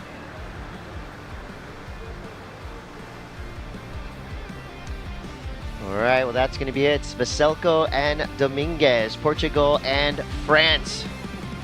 Making it through. Unfortunately, we lose a surfer from South Africa and Colombia, Kai Hall and Romeo Chavez. Great effort throughout the event. That's going to be it for those two youngsters. We're going to take a quick break. We'll be right back with more action watching the ISA World Junior Surfing Championships.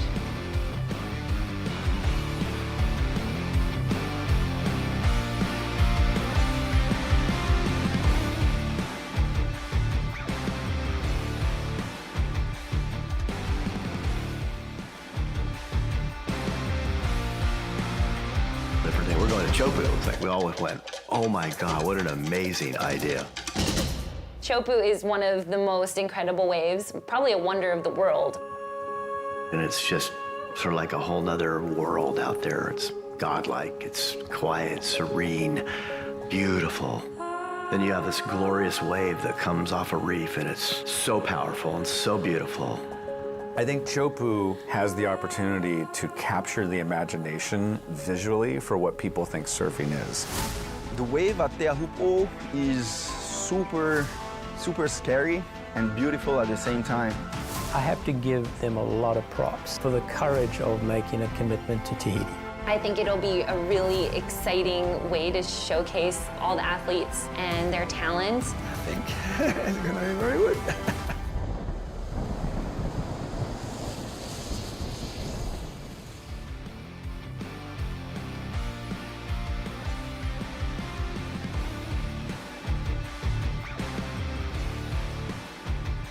To dream the impossible dream. Thank you, Fernando Aguirre, the president of the ISA, who did everything in his power to help push surfing into the Olympic Games. And the proof was in the pudding. Tokyo was amazing. Italo Ferreira, Carissa Moore, Olympic gold medalist for the first time in history.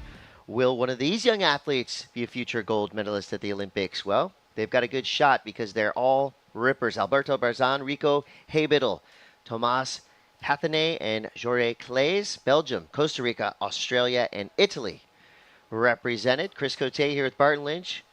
Another great example of what makes the ISA World Junior Surfing Championships unique. Pretty rare to see these 4 nations battling it out in a heat. Absolutely. There's the results down the bottom there. Vaselko for Portugal had a dominant heat, looked really confident, sharp, fast, just flared in that one. Axel Dominguez on the back of his great backhand attack. Here's Alberto Barzan from Italy. A little bit of wonk on that wave, just ill-timed backwash threw him off his board there. Most likely deemed incomplete.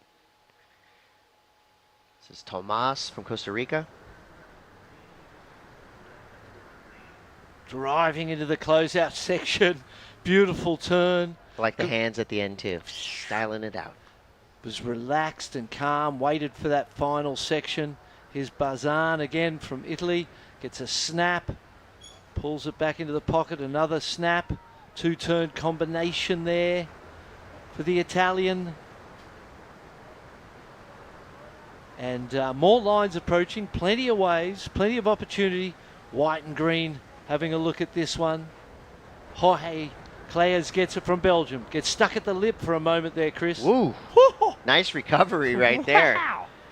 He was hung up and then he regained his composure quickly as we see Rico Heibitl from Team Australia.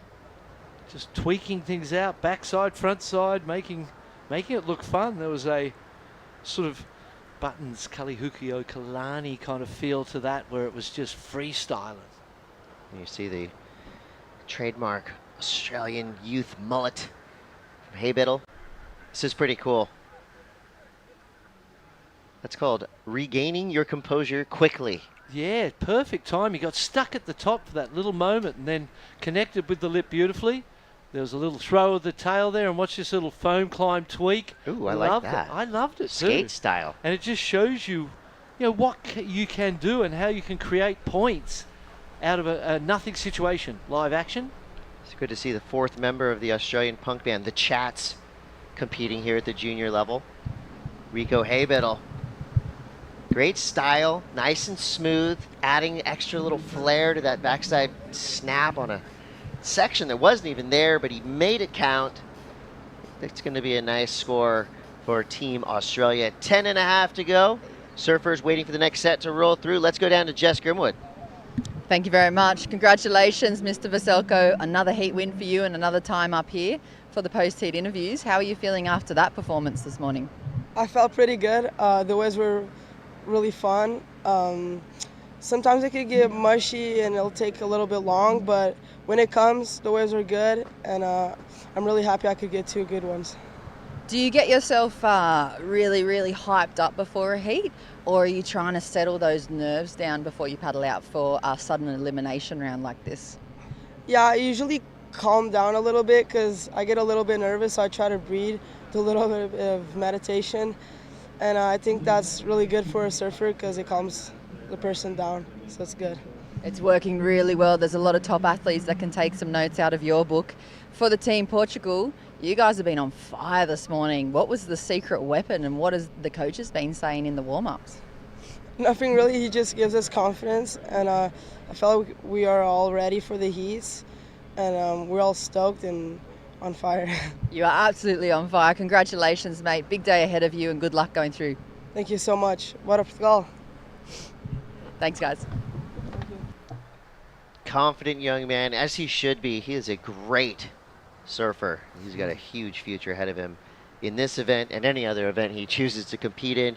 With inside of 9 minutes to go now, Rico Heibitl, 3.03 and a 2.5, and waiting for another score. That there always seems to be a good wave during those post-heat interviews, so that's a good sign. Yeah. And I like that our production team is elite level. They can cover all angles at all times.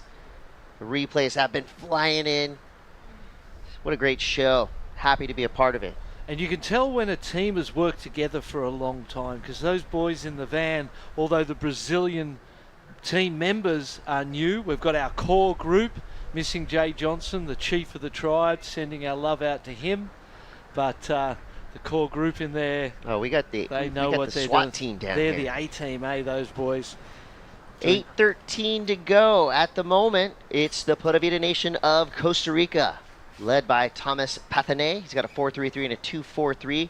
Haybiddle, Team Australia, in second. That drops Alberto Barzan from Team Italy into third, needing a 2.03. Jorge Claes from Belgium in fourth, needing 1.90. So not big numbers needed by any surfers in this heat to take command. Highest single wave score so far at 4.33.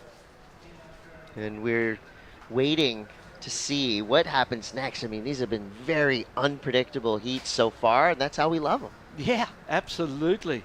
Score in a 6.17 for the wave from Haybiddle. Here he goes again, Chris. On the back of that 6.17, he'll be frothing. Like the look of this board, too. Not just the spray, but the shape. Just looks like it's doing whatever he wants, wherever he wants. I mean, no glitches in his rail game.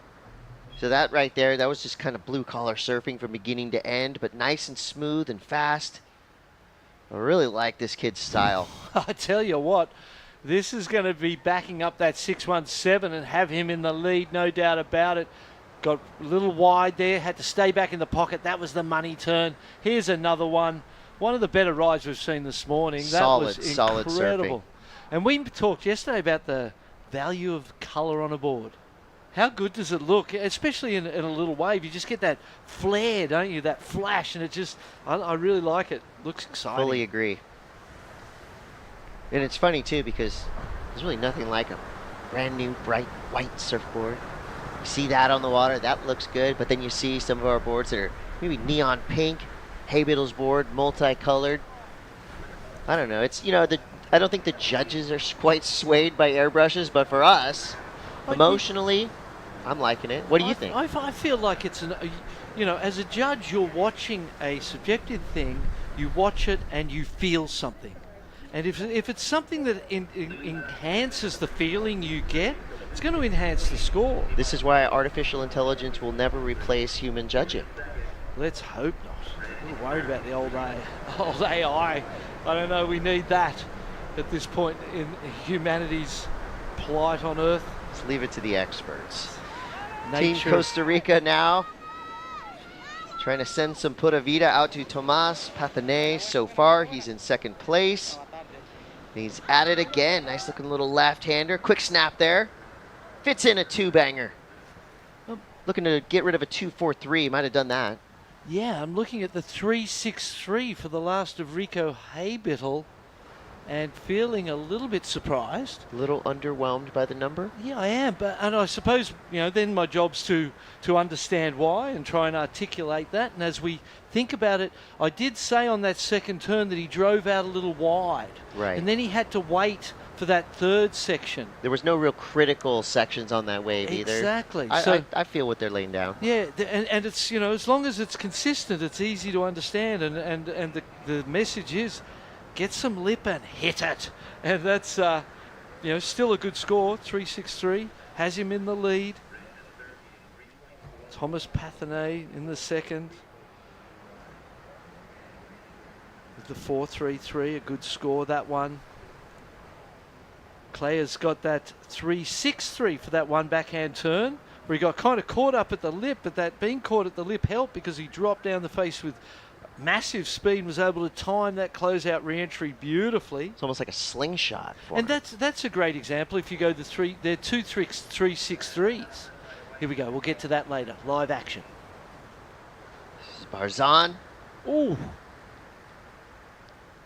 It's not going to help him out. He's he's trying to get rid of a 1. It might slightly help him because he did get one quick little snap done there.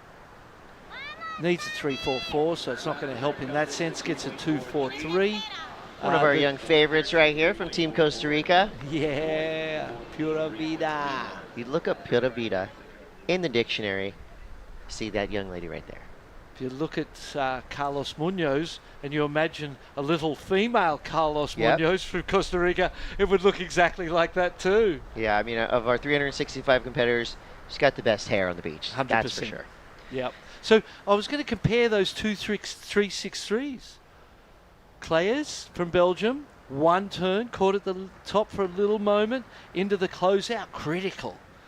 Haybiddle, few turns, back to back, syncing them together nicely. The scores coming out the same because of the quality and the critical nature of the Belgium surfers' turn. So, the information is consistent in that sense that, if you're on the coaching staff and you're watching heats, you're trying to understand, know what to tell your surfers. I think there's some clear indications of what to say. Agreed. The speed, power, flow element that the judges are looking for can come in many forms. Setup turns down the line. They look cool. They give you a nice feeling. You see the surfer doing work, but they're not going to generate a lot of points. Yeah. You're not going to trick the judges. I mean, they've seen it all, right? You're not going to fool them. You fool me. I get excited easily when I'm watching surfing. But the judges locally are a little more level-headed than me. I'm just amped. Well, you said all the time. PMA, we're both in that situation where we just get so excited by it. Well, with 2 minutes to go here, Rico Haybiddle from Team Australia in control with a 6.17 and a 3.63. Tomas Patanay from Team Costa Rica with a 4.33 and a 2.6. Alberto Barzan still in the conversation. He needs a 3.44. Jorge Claes from Team Belgium needs a 3.31. Situation in priority is with Jorge. He's got his first pick of waves out there. Team Italy is looking a little stressed on the sand for now. Yep. But the good news is, the bad news is he's in fourth priority. Well, maybe they're not looking stressed. Yeah, the stress has been lifted. But he's in fourth priority, but you can see him moving away. He's creating distance. He knows that, he's in third place. He needs another wave. People with priority are sitting all around him. They're going to stop him if he doesn't create distance. Distance this way, up towards the rocks. He's created that distance.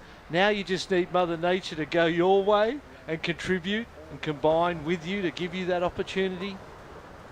Claes looking for a 3.31, a little bit less because he hasn't even ridden a second ride with 53 seconds on the clock. He's got the priority though. He needs Mother Nature to cooperate more than anyone else at this point in time. Could be something coming his way right now. We'll see if this one comes in time with 40 seconds left. He's having a paddle. Deep look at this wave. Is kind of underdevelops. Sneaks out from under him.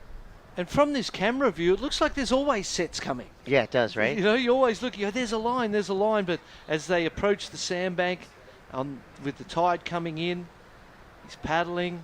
15 seconds. Tomas has to be a little bit careful here. You do not want to even appear to be blocking any of your competitors when they're in the top priority spot. 5 seconds left. Will the wave come in time for Jorge Claes for Team Belgium? Feet are kicking. And the horn has blown. There you see Pura Vida, Costa Rica, rise up. Tomas Patanay gets through a tough heat. Team Australia celebrating. They brought the sting. They brought Rico Haybiddle in his glorious mullet. All the way to a tough heat win there. Great surfing all around, but at the end of it, Team Australia and Team Costa Rica make it through to surf another heat here at the ISA World Junior Surfing Championships. We're going to take a quick break and come right back with Mitchell and Shannon, and of course, a ton of talent hitting the lineup today.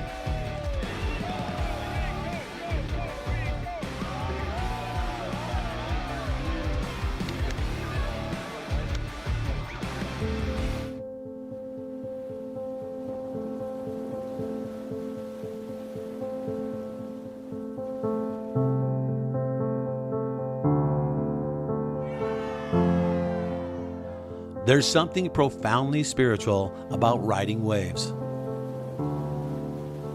Water is transformative, healing. You're at the mercy of Mother Nature, the ever-changing movement of water. The ocean is the great equalizer. You don't need to belong to a certain race, religion, or gender to surf. The pursuit of these fleeting walls transcends sport. It's a way of life. Surfing has the power to change the world. It will now take the next step on the world's greatest sporting stage, the Olympic Games.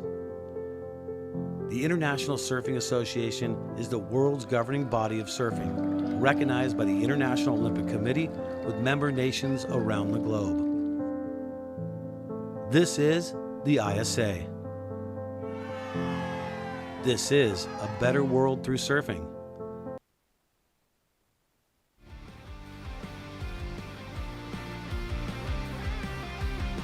Welcome back to the action here at the ISA World Junior Surfing Championships. We are in beautiful Rio de Janeiro in Brazil. The greenery behind the beach setup here is absolutely stunning. It's one of the most incredible places in the world to be, and to be one of the world's best juniors like Rico Haybiddle or Thomas Patinay advancing through that next heat, getting to surf more here at Macumba Beach is an incredible experience, Mitch. It definitely is, and we lose the Italian Barsan right there and Jorek Clays from Belgium from Boys U16 action as we have a brand new heat out there in the water. France, South Africa, Colombia, and Belgium represented with Inigo Medina from France, Rory Dace of South Africa, Khalil Pinheiros of Colombia, and Luis Escudero out of Brazil. Looking for their first few waves. We got a couple small scores on the board to drop in for Lewis as we take a look at the opening ride now for Rory Dace ducking out under the cover to finish off his opening ride. Yeah, and one strong turn right there for the surfer that's still under the age of 16 or competing in Boys U16. Definitely one of the larger competitors in terms of size. And you see Piñeras right there, the Colombian, had a great performance yesterday in the U18s. And looking at the Belgian surfer right here, Escudero, he resides in Portugal, so a lot of experience when it comes to bigger events. The one turn right there on the forehand, grinded this wave out, finishing up with a great second maneuver too, right on the shoreline. So should be a strong score for him. Wow, what a way to kick things off. We got a 1.43 and a 2.33 that has dropped through so far for our surfer in white as we are waiting for some other scores to lock in. That first score of Rory Dace in the blue jersey, representing South Africa, comes in as a 2.3 and puts him on the board. Yeah, and Medina, great surfer out of France too. I mean, we've seen them compete extremely well so far this week.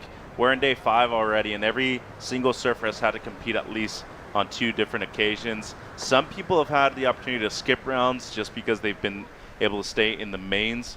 But overall, Piñeras making his way back through from the repecharge. Big moment out there for the young surfer representing Maui from Colombia. And you can see right there Medina having a look towards the shoreline. It seems like they're making sure that he's coming in just a little bit as the offshore, as predicted, quite strong out there this morning. Yeah, and it would make it that much more challenging to paddle into waves that are lacking really any kind of power to them. When that wind is blowing right up the face of the wave as well, just makes it so much more challenging to paddle into. We witnessed that on many, many paddles in that women's opening round for the girls under 18s. With a lot of paddles and not every single wave actually being caught, those surfers were giving it their all. Well, there's a lot of factors that are against these surfers today.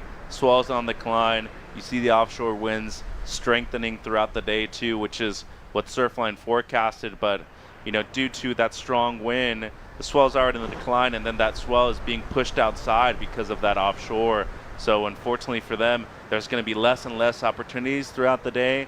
But that really means that you have to maximize the potential of the few waves that you will have out there. And with 9.5 on the clock, neither Medina or Piñeras with the wave on the board right now, Shannon. We're also on the changing of the tide. That low tide is happening in about 4 minutes local time. It's 10:46. We got a 10:49 predicted low tide. From there, it will begin to push in. Sometimes when we do have that sort of half hour around that tide change specifically, the ocean tends to go very sleepy. So seeing a few of these heats without surfers being able to really get, anything substantial really needing to capitalize every single wave that they're able to stand up for. As we have a good looking wave starting to approach now. No priority on the board yet for Khalil because he has yet to catch his opening ride, so that gives him the priority over our surfer in blue. Great opening turn, snap into the lip for the second, but he'll go down. And that's another thing that the offshore is going to do right there. It's going to push your board outside to you when you try to go up and over the lip line like Khalil tried to do right there. Still the first wave of the heat for him. He's going to get back out there and get on the priority rotation. Just a small score, but, you know, talking about the conditions, everybody knew in preparation for this event, this beach break can change on any given moment at any given day. So coming in, preparation was huge for a lot of these surfers, but especially for the beach break surfers, they've been well adapted to a break like this one at Macumba. And a swing around for Khalil, almost gets into it, decides not to. We saw him get a great barrel yesterday afternoon in his heat. He wasn't able to come out of it, similar to what we saw from one of the women's heats earlier this morning from, I think it was Genesis Borja out of Ecuador. Ducked into it, got some travel time, wasn't quite able to sneak out the doggy door. And talking to him about it in the post-heat interview, he was just so excited to find a moment like that while wearing a jersey. He'll be looking for maybe something similar today, but we do have a change in conditions as we've got a paddle for Lewis. Now up and riding on his forehand. He's sitting in the lead off a 2-3-3 to start, pumping down the line and makes the most of the end section. Very valuable to be completing that ending maneuver if you're going for it. And Rory Dace drops in that 2.30 for his opener. We got a 1.37 on the board for that first single turn of Khalil.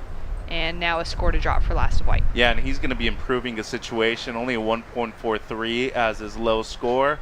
Little setup carve right there, and does very well to be able to maintain his low center of gravity right there on the forehand. A taller dude over there on the left. And as you can see right there, great finish for him. He's had 2 of those in a row. And these 2s and 3s go a very long way at the end of these heats, Shannon. They go an extremely long way. More than, most heats you would consider, with the fact that the surf is tiny and there's only 15 minutes on the clock. So looking at, if you can get a 4-point ride on the score, a 2-point ride could be your backup. Yeah, for sure. I mean, 5 points is what the surfer from Belgium has right now in the lead, and wouldn't be surprised that that's what's going to get him through this heat right now. Medina, still 9 minutes have gone by in this heat, still doesn't have a single wave on the board. And luckily for him, the paddle back out is so easy that you could catch a wave with 30 seconds to go and still have another opportunity to get back out there and have one more on the board. But 6 minutes, I'd kind of be thinking to myself right now that you want to get started sooner rather than later. Yeah, that's exactly what Sanoa Olin for Team Canada was sharing with me when she was here in the booth. Just the importance of a quick wave, and then noting, though, that the paddle is so short that you're able to get back in position very quickly. As you take a look now at Khalil, beautiful forehand attack, sharp off the rail. He's going to get a 2-turn combination and be setting himself up in a good position. He did have a split peak opportunity, so we'll see how that wave falls through for our surfer in red as we take another look here at last of green. Well, this was an awesome combo by Khalil on the forehand. Love the way that he brings that board down on the first carve and then straight up into the lip, even ditched the fins a little bit on the second one too. So good exchange right there between the surfer in red and green. I feel like this is going to be the best score of the heat. And as the youngest surfer in the water right now, he also has a chance of being the smallest one, which in today's conditions is very beneficial to him. Moves up into second place with his last. There we go. Scores in a 3.43, rewarded for the Colombian, up into second place position. Now a 2.51 requirement on the board for South Africa's Rory Dace, and for Inago Medina of France, chasing a 4.17. His opening ride, it was taking him a while to be able to get into something on the 5-minute mark. Stood up on that last wave, and it's just a 0.7 on the board, so a very quick in and out, and that's going to have him in a challenging position. Of course, at this stage, you can easily win the heat with a single score if you're able to get a wave that will allow that score to be lifted up plus that 5-point range. Yeah, and it seems like Khalil having a look right here. Smaller looking wave, might be up on the right. Staying active on his forehand now, pumping down the line. He'll kick out. He's got so much control of his equipment. Looks like it's just kind of glued to his feet, like that board is an extra extension of his body. As we take a look now at Inigo, going hard on that opening turn. Yeah, that Cabianca has looked great in the last few days, but today having some struggles just to be able to find the lip line out there as the heat leader up. Up and riding, Luis Escudero for Belgium. That was a really nice looking carve, but the nose hits the face of the water. Yeah, just too much pressure on the front part of the board right there for the Belgian surfer who resides in Portugal, tends to surf a lot of heavy waves over there, but as you can see, has great skills, just needed to be a bit more balanced on that one turn right there, and more than likely would have improved on his second score as Dace now up. Up and riding for Rory. Great re-entry on his forehand. Connects with that little foam for a moment on the second. He is only chasing a 2.51. We're waiting for that last score of our surfer in the lead is a 1-point ride. We've got a 0.87 on the board for last of red. Inigo in that 4th place position, still sitting on that 393 requirement. Scores to come through. It's just a 1.9 for Rory Dace, so it doesn't actually chip away at his requirement to move him into a better place position. Inigo now putting in a lot of effort to this wave, staying super low and compressed, manages a 3-turn combo. Yeah, and the other day he was telling people to stay silent, as you know, he did have some struggles to be able to find a backup score. As we saw Khalil up and riding right there, was only looking to improve on a 137, needs a mid-1 for the lead. I feel like he's going to get it right here, but really smart surfing by Medina as we see Piñeres up and riding on the replay. So throws the fins out, tough section right there, and does slightly improve Shannon with the 2.03, but to me, this is the interesting wave right here. Ends up going left on a wave that seemed to be better on the right, but with that offshore, these flatter sections tend to stand up, especially that last one. So smart surfing right there. He's back into the heat and has 2 minutes, which is more than enough time to get another good wave. Surfing that 5-minute heat, able to get the job done potentially. We're waiting for that score to come through now for Medina in that 4th place position. Khalil takes away the lead for Colombia off the strength of his 2.03. Rory Dace now up and riding, looking for a 2.7. Take himself to an advancing position, trying to improve on that 2.3, which was tough for him on the previous wave. And judges just taking a moment to take another look there at the wave from Inigo Medina. Only 3-turn combination we've seen in a while, and able to get the job done on the inside section. This young surfer out of Maui, representing Colombia proudly, and he's checking his watch now, knowing he's just got over a minute on the clock. And Inigo up and riding again. So this could be a quick turnaround as he's surfing well towards the south end of the bank. Great backhand attack. You could see the surfers for the next heat just keeping themselves far away from the zone where the current heat is taking place. And scores in a 3.17 on the board for that 3-turn combination of Inigo. Sets it up as his highest score. Now his requirement only a 1.83 to be able to take away that 2nd place position. Well, and he should be getting it right here too. 35 seconds on the clock, and this is a big moment right now for Dace. His last 2 scores have fallen shy of the requirement. Gets up into the section, finds that second maneuver as well. You can see how hard everyone is working to just manufacture something out here.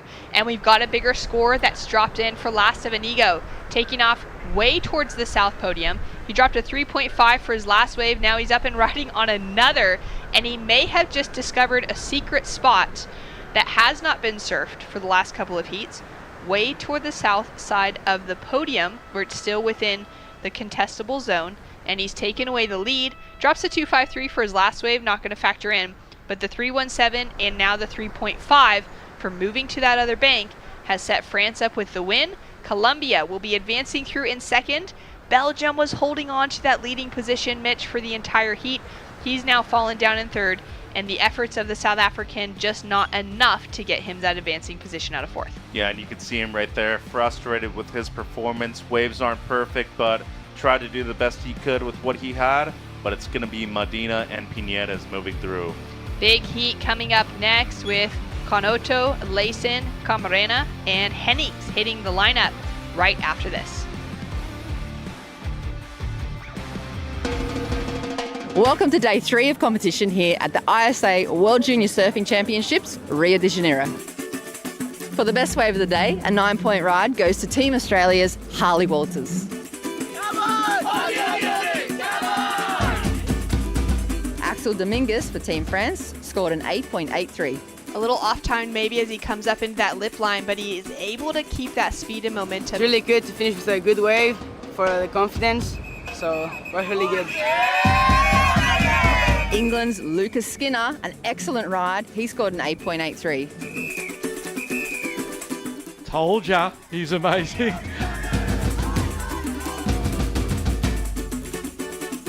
On the girls' side, Chesney Ganot for Hawaii scored an 8.5. Sol Borelli for Spain, she scored an 8.27. Matsuoka, this is just perfect. I mean, look at the setup card right there. The way she's able to compress and compact off of the bottom turn and just always stay at the right position on this wave. This Macumba Beach is my favorite wave. It's ISA Junior Champion. It's my goal. Tune in tomorrow for more action.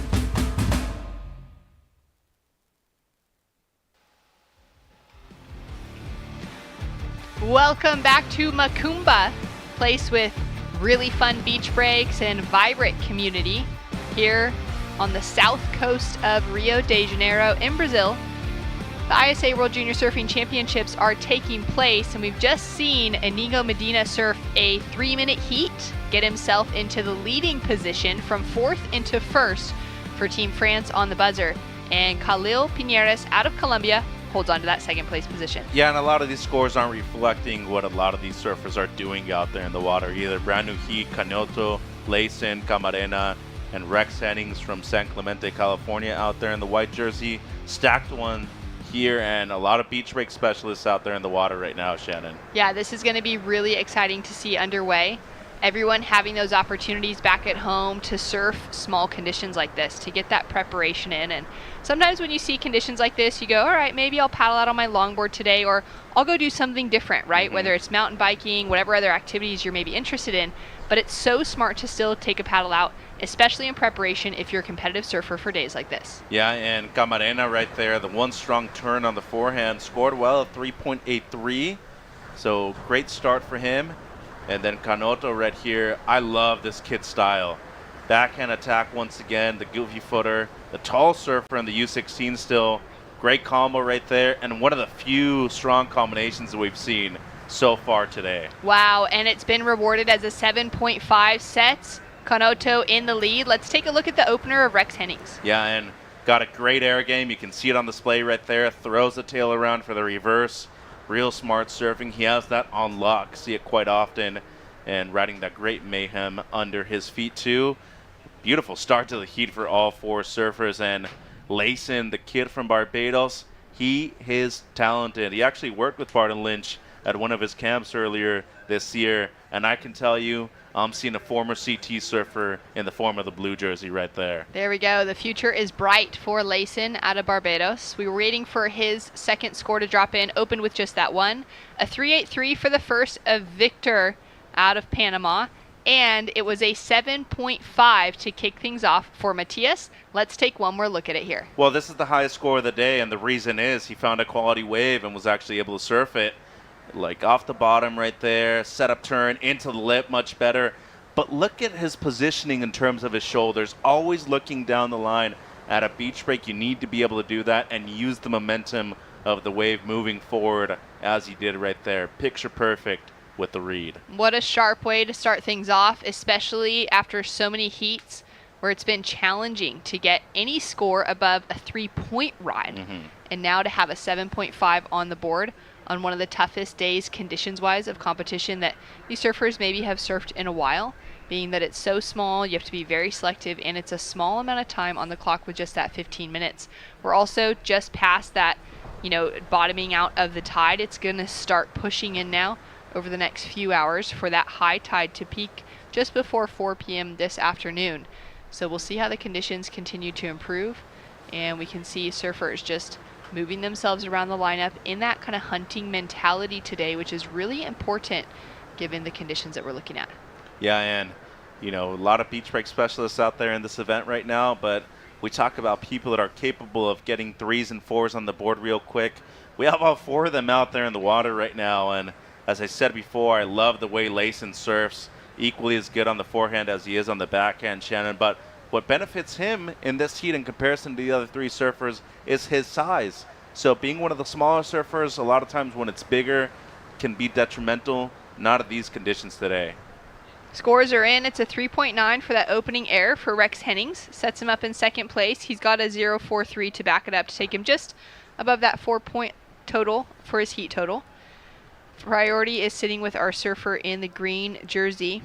I believe he's sitting there right in the middle. Yep, just between red and blue, sitting right on the inside. Yeah, and in North America, we have a lot of events, where you usually have to grind quite a bit. Cocoa Beach being one of those QS and junior events, and then you go over to Virginia, which to most people tends to be one of the hardest events worldwide. So when it still used to be the qualifying series on an international level, a lot of people from different parts of the world had to go there, even including a former world champion and our Olympic gold medalist, Italo Ferreira, had struggles, only made it into the quarterfinals over there where a lot of people thought he was going to be able to win. And that pathway actually put Kolohe Andino and Nat Young onto the success that they've had so far in their young careers. But I'm going to see a lot of surfers like Hennings over there in the next few years in preparation for an event like this. Yeah, that's a really good call. Putting yourself into an event that might not be at your favorite surf spot. Maybe you have some points, but if you've got the ability to get to more of these events, the more time competing and training is always great, especially at a young age. Like Victor up on his forehand, lightning fast approach for that opening maneuver. Yeah, and I mean, we talked about the kid from Barbados out there in the blue. He's just got a beautiful style, lightning quick to his feet as you saw right there. But Layson, I love the way this kid surfs. I mean, just brings a lot of intensity. Every wave, whether it's a closeout, whether it's something that actually has a wall on it, you can definitely tell that he is way mature beyond his years.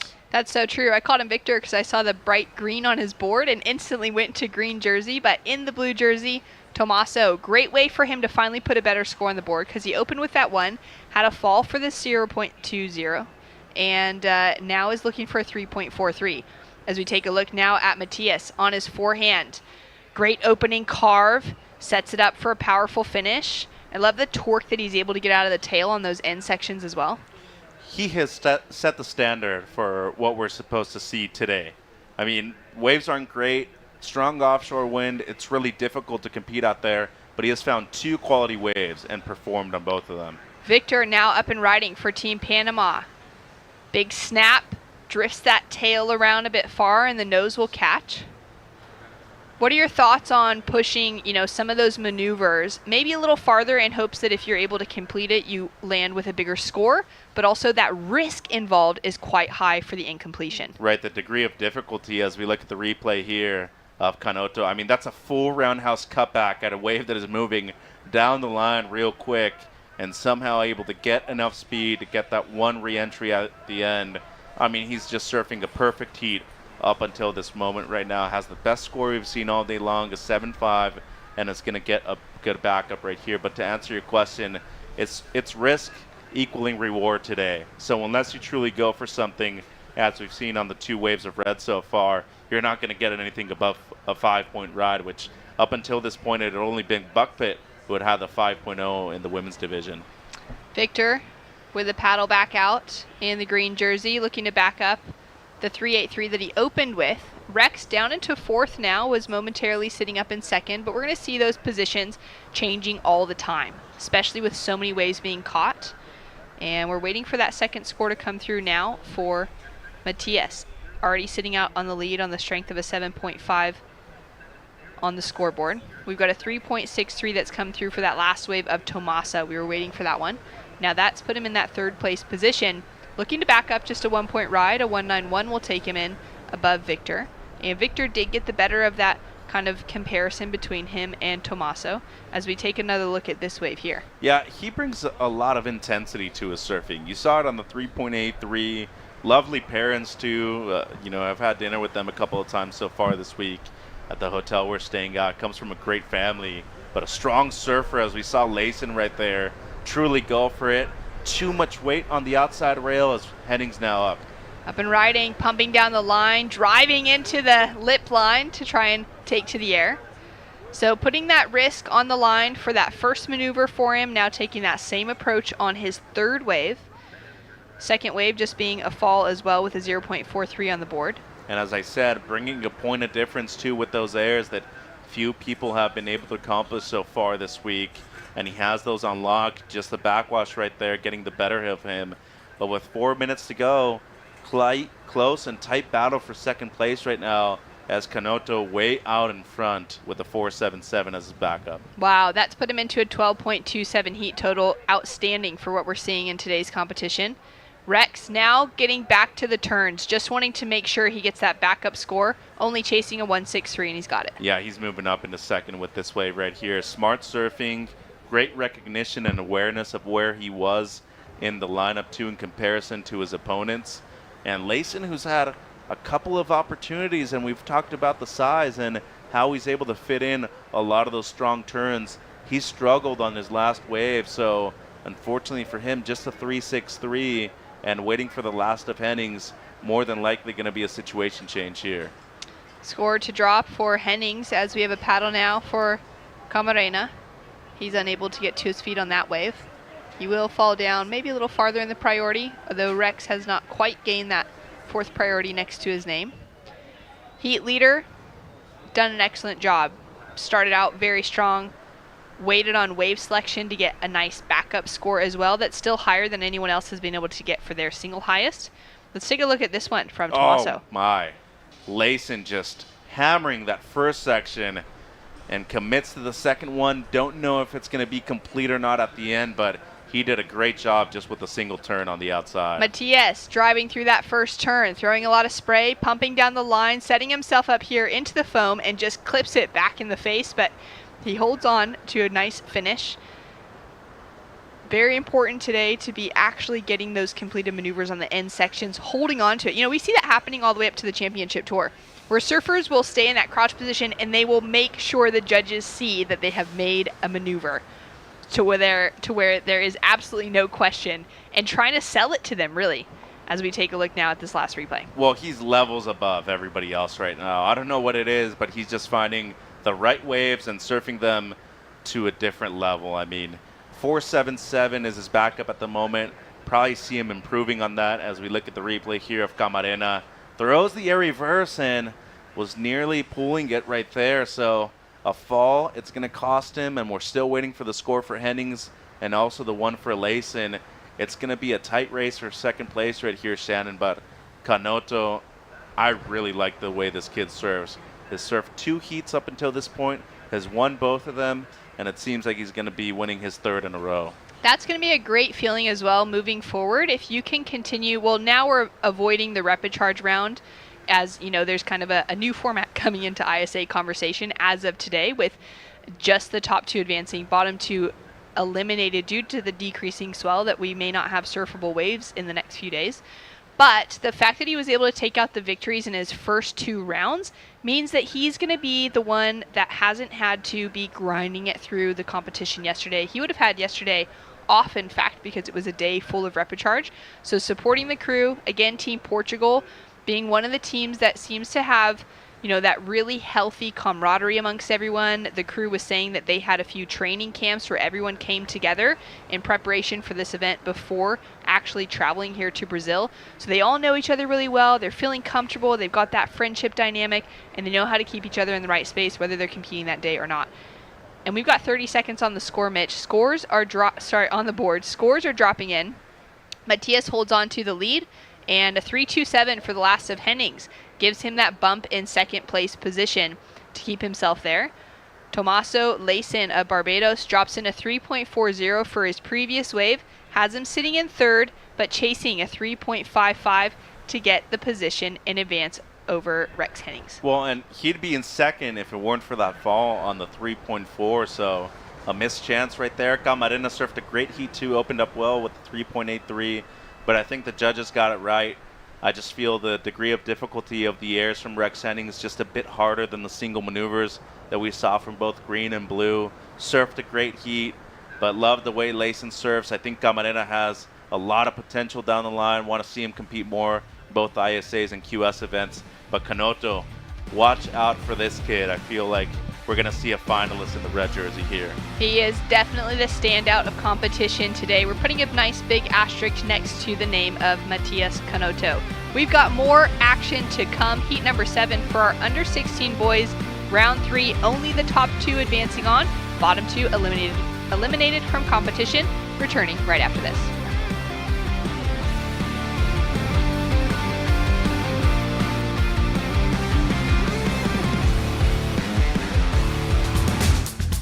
Yeah, I have a reef for 20 years. My reef business card said Jefe, which is chief, and dreamer. La Jefe and dreamer, Spanish and English. That was a card I would give to the president of the bank or whatever. He always made people laugh. Because, you know, the guy like talking, when I asked them for an extra $1 million in loan to buy sandals, and the guy looks and says, I never lend money to somebody with this title, you know.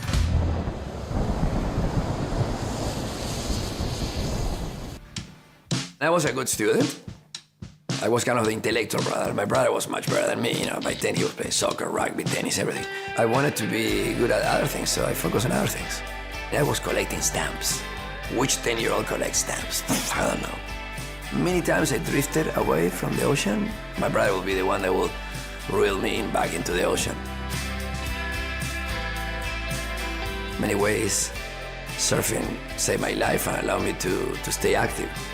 I think that as terrible as it was to feel insecure and to be shy, at one point I realized that it was just too painful to be like that, so I wanted to change. So instead of being shy, kind of maybe the pendulum swung too far the other way. But I needed to do something about it.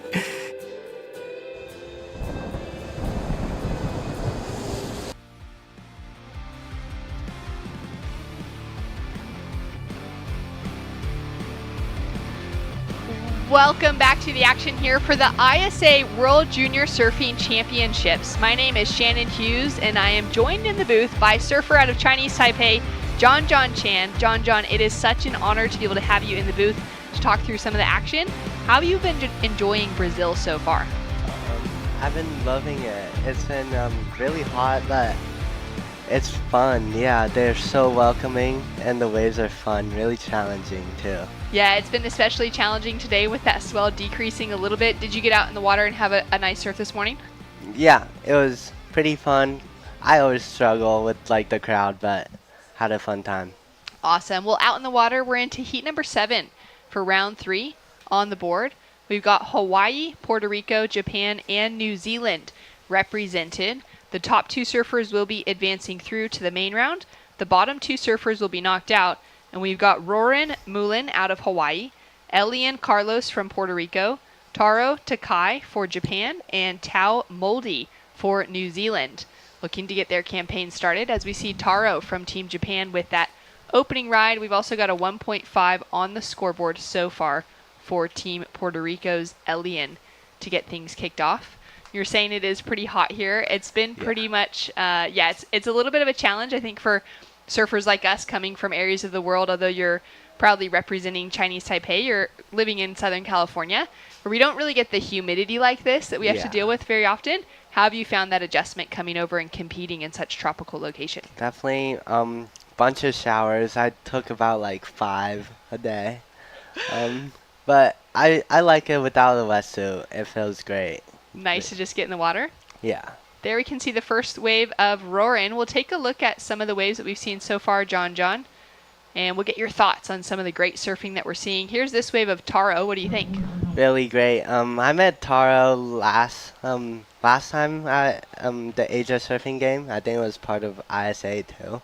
He surfs great. I mean, I've been seeing the Japanese team, and they're so good with like the teams and stuff. I think they also have like private chef too. Wow. Okay, so their whole the whole package that's coming in behind the scenes for Team Japan is not just that they've got great coaches. Obviously, their manager is taking care of things, but as a national surfing federation, providing all the way down to the kind of elite level of having a chef on the team. Yeah. That's pretty amazing. We've got scores to come through. We got a 4.17 on the board for Taro Takai out of Team Japan. He's sitting in that leading position, and as we have a lull in the action, John, we're going to take a moment to go down to the beach to catch up with the winner of that last heat and Jess Grimwood. Thank you very much, guys. It's definitely to be said now, it wasn't a one-off occasion, but there's something about the Portugal team today that is firing you guys up. For you personally, what were your feelings going into this elimination round? I didn't expect like the ISA to do the eliminations like this. A lot of pressure now because there is no rapid charge, but feeling good, feeling confident. The team today is on fire. Everyone is super motivated, and I'm feeling a really good vibe from the team, and thank you everyone. What about scoring? Do you score your own performances during the heat in that 15 minutes? Is it something that you do before the judges yell out your score? I have an idea of what I do, but I also want to know the score because I don't know. I can't see my surf from the beach, but I have an idea. Very smart surfing from you. Big day ahead. Congratulations. Well done to Team Portugal. Well done to yourself, Matheus. Thank you very much. See you guys. Thanks so much, Jess. Wow, Matthias John in that last heat, he put together a 7.5 was his opening score, a 4.33 for the backup. So he's had one of the highest heat totals of the day in these kind of conditions, which was really impressive. His 7.5 was looking really, really awesome for him. I would love to know more about your background. Coming out of California, but your family from Chinese Taipei, how's it been going for you, you know, kind of growing up between the two places and learning how to surf? Yeah, definitely. I started like 2-3 years ago, and it's been really good. We have lots of Encinitas surfer coming out. There's so many. It's like Encinitas has a surfer representing every different nation that's here almost. Yeah, I think there's like 8 or something, and to this coming from this event, it felt really comfortable to have all the people that I know, friends that like supported each other. Yeah, to be able to travel far away from home, even though you're competing against each other this week, you still feel like you can support each other. Yeah. Here we go with Taro up and riding on his backhand. That was a great looking section and a solid finish as well. How hard is it to actually make those in sections? Because it's been looking wild with everyone committing to that, you know, the sand on the end. So hard. One of my teammates, Cooper, he actually split his fins in half. Oh, that's crazy. Yeah. Not even just broken off of the surfboard, but actually split. So you got into surfing a couple years ago. How did you get into surfing for the first time? From my dad, I think, and just from our town. Everybody surfs. I skated first, and everybody kind of just transitioned. And just jumped over from the skateboard onto the surfboard. It's pretty natural progression, especially if you're living in Southern California. Yeah. And what's it like for you? I know you had that opportunity with the wild card from Quicksilver to be able to surf in the QS event back at home in Chinese Taipei. How much time have you been able to spend surfing on that side of the world? Not much. I hope to do more in the future, but I surfed last year for the tryout for this event, and it's been pretty fun there. I mean, the typhoon swell looks really fun. I haven't got to surf in that. I have been to Chinese Taipei many times to work different events over the years, and it's one of my favorite locations ever to travel to.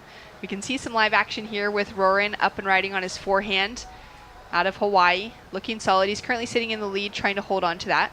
But I have been able to experience some of those typhoon swells, and it is so fun. It's got enough power to it, but it's still like kind of, it's not overpowering. There's been a lot of really great longboard tour events that have run there through the years, but it's mixed up as well with the high level kind of shortboarders. And I think for me, getting to watch the growth of the surfers coming out of Chinese Taipei, yourself now included in that conversation and joining into that group, it's been amazing to see the strength of, you know, surfers of your age, and with Jia Qi as well, who's kind of grown up in that conversation from being really little. Now surfing as really excellent level surfers out of that part of the world has been really awesome to see. Yeah, for sure. I definitely see development of CTSA. They now have been coaching like more with the international coaches, and I think that develops really good. And with the QS, everybody was so excited. I can see. That's amazing. What has it been like for CTSA pouring into surfing? Is a lot of that conversation coming because surfing's now included in the Olympics and wanting to grow with the opportunity for maybe yourself one day to be an Olympian? Yeah, definitely. I think the Olympic really inspired the CTSA to grow bigger and have more better coaches for the team. That's so great. This week you've got a couple great people behind your team. Keenan is coaching for you guys. You got Kiki managing as well. She's such a fun person to have around the crew, and she's a high-level judge. How has it been for you guys having those two kind of supporting you, and who else is coaching for you as well? Is there anybody else in that kind of figure? Is it just those two this week? Just those two for our team, but I have my local coaches here too, Daryl and my dad. Oh, awesome. What's that kind of been looking like for you guys? You know, what kind of conversations are you having before you paddle out for a heat and when you come in from a heat? Definitely like where to sit and strategies, but for me, I think team surfing for team is really different and new, which is I'm not really used to yet. I kind of like my own headspace, but it's pretty new and I still really need to figure it out. Yeah, it's pretty challenging. Barton Lynch, who's just sitting on the other side of the room from us right now, he's been sharing throughout this week, you know, as a world champion, what it was like for him competing individually on the kind of ASP side of things in comparison to the ISA games. As we take a look at some live action here, we have had a switch in the leaderboard. For those of you tuning in online, Taro Takai is sitting in the lead for Team Japan now, and Rory Mullen for Hawaii is sitting down in that second place position, but they've been doing well to kind of control the situation up to this point. John Chen out of Team Chinese Taipei sitting in the booth with me, and Barton was saying the same thing, that in all of his years of competing, he really loved competing kind of, you know, he appreciated the opportunity for sure to represent Australia, but he found it really challenging to compete as a part of a team like that, having that extra kind of expectation and maybe even that support system as encouraging and positive as it's meant to be, that pressure, as opposed to being able to just paddle out in any heat, whether it's, you know, board riders back at home or that low-level stuff in the WSAs, maybe the kind of development side of things, and just surf for himself. So you're experiencing sort of that same thing? Yeah, I think for me, just surf for myself, and I talked to a bunch of my friends, they really like just by themselves. It puts a lot of pressure on when you're surfing for a team. I think for me, like I did bad in the first heat and I had like a lot of pressure and I kind of had a breakdown after. Oh man, yeah, and just feeling like you actually had let your team down and not just yourself? Yeah, because our team like came really early and I felt like had a lots of preparation and kind of just let our team down for the first heat. That's so tough. How did you deal with that? You had your dad here, you said, alongside of you. Was the team pretty encouraging through that moment? I think I found most helpful with my friends from back home. They really helped me out. The crew that's here from Encinitas? Yeah. Oh, that's awesome. Yeah. That's pretty amazing. I think that really showcases one of the most beautiful parts of the ISA events, whether it's the World Surfing Games, the juniors here, is that there's so many surfers coming from different parts of the world. There's so many different countries. You're surfing for those team medals, for those individual medals, but the relationships and the friendships that are being developed are so important. As we take a look now, what do you think of this wave from Tao out of New Zealand? Really good. I think he got a slow start, but that's probably the first wave he got, and that's what he needed to get the heat started. Wow, that's a tough position to be in as well, to feel like, you know, you're out there, you've got that 15 minutes. Now there's only 2 minutes remaining on the clock. He's finally got his first wave on the board for Team New Zealand. At the moment, it's Ellie and Carlos for Puerto Rico, who's sitting in third, looking for a 3.03. We've seen him take off on a couple waves, but they've had falls and haven't really been able to get into it. Let's take a look at this wave from Rorin. And wow, what a great backhand attack. What do you think of that turn? Really fast, yeah. Super. Yeah, and I think this bank, I never really got the read of this wave. It's really challenging here. Yeah, does it, I mean, for us kind of watching from the shoreline, it seems like, you know, it's changed so much with the size, the different swells and the winds that come through. When you're out in the water, is it that difficult to figure it out because of how different and how many changes we've seen in the conditions? Yeah, I mean, super difficult to read the reforms, and it changes so much from the morning and afternoon. It's like, it could be shore breaks or like 100 feet out the back. Yeah, it's pretty crazy with the tide changes and everything. That shore break has been really, really gnarly. We just saw Taro go for a huge air on his front side. He wasn't able to land it, but fun to see him trying something different out there because he's already in that leading position. Rorin really trying to get a better piece of the action here for Team Hawaii to put himself into that leading position or just make sure that, you know, he's doing good to keep himself advancing through as we're down to the last 50 seconds. What I would love to know, you're saying, this is your second time representing Chinese Taipei here for the World Junior Championships. We saw you last year in El Salvador having a great event as well. What are some of your goals coming into this year's event specifically? I mean, just having a high score wave was my goal. I knew that winning would kind of be out of my reach, so just probably like a 7 or 8. That's like my goal. That's a really good goal. What was the highest score wave that you've been able to find so far? I wasn't really finding any, kind of just one-turn waves, so I had like I think a 3.8. Okay. Well, it's a good place for you to be able to build from. I think that's a really awesome sort of goal to have in mind as well, because you're surfing against the world's best within your age categories, and we're seeing some big 7s and some 8s being dropped. Yeah. So it's a great kind of benchmark. I actually heard that the team from New Zealand has been having that same conversation with some of their surfers of just wanting to see, all right, can they see if they're getting maybe, that 6-point ride in a heat, and seeing where they sit on that international scale as opposed to the competitions back at home. Yeah, for sure. And there's probably one of the best surfers here. Like in Japan, they have this one guy, Tenchi. He's surfing for Challenger, which is crazy for 17, 18-year-old.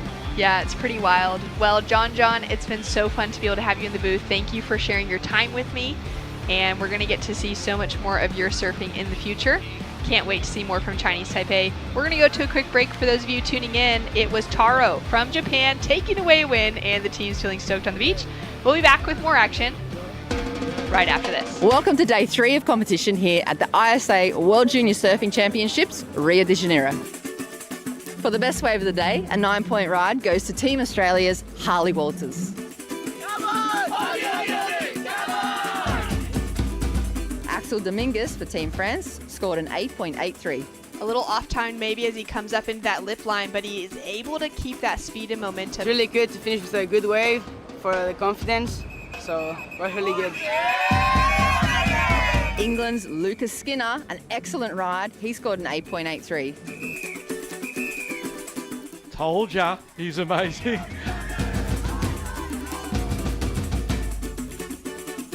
On the girls' side, Chesney Ganot for Hawaii scored an 8.5. Sol Borelli for Spain, she scored an 8.27. Matsuoka, this is just perfect. I mean, look at the setup card right there. The way she's able to compress and compact off of the bottom turn and just always stay at the right position on this wave. This Macumba Beach is my favorite wave. It's ISA Junior Champion. It's my goal. Tune in tomorrow for more action.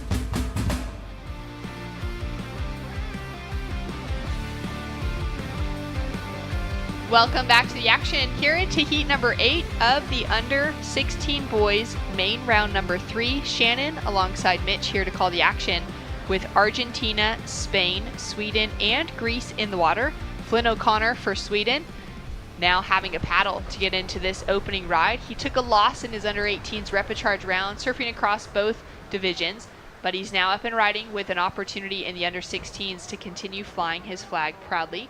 He's in the water up against Matteo Christodoulou from Greece, who's looking at his first wave now, setting himself up deep behind the section and coming off the top, driving into that little check turn. Sets himself up here, nice and composed.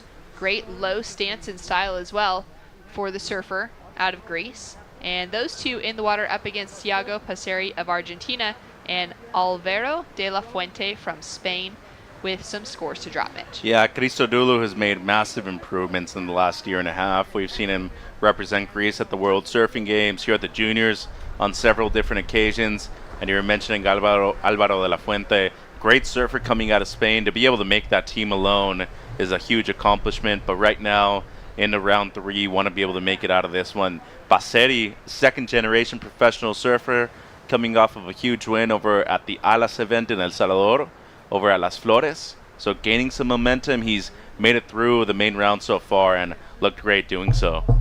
So great to see that sort of surfing coming through. Now holding on to priority for De La Fuente in the blue jersey, looking for his opening ride. And we've got a score to come through for Matteo Christodoulou, likely to be the best of the exchange. Flynn gets a 2.33 to start things off, and just a 1 on the board for Thiago sets him up in that priority rotation. As Alvaro now up and riding on his backhand, Great opening snap, drives hard off the bottom, stays nice and compressed to connect with that second section. Well, and a lot of surfers now, Shannon, have recognized that with the offshore winds, a lot of these open faces are going to be staying wide open for a little bit longer. You don't need to delay your bottom turn that much, but just slightly in comparison to those closeouts earlier on today. So good recognition right there by De La Fuente in the blue jersey. Seemed like Passetti had a look at the left as well. And looking at O'Connor, his brother Lex made it through in their heat yesterday afternoon, the U18s. Both representing Sydney, but Sweden, but reside in Sydney, Australia. Great beach break surfers themselves. Yeah, they've got so many fun beach breaks back at home on the northern beaches. As we take a look now at Flynn on his forehand. Love that little check kind of stall as he set himself up for this inside. Yeah, that wasn't a great wave, though. I mean, he caught it almost on the shore. That was a good sell by Passetti. He's going to hold on to higher priority as we look at the replay of De La Fuente. Gets set up, gets some great extension right there. And the second turn, so a strong combination on the backhand for the Spaniard in the blue. And then the Greek surfer in green, Christodoulou. Mateo resides in Peru. Strong combo right here, too. More of a setup turn right there. Much better on the second. And luckily for him, was able to get a combination of maneuvers on the forehand right there. You could definitely see the offshore playing a big factor on that wave. And you mentioned that little fade right there from O'Connor. It was cool, but that wave just broke too far into the shoreline. Not going to be a big score. Up and riding now, Thiago. Couple connections with the lip into the shore break as he tries so hard to add some extra power. And very quickly grabbing that board back to him and paddling back out. We've got another post-heat interview ready to go down at Step and Repeat with Jess Grimwood. Great moment in these young junior surfers' lives. Congratulations, first of all, Taro. In that 5 seconds when you're in the water waiting for your heat to begin, what's going through your mind before the buzzer goes? ちょうど試合が始まる直前、ブザーが鳴る前に何を考えてましたか？試合のこと、今回の試合のことを考えてて、できれば最初に1本いいの決めれたらなと思って、考えてました。I was concentrating on this heat, and then the first waves, if I could catch the good waves, first good start, I wanted to have that good start. Well, you had a great performance out there as well. Talking about team dynamics, being part of such a strong team, Japan, does that help elevate your performance in the water? 日本チーム強いチームなんですけども、その中で一員として自分のパフォーマンスをそれは上げてくれる要因になってますか？ Yeah. I think we got that one, definitely yes, and it says heaps because Team Japan are so strong. Congratulations. Good luck going through the rest of the day of competition, and for everybody watching at home, Taro, in Japanese. 夜遅くなんですけど応援ありがとうございます。今日もう1ラウンド引いてあるのでそこでも勝てるように頑張ります。 Congratulations, well done. Thank you very much, guys.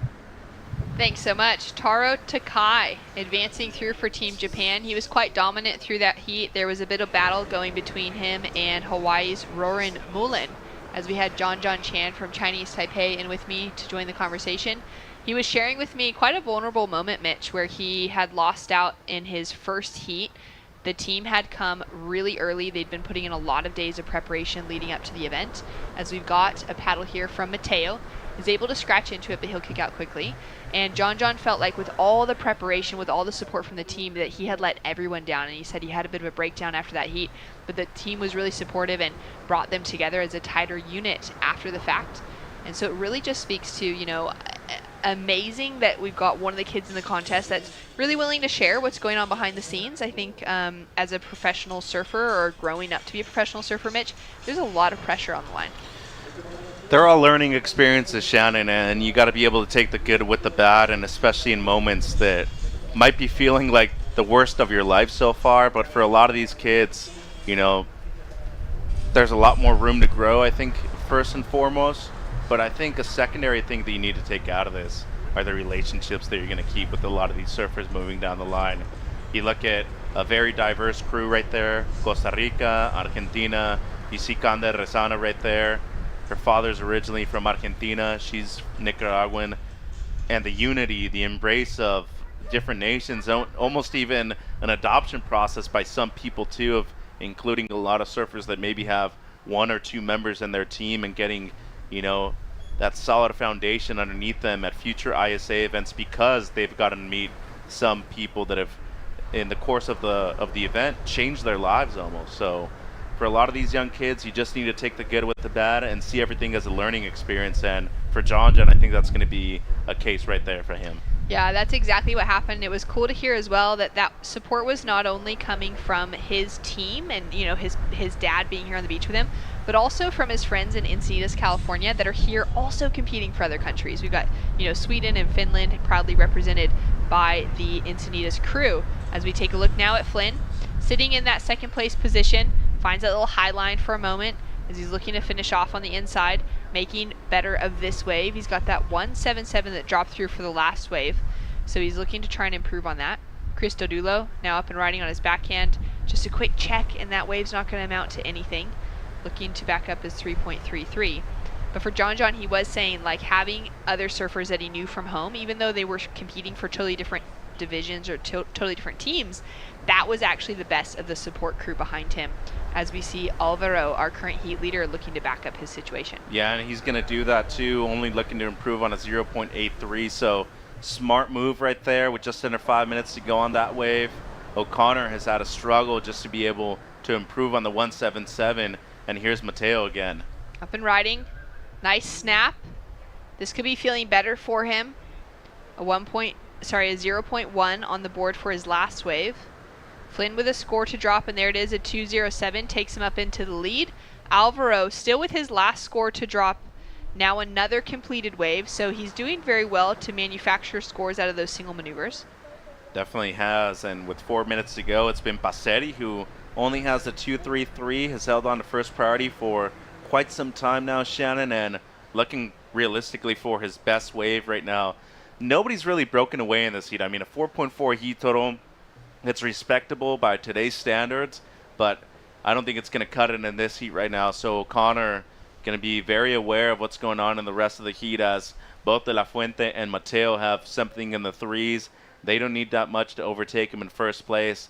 And I think right now the next decision that Thiago makes needs to be a crucial one for him to move up into the top two spots. So having a 2 as a backup is fine, but you need to have something better than a 2 as your best score right now. Yeah, really needing to improve on that 2-point ride. As we've got scores in for last of Alvaro, a 2.43 takes him back into the lead, sitting on a 5.86 heat total now. Flynn with the 2 as his last score, and Mateo improves his situation with a 187 to back up the 3.33. It's enough right now to take him into that second place position, and now put Flynn really chasing a 3-point ride to get himself into that advancing position. And there was the Greek coach right there, also a Peruvian, fellow Peruvian next to Mateo, Sebastián Alarcón, great competitor in his day, as it seems like Thiago having a look here, good looking right. Great looking right in front of him, has a bit of backwash on the takeoff and unleashes that first turn. Passeri is such a determined competitor. As we can see now, our surfer in white, Flynn O'Connor, couple quick snaps, and he'll finish off. So he's looking to better a 288. Actually, the requirement is the same for both third and fourth on a 288 to take the advancing spot. Yeah, and this was a real smart wave by O'Connor. Got dropped down to third place as Mateo only got a high 1 to move him up into second, and Alvaro protecting first right now. Thiago was mad. He thought that Alvaro actually crossed into him before he stood up on that wave, threw his hands up thinking that there might have been a hindrance of the score right there. But Passeri had a quality turn with that one carve on the forehand. Scores to drop now for last of blue and last of red at the tail ends of, first and fourth place. Mateo on his backhand, just linking it together. Turn after turn after turn. Finds that little tag on the in section. He looks back. And you can really feel the heat in the water right now. Well, that was a big wave at this moment of the heat, too. So, speaking of big moments, we saw that one turn of Passeri. O'Connor has the one wave that's still owed to him. And De La Fuente right now, who was in first prior to this exchange, might be getting dropped down to either third or fourth place right now, as we got a minute 20 to go, Shannon, and a couple more waves approaching the lineup here. It seems like Flynn had a look at that one.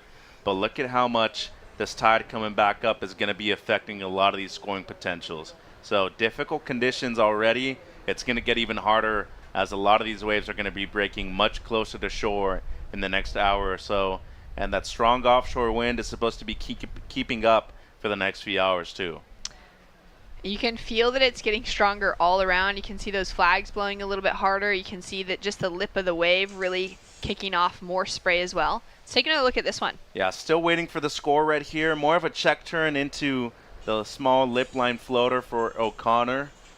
So was only looking to improve on a 207, but realistically needs something in the mid to low threes, a 337.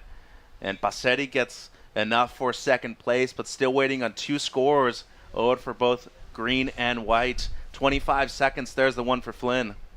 Scores in for Flynn. It's a 337. Moves him back into that advancing position, or solidifies his advancing position at the moment to better the 2.33.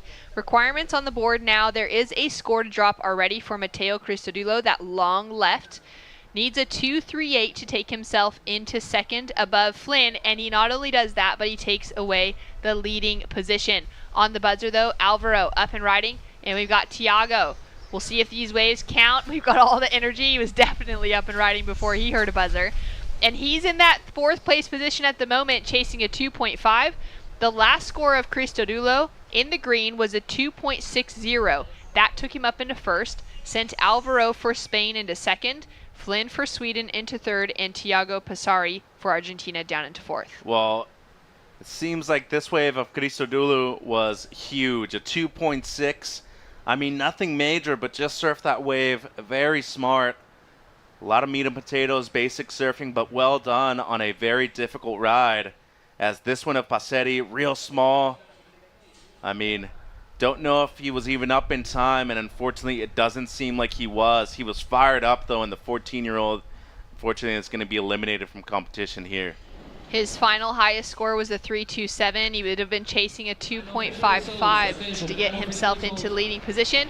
We're going to go to a quick break. When we return, more heated competition. You can tell it is serious today. Elimination rounds, everything on the line. Chris Gote and Barton Lynch to call the action when we return. From Argentina. It was a pretty tight heat, pretty close heat.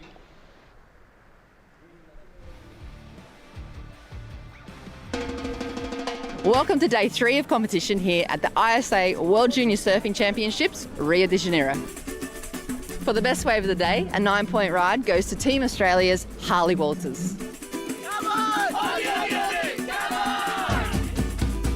Axel Dominguez for Team France scored an 8.83. A little off time maybe as he comes up into that lip line, but he is able to keep that speed and momentum. It's really good to finish with a good wave for the confidence, so it was really good. England's Lucas Skinner, an excellent ride. He scored an 8.83. Told ya, he's amazing.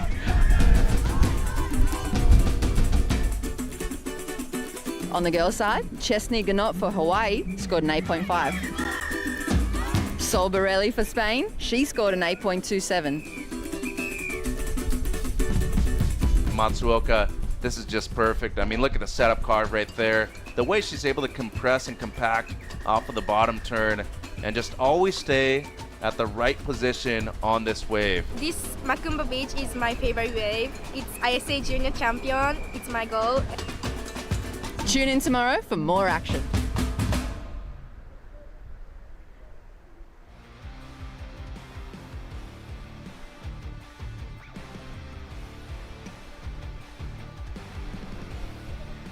Well, you know what they say about competitive surfing here in Rio. If you can make it here, you can make it anywhere. Always going to be a tough draw when competing at the ISA World Junior Championship level. Every heat is impactful, and this one right here is stacked. I'm Chris Cote alongside Barton Lynch.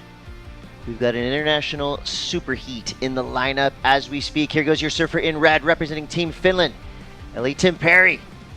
A little late on his second turn, and he pays for it, goes down. Did get a little work done. A quick snap on the outside section. So Barton, we're seeing raw emotion, passion, want, need, all the things we want to see in competition. just feels so good when you know it means so much to people, especially now without the elimination round as a backup. It's all do or die, as they say, and there's the lineup, Chris. Definitely fires us up. Here we go. Ellie Tim Perry, Team Finland, Rio Ono, Japan, Yandel Marentes, Venezuela, and Jack Young from Puerto Rico. Nice global heat we've got here. Ellie Tim Perry is becoming well known for backhand snaps like that. That's not something he's known for, though. Rarely do I see this young surfer make mistakes like that, but you saw the wave just went absolutely gutless after he nailed it. So he'll get back to the drawing board out in the lineup.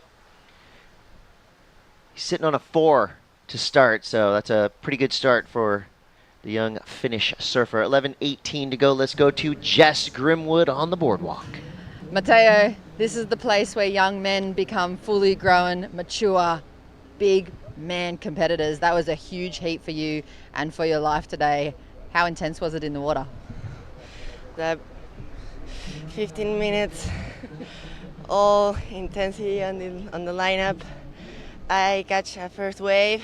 I couldn't surf it as I should wanted to, but then I catch another one at the end, almost of the heat. I catch a good left, 4 maneuvers, and it was enough to pass first in heat. It's so great to have you here. It seems to be heat win after heat win for you. How are you going to resettle that intensity after this heat and get yourself reset for later on this afternoon? Well, gather all the wins as motivation to keep going and to do my best surfing. So impressed by your performance. Congratulations, Matteo. For everybody watching at home, I'm sure another chance for you to say good morning from Brazil. Yeah, thanks to my dad who is watching, my grandparents, my tia Jime, and my cousins, and all the people who is watching, and my tío Chato. You. Well done, Matteo. Thank you, guys. Thank you, Jess. And yes, very well done to Matteo Christodoulou. Now we go back to the water. Ellie Tim Perry back at it. That's the Ellie we know and love. A big, beautiful backside whip for this youngster. Remember, we're in the junior of the junior division. These are 16 and under surfers. And they're definitely rising above and beyond anything we've seen in previous junior events. That is for sure. The 16 and under squad is absolutely going off. Ellie Tim Perry started with a 4. Most likely going to improve on the strength of that last big vertical snap. And he's already ridden 3 waves compared to his competition. Blue has 2, green with 1, white with 3, but nothing of consequence yet. Mm-hmm. Just another great heat in the lineup, Barton. It's going to be like this all day long. Absolutely. Pumping through the heats. The maneuvers and the attack of these young surfers we've watched all day has just told us that they care so much, and this desperation that they surf with has just lifted the level to such a high standard. And here's the Japanese surfer doing exactly that, finding the speed somehow to throw the tail around. We've seen it in snowboarding, haven't we, where the Japanese are just incredible in the air. And skateboarding. Yeah, same. Well, I had a conversation just the other day about an upcoming skate event that's happening, and in World Skate, the skate rankings, I believe out of the top 20 female skaters, something like 12 or 15 of them are all from Japan. What? Yeah, incredible. There's something happening in the skate parks and streets of Japan right now that is just taking over. Everybody else just playing catch up. And here we go, Yandel. He's got a section to work with, whips it around, but can't quite maintain control there.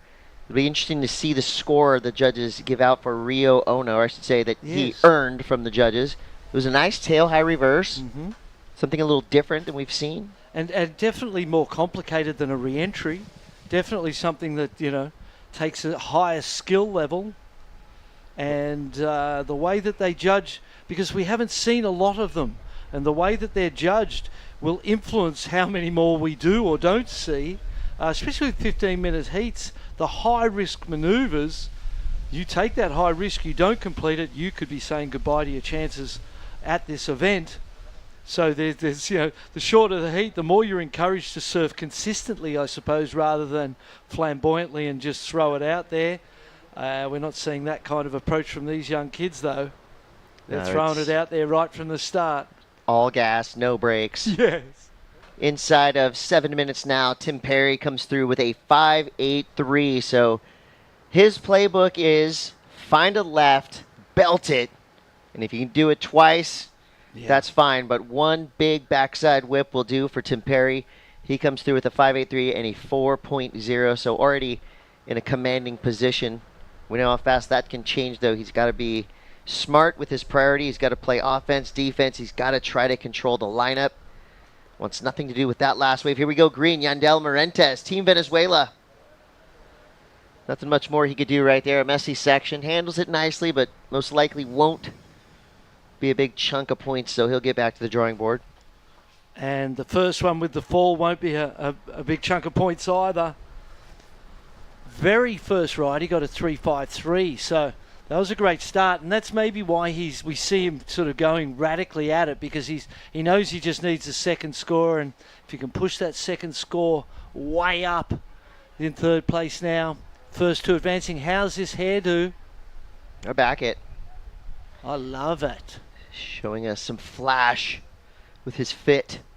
So 5.43 to go. The wave let him down a little bit there. Kind of just flattened out as he took off. So 5.5 left. Jack Young will get right back to the takeoff zone. Tim Perry representing Team Finland out the back with priority. And here we go again. This kid's backhand has been, I'd say, among the best of the best that we've seen in this entire field. Still a young teenager. A lot of power.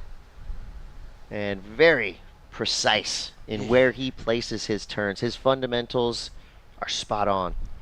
Whippy out of the top. Karate chop the lip. Hiya!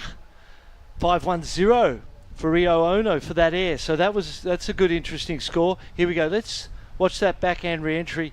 Let's compare where this score comes in for a backhand re-entry. Bigger wave, nicer wall. Here's the 5.83. So a little bit bigger of a wave, right? Maybe more extension in his board. And definitely more face. Much wider canvas, and the height of the re-entry, the vertical nature of it, beautiful. Most probably not as high risk as the air attempt. Well, for me, you look at backhand re-entries and they're a foundational maneuver of competitive surfing. They're most probably the go-to for everyone at every level. Backhand, you're able to lean onto the heel, and as they say, the heel is mightier than the toe, and out of leaning onto your heels and driving out of the bottom, you're able to get that board right up high in the lip. So spectacular. Been a relied upon maneuver for points for a very long time, and still as relevant as ever today. So just like that, we're now down to 3 minutes and 50 seconds left. Still waiting for scores to come through for green and red. And here we go again. Your fourth place surfer, Yandel Marentes, needs a 3.91. These rights have just kind of been closing out quickly, letting him down a little bit. And I suppose all week the rights have been the better waves, so there's this habitual pattern of going right.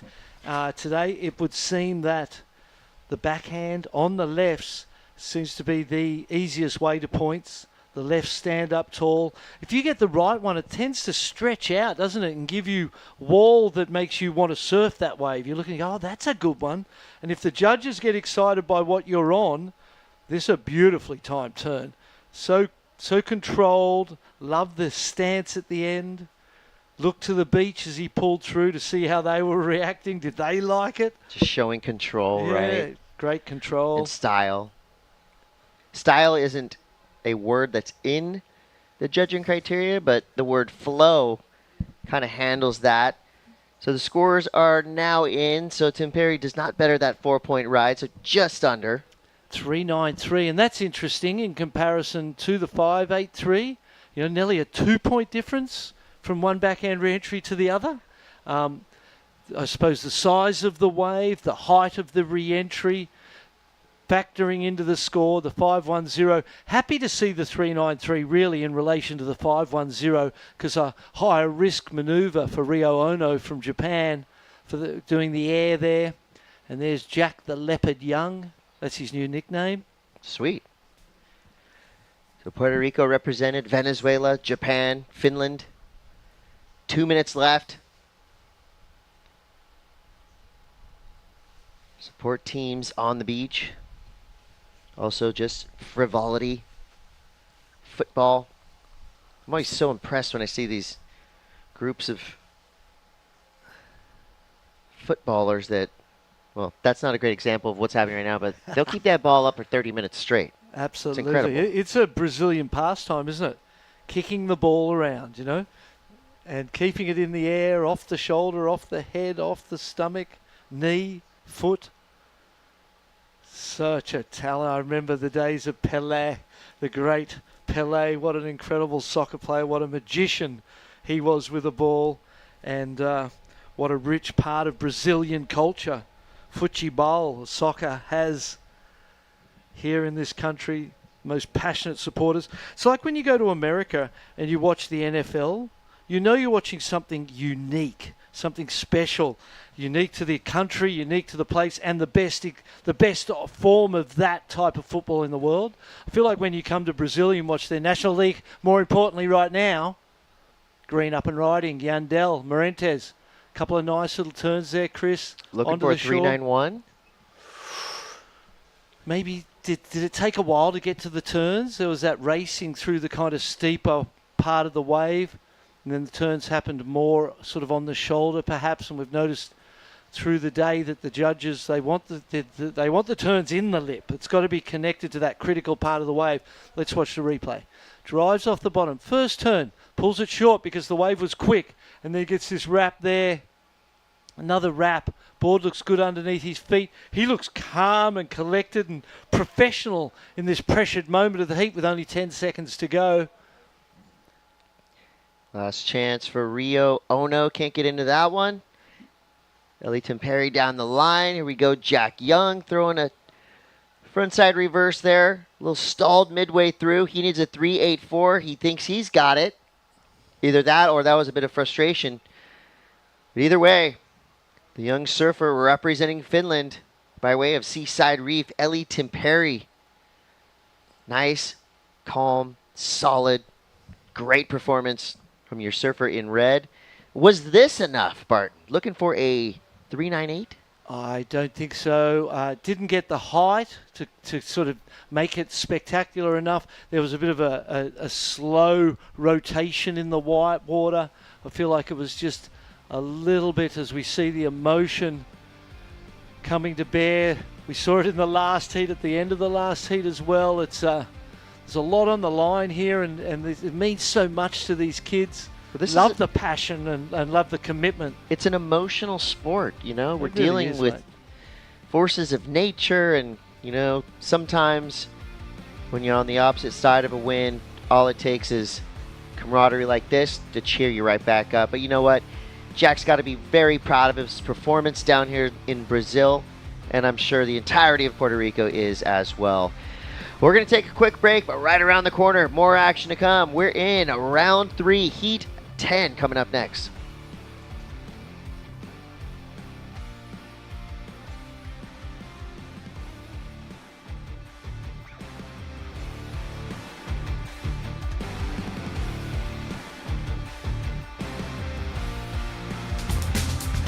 Yeah, I have a reef for 20 years. My reef business card said Jefe, which is chief, and Dreamer. La Jefe and Dreamer, Spanish and English. That was a card I would give to the president of the bank or whatever. He always made people laugh. Because, the guy like talking, when I asked them for an extra $1 million in loan to buy sandals, and the guy looks at this, I never lend money to somebody with this title,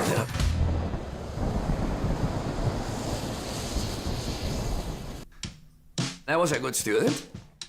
I was kind of the intellectual brother. My brother was much better than me. By 10 he was playing soccer, rugby, tennis, everything. I wanted to be good at other things, so I focused on other things. I was collecting stamps. Which 10-year-old collects stamps? I don't know. Many times I drifted away from the ocean. My brother will be the one that will reel me back into the ocean. In many ways, surfing saved my life and allowed me to stay active. I think that as terrible as it was to feel insecure and to be shy, at one point I realized that it was just too painful to be like that, so I wanted to change. So instead of being shy, kind of maybe the pendulum swung too far the other way. But I needed to do something about it.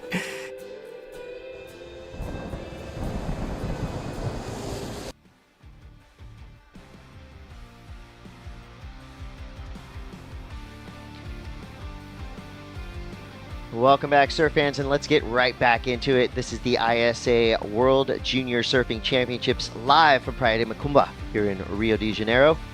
We've got 4 surfers in the lineup, all still with a chance at an ISA medal at the end of the week here. And we're just going to fire this thing up quick. Surfer in green representing Japan. Nice style, good flow down the line. He's able to fit 3 turns in a small space. That's how you do it. It's exactly how you want to start your heat, with a 3-turn combo. Sizzling start for your surfer in green. You said it. I love that style. Just casual, legs a little bit closer together as we see the line up there. Tiger Abubo from Hawaii, Lucas Casiti from Mexico in the red, Ren Okano from Japan in the green, and Lex O'Connor from Sweden. I feel like we've seen Lex surf a bunch of times already. I've seen all these guys surf a bunch of times. The experience, the nerves are kind of, I suppose they're dulling with the focus and the experience so far. You've surfed 3 rounds, you've surfed a bunch of heats, you're feeling better about things, you're calming down, and I suppose we see in the performances the effect of the experience so far. So 11:15 to go. First scores come through. Ren Okano with a 4.67, a great start there. Surfers waiting for the next set. Let's go down to Jess Grimwood. Ellie, congratulations first of all. It's notable the intensity, how much has changed between yesterday and today. What does it feel like for you as a competitor? Yeah, everyone's taking it pretty seriously today. I was super nervous before that heat. It was definitely a tough one to take the nerves off because I lost this morning, U18 over at podium 2, but I was able to pull it together and get a nice win through. What about talking about visualization for a second? Have you actually visualized the moment when you could possibly walk onto the stage and have a medal placed around your neck? Yeah, 100%. It's a tough road to get there, but I could definitely see myself being there. Well, we could see you being there too. Congratulations for this win. We'll let you go. It's a big day. There's a lot to digest, and we can't wait to see you surf again. Thank you so much. Thanks, Ellie. I'll watch Ellie Timperry backside snaps all day long. Never gets old for me. Super technically precise young surfer, well-spoken right there. And I love that ability that he just kind of explained there. Lost early on, washed that one away real quick and said, I got a new job now to win this 16 and under division. As we see now back in the lineup, Lucas Cassidy from Team Mexico. Couple turns there, but so far it's been Ren Okano from Team Japan with the best wave of this heat at 4.67. I feel like high 4s, mid-range 5s are real keepers today. Absolutely. Here we go, green again. Left-hander. Got that little sort of different style in the fact that his stance is a little bit narrower. He stands a little bit taller, but it looks so cool. I see some Bruce Irons influence in the legs. He surfs. Yeah. Which is a great person to be compared to, style-wise. Another great compliment there, yeah. Oh, there he is. And smart, too, because he's already backed up that opening ride. So pairs a 3.33 with a 4.67. He's on to an 8-point heat total already with 9 minutes left. That's going to give him some freedom, a little bit of luxury now, maybe to wait for one of these bigger set waves, get himself in that top priority spot, and he'll be sitting pretty. And just go to the air. Just try and up what you've built as a base in a quick period of time. Paddling now, Lucas up and riding again. All right, looks like he's hunting a section. Oh, quick hungry. Turn there. Gets another, but just a little overdone on the second turn. Tiger Abubo up and at it now. Big backside hook there. Rides out nice and clean. He's got 2 of the most radical aunties on the planet, Elena Height and Megan Abubo. I was snowboard goat, surf goat. I mean, come on. There had to be a connection there with the surname. Abubo, Megan. Great commentator as well. Hawaii just continues to deliver amazing surfing talent. What a cool first name, too. You name your kid Tiger, they're going to do something big. That's for sure. 7:48 to go. Lucas Cassidy now for Team Mexico. Just put things together. Kind of a similar outcome to his previous wave. That the waves he's selecting so far are letting him down just a little bit, but he's still able to generate enough points to get himself in second place. Here goes Lex O'Connor. They're really starting to fizzle out there on the shore break. What the tide was low at 10:49, so we're pushing up all the way to 3:53 p.m. today. So there's going to be some interesting happenings with this tide pushing hard all the way through into the afternoon. And I suppose once you're on the inside, you're on the inside.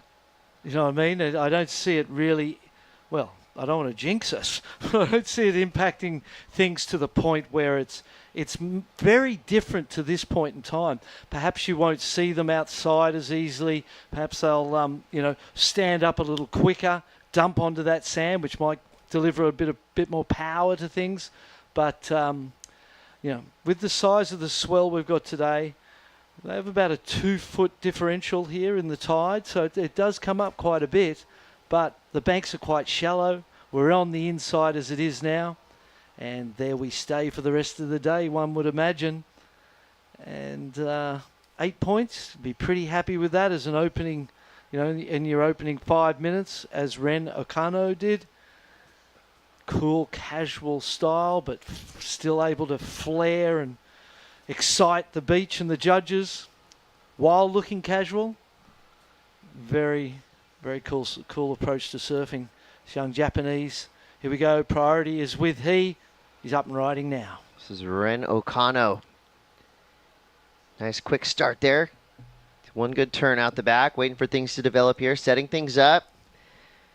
The wave does not develop, but like that opening turn, his low is a 3.33.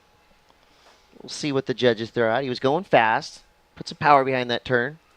Yeah, there's the opportunity to improve. There wasn't anything of a spectacular nature that where you would go guaranteed it improves. The judges will look at the smaller technical parts of it. There it is, a 2.70. Didn't improve and just didn't quite have the punch that you need at this point. Getting close to that 5-minute mark now. It's going to be Tiger Abubo with priority. You see him in the right side of your screen in blue. Lex O'Connor making decisions there. That wave closes out. It's a no-go. Lex O'Connor needs a 2.31. Cassidy needs a 2.34. Everybody well within reach. And, I think what we're witnessing too, because, if you're watching out there, you would see a lot of small scores and the majority of scores under 5. And you would imagine that the judging panel could most probably score everything up a point or two and raise the scale up that bit. That would make it look different. But it doesn't necessarily matter. What we're dealing with here is a scale that has been set quite low. And it all the differentiations of tiny, minute bits, which it comes down to those technical elements. But I suppose they're expecting some fireworks, and they want to leave some room in that scale for that surfer that goes out and delivers those fireworks. Like that? Just like that. Yeah, I think you're right on there because, of course, we know the firepower that all these surfers have, and also, leaving the top part of that scale open. So let's say the 6, for example, we saw from Ellie in that last heat, one big bash, right? So imagine if a surfer gets that magical section. They go upside down, right? We need to leave space up there for 8s and 9s. Yep. If and when something like that does happen. Exactly. These surfers will get some great news. If they get radical, the points go up. It's a simple equation. Yep. And the section and the wave selection is going to determine whether you get that opportunity or not. Patience with the wave selection. We've seen that from Tiger Abubo, and he's up and riding. Got this wave with priority. Quick snap there to start. One more section to work with there. Wave kind of just collapses. quickly. But 2 turns out the back for Tiger, and he's just getting rid of a 1, so definitely going to do that. That will help his cause, no doubt. Yeah, 100%. Looking for a 401 to go into the lead. Perhaps it doesn't go that far. Let's have a look at this on the replay. Good size set wave. First snap into the closeout turn. Controlled, fluid. Little radical edge. Judges deliberating now. In the second place, definitely going to consolidate his second place at the very least. The 4 better than anyone below him has had. Lucas and Lex in 3rd and 4th. A Mexico flag flying high.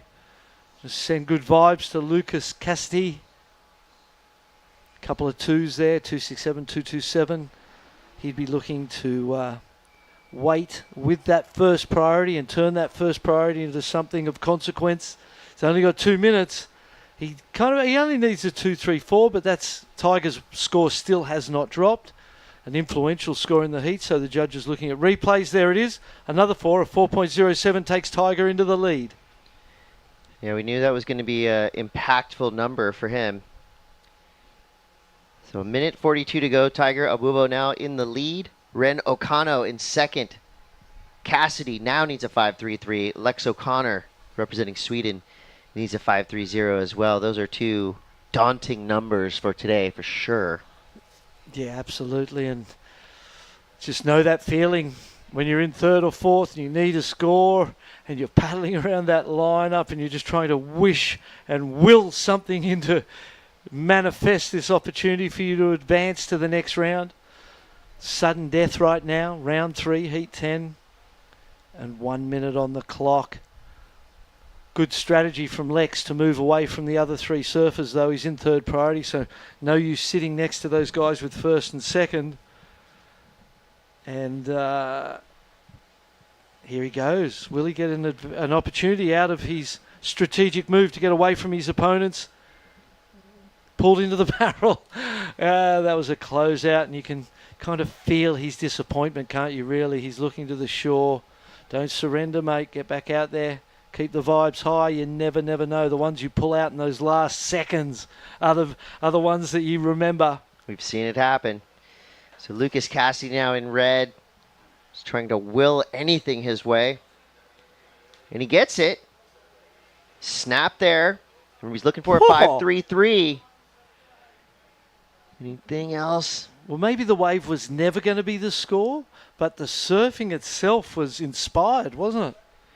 It really was. All 4 of these surfers put on a great show for us, but unfortunately, we are in the elimination round, so we're going to lose Lucas Cassidy and Lex O'Connor. Congrats to Tiger Abubo and Ren Okano. Team Hawaii, Team Japan, make it through to surf another round. We're going to send 4 more amazing junior surfers out into the lineup. And as we take a quick break, we're going to give you some highlights. Stick around. We'll be right back.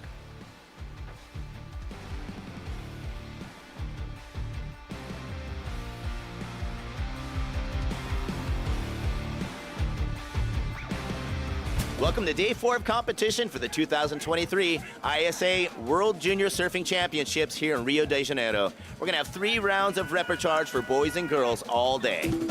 And on this ride, Team Portugal's Jamie Viselko earns himself a 7.5. The waves were kind of a little hard. It didn't come too much, but I think the chances I got, I did well, and I'm ready for the next heats. And on this wave, Ren Okano for Team Japan earns himself an 8.17. Portugal's Teresa Pereira earns herself a 9.0. Bueno, se siente muy bonito poder competir aquí con tu hermanita. Bueno, no nos ha tocado por suerte ningún hit junta. Entonces, bien motivados todos aquí, el team chileno, en pasar todos los hits y con todo nomás. And towards the end of the day, Australia's Miller Brown puts together this nearly perfect ride for a 9.33 highest score of the day. So that wraps up Day 4 of competition. Tune in tomorrow for more action.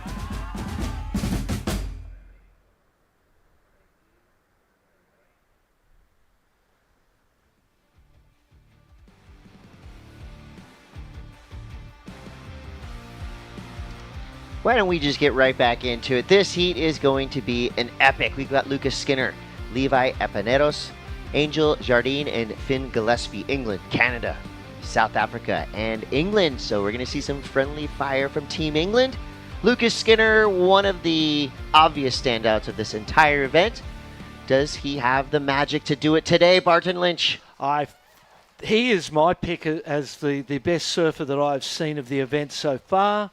The aerial performance he put on the other day was world class, and he did it with ease. The board that he rode that day, a couple of days ago, looks so loose and fast and responsive underfoot that I feel like it will love these conditions.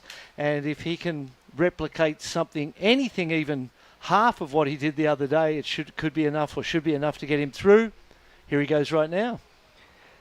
Young Englishman put on a show for us on the first couple days of competition. He's got to deal with the same scenario as the rest of the three surfers he's out in the lineup with. I mean, wave selection, critical right now. And positioning in the lineup is going to be tricky. Here we go. This was the opening ride for Finn Gillespie. He's been ripping all week long as well. Part of the English team, and as you said, either friendly fire or a bit of teamwork, perhaps, if they can get off to an early lead, get themselves into first and second place and start to tag team the lineup. We do see that from time to time. But it's not, at the start of the heat, you've really got to focus on yourself and get to a position of advancement, regardless of what your teammate's doing. Here he is again. There's something to be said about flipping it on your way back out. If you see something you like, it's not going to waste too much time. It only takes you 30 seconds to paddle back out to the outside. So I'm all for it. I mean, Angel. Ride a lot of waves. There we go. Levi gets involved. So all just about a couple twos right there. And the ocean being the big, great equalizer today, isn't it? Oh, yeah. It really starts to come down to small things in the wave selection department, in the equipment department, in the performance department. Skinner up and riding. Oh, yeah. Yep. That's what you need to do. And it looked so easy, didn't it? Yeah. And that wave kind of just popped up out of nowhere. So Lucas Skinner doing what we thought he would do. A great looking wave there. The judge is going to throw out the score. 10:15 to go here. Let's go back to the boardwalk with Mitchell Salazar.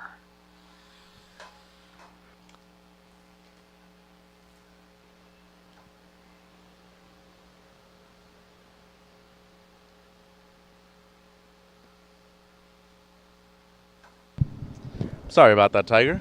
You let out the claws this morning. Obviously a big win for Team Hawaii and for yourself. When it comes to competing here at the ISA Juniors, you're at a point of the event where everybody's not just good, they're great. How did you overcome your own expectations within that heat? I just try to stay relaxed, just stick to my game plan, just get 2 good waves and win the heat. So you're a second-generation professional surfer yourself. Obviously, we all know who your mother is. You're riding her board at this event, actually. Could you tell us a little bit about it? Yeah, it's my mom's board. Actually, my auntie's the pro surfer, Megan and Bubo. But yeah, my mom's board's working great. Tell us about the expectations for Team Hawaii overall. You obviously got your boy over here supporting you in the background, but most importantly, a lot of aloha and spirit within the team. What's it been like this week here in Brazil? It's been awesome, everyone's super supportive, and we're trying to defend gold and take it home. What do you have to say to people Hawaii back home? I just want to say hi, guys, to my mom, dad, my family, my friends, and thanks for watching. A Bubu family looking good, moving through.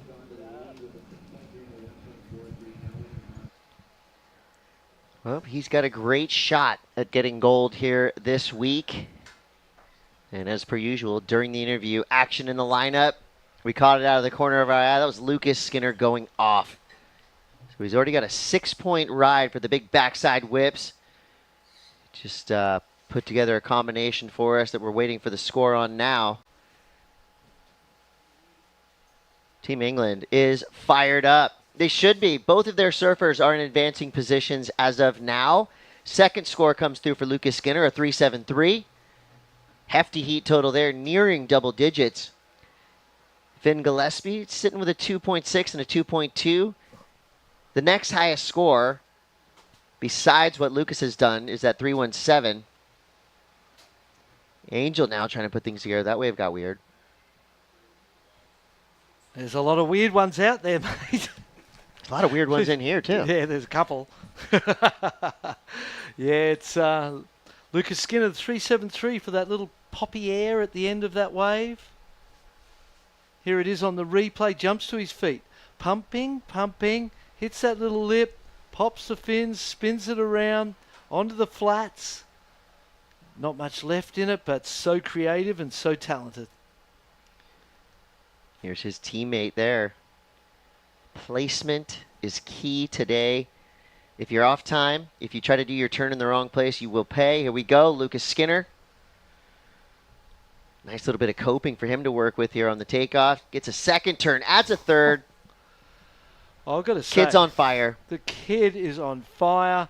The board looks amazing underneath his feet, and his technique is just so good that he's able to create speed and whip in sections that not many people can. It's you know, I'm calling it world-class, top-level surfing from a young man who's not even 16 yet. The last championship tour surfer representing England, UK, the Bulldog, Russell Winter.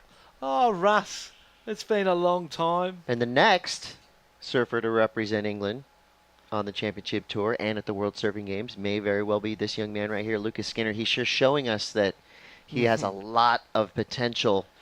I mean, beyond potential already. He's already there. Yeah. But you can imagine, I mean, he's still in the 16 and under division. He's just getting better and better. And that was a 3.93, that last one. I can't help but feel like there was a little more in it than a 3.93. Maybe I'm just too much of a fan of what he's doing and the way he rides a wave, but it's just so fast and so fluid and so vertical, and the way he climbs whitewater. Everything he does is just so on point that I'd be going fives, most probably, just because I love the way it looks, the way he surfs. Here he goes again. So Lucas Skinner gets this wave in fourth priority.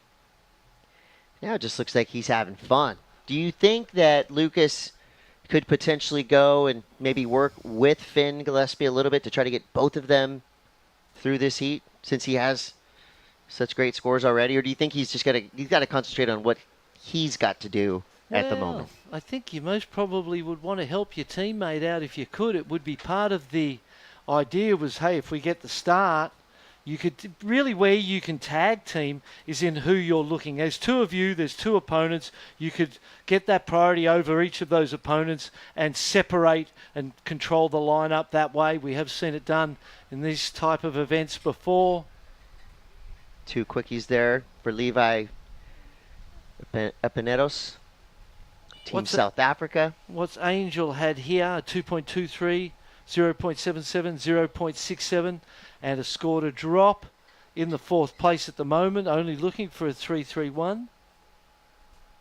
And Finn in second place, third place, should I say, only looking for a 2.95. So in the second, Levi Epinitas from South Africa with a 3.17 and a 2.67. So he's looked great on the backhand.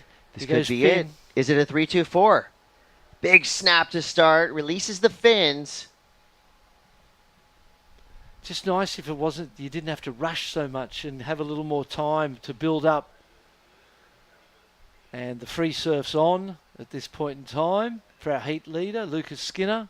He knows to improve those. I think he feels like those couple of lefts with those backhand re-entries, to hear a 3.73 and a 3.93 on those scores, he most probably figuring, I'm just going to go to the air and that might be my only way to improve. Roll the dice. Go for it. We know his skill level. Oh, yeah. I mean, he comes down and lands those airs more than he falls on them so far. In his interview yesterday, I think he said that at a point, I think Jess Grimwood asked him how many, or Shannon perhaps asked him how many out of 10 would he make at around this time, and he was saying that after his ankle injury, he came back, and he was at a point where he was making 10 out of 10. And he felt so confident with them. I believe it. Which is, I've never been at that point, that place of confidence. I've made 10 out of 10 in my life. Yeah. I haven't done After 10 1,000 in attempts. my life. Here he goes again. His backhand is laser sharp. 2:47 to go. I think unlike some of the heats we've seen previously, this one has a different type of pace, right? Lucas kind of grabbed the reins early on, and he's hung on tightly to that lead. Meanwhile, Levi, Finn, and Angel are all right there in the mix. This is going to be a battle for second place. Priority is with Levi Epinedos, but here we go. Finn Gillespie, you can see the body language. The wave let him down. Body language becomes a habit. The more times you do something, the harder it is not to do it at a point in time. That happens to me with ironic words. If I say something stupid enough times, it just kind of comes into my vernacular and I can't stop. Well, we haven't heard it, mate. Thank Nothing you. stupid out of you yet. So far, so good. I've written down the no-go words, so they're in the back of my mind. Maybe on finals day. Who knows? A minute 45 to go. Lucas Skinner, Team England. Proud of this young man. Finn up to second, Chris. There you go. That's exactly what Team England wanted to see. So all it takes, a little flash of the tail, show the judges your fins just a little bit. They know how difficult it is to do a big flashy turn like that on a smaller kind of closeout wave. So with a minute 24 to go, it's Team England 1 and 2. Levi Epinedos needs a 3.34. Angel Jardine, representing Team Canada, needs a 4.27. This heat still not over yet. It's going to go down to the wire. They all have done just that. The edge of our seats are truly worn out. And now we see the Englishmen in first and second priority. This is the situation we talked about. A minute to go. First and second priority. They've split up. White has taken blue. Red has taken green. And now we're seeing the teamwork come into play. There it is, Teamwork makes the dream work, Barton. I don't know if he had to block him on that one, though, because that isn't going to improve things for Finn. It's going to give Levi second priority, 35 seconds on the clock. But look who's coming to take care of Levi now. That's teamwork Lucas right Skinner. there. That is well coached, well rehearsed, and savvy technical surfing there. Here we go. Hold on a second. Looking for a 4.27. Two big turns on the outside. Adds a third. Lucas Skinner left Angel Jardine. Oh, my goodness. To go to third place. That makes sense mathematically. But Angel Jardine just got his best wave of the heat. One of the best waves we've seen. What does he need to overtake Finn? 3.34. 4.27. So a 4.27. Angel's down in the fourth. He needs a 4.27. I feel like he gets it on that one. Oh, my God. It's going to be very close. Wow. He was going fast. He belted the lip. The second turn was incredible. Both those first two turns were amazing. Everybody on the beach is holding their breath. What just happened? Angel loved it. We love to see that passion coming from this Canadian surfer. And we felt like strategically they'd done everything right. They tagged the guy who needed the lowest score. Lucas flew over there and went with him too. The only thing they could have done better was if Finn didn't catch his wave and even let Blue have it, because it was never going to be a score. It all comes down to this. Was this a 4.27? I think it's a 4.27. They are two beautiful turns. There's a third one. There's speed. There's celebration. There's emotion. That was an incredible end to the heat. Sitting there, waiting for the score. Judges digesting. Red's heat's done. He got a 4.27 on his last, so he improved. Was the heat leader the whole way. Fantastic heat from the Brit Lucas Skinner. He's safe. Finn Gillespie holding on to that second, but he doesn't feel safe at all to me. Precarious. Team Canada might have just pulled it out there. I feel like he may have. But if we reflect on a couple of the left-handers of Lucas Skinner in the high 3 range. True. As comparative scores, but that had that, he pulled something out there. The energy that Angel Jardine surfed with, felt like an advancing wave to me, an advancing performance, but time will tell.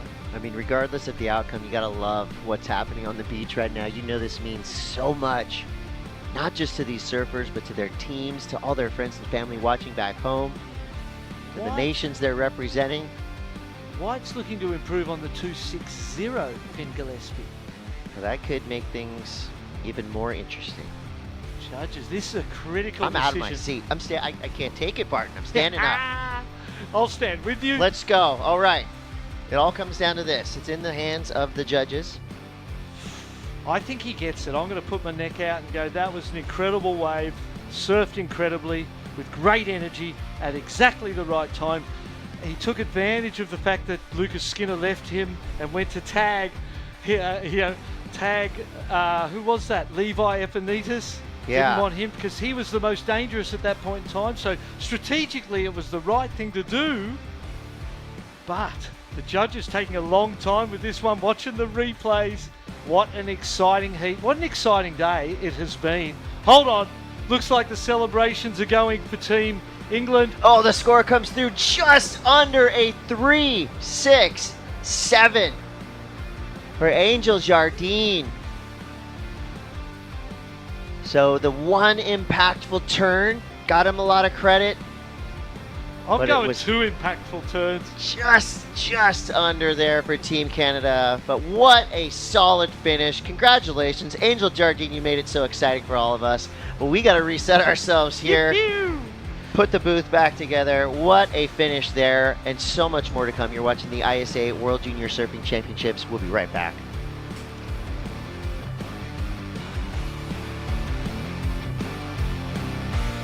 It's been 22 years thinking about this. I'm arriving in Tokyo, turn my phone on, look, and it's like the waves are gonna be great on the first day, then better, and then best. So I said, somebody's looking at us. Somebody wants us to be successful. As Olimpíadas, claro que me tornou um pouco mais forte. Não maior que ninguém, mas me deu um pouco mais de vontade de continuar buscando evoluir, de continuar no mesmo nível, crescendo e inspirando pessoas ao redor do mundo. I went to the Olympics with this bigger sense of like pride and purpose. It felt just really special to win the gold medal in surfing for the first time and bring it back home to Hawaii. I've never been more proud to be Hawaiian than I am in this moment. And in many ways, we gave a surfing hug to the Olympic movement.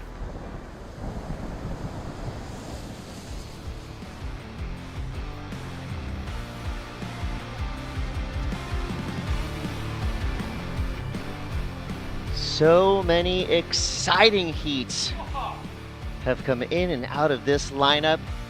Your boys 16 under round 3 has provided a lot of entertainment for all of us watching. Willem Dean, Quade Farayon, Salvador Vala, and Tanner Sandvig. Canada, Portugal, and 2 surfers representing Team USA head into this lineup. I'm Chris Cote, you're Barton Lynch, and we're fired up. I mean, every heat has come down to the wire. That last one, probably the heat of the day, I would say. Just the finish there was just incredible. Congratulations to Team England. They're coming up big. They were not in the top 10 conversation earlier this morning, but with performances like that, they are going to be climbing the overall team standings. Massive respect to Levi and Angel. Oh, Those yeah. great performances. Yeah, thank you. You can't have a good heat without everyone doing their thing. Salvador up and riding. And there's no end in sight. No. 15-minute heats really providing so much excitement. And here we go again, Tanner Sandvig. So Team Canada probably out for some revenge. Just edged out. I mean, by tenths of a point. And here we go, Quade from Team USA.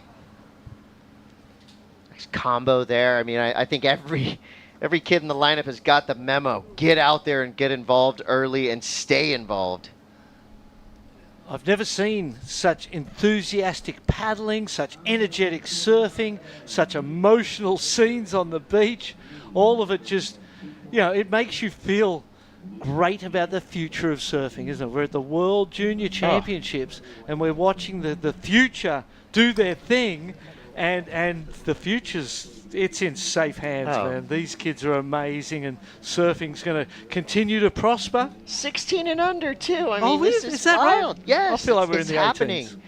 Well, with 11:50 to go, quick paddle here from William Dean, Team USA.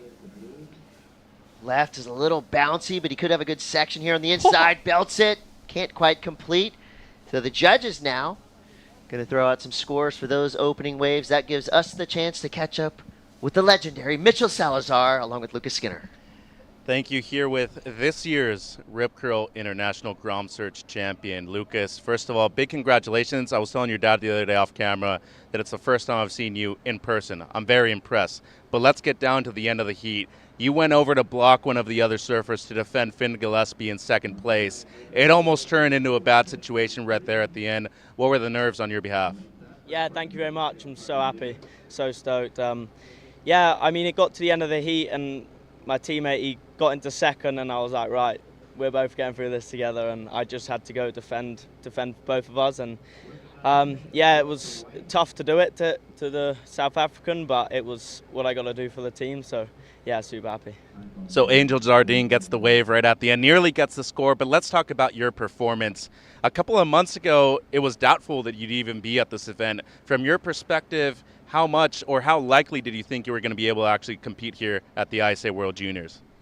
Yeah, after breaking my leg like a couple months ago now, I was like, first thing was this comp was on my mind, ISA World Juniors, and yeah, I was always in my head that I was going to make this 100%, and I worked super hard. Like, I had amazing people around me. Paul Coker, my physio, had some other amazing people around me, and yeah, it was all possible, and I believed it, and yeah, we're here.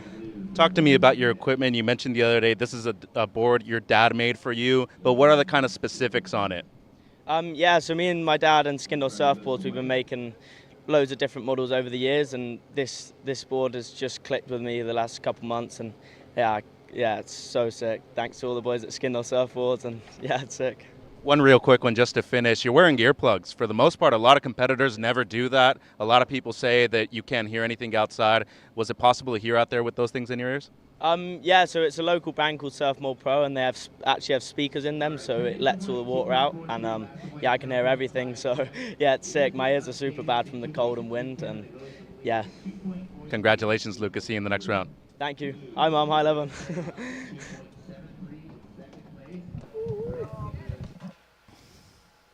What an awesome kid right there, Lucas Skinner. I mean, I'm kind of reticent in calling him a kid because he is absolutely surfing like a true elite level champion. And I have to keep reminding myself, I have to keep reminding you, Barton, this is 16 and under.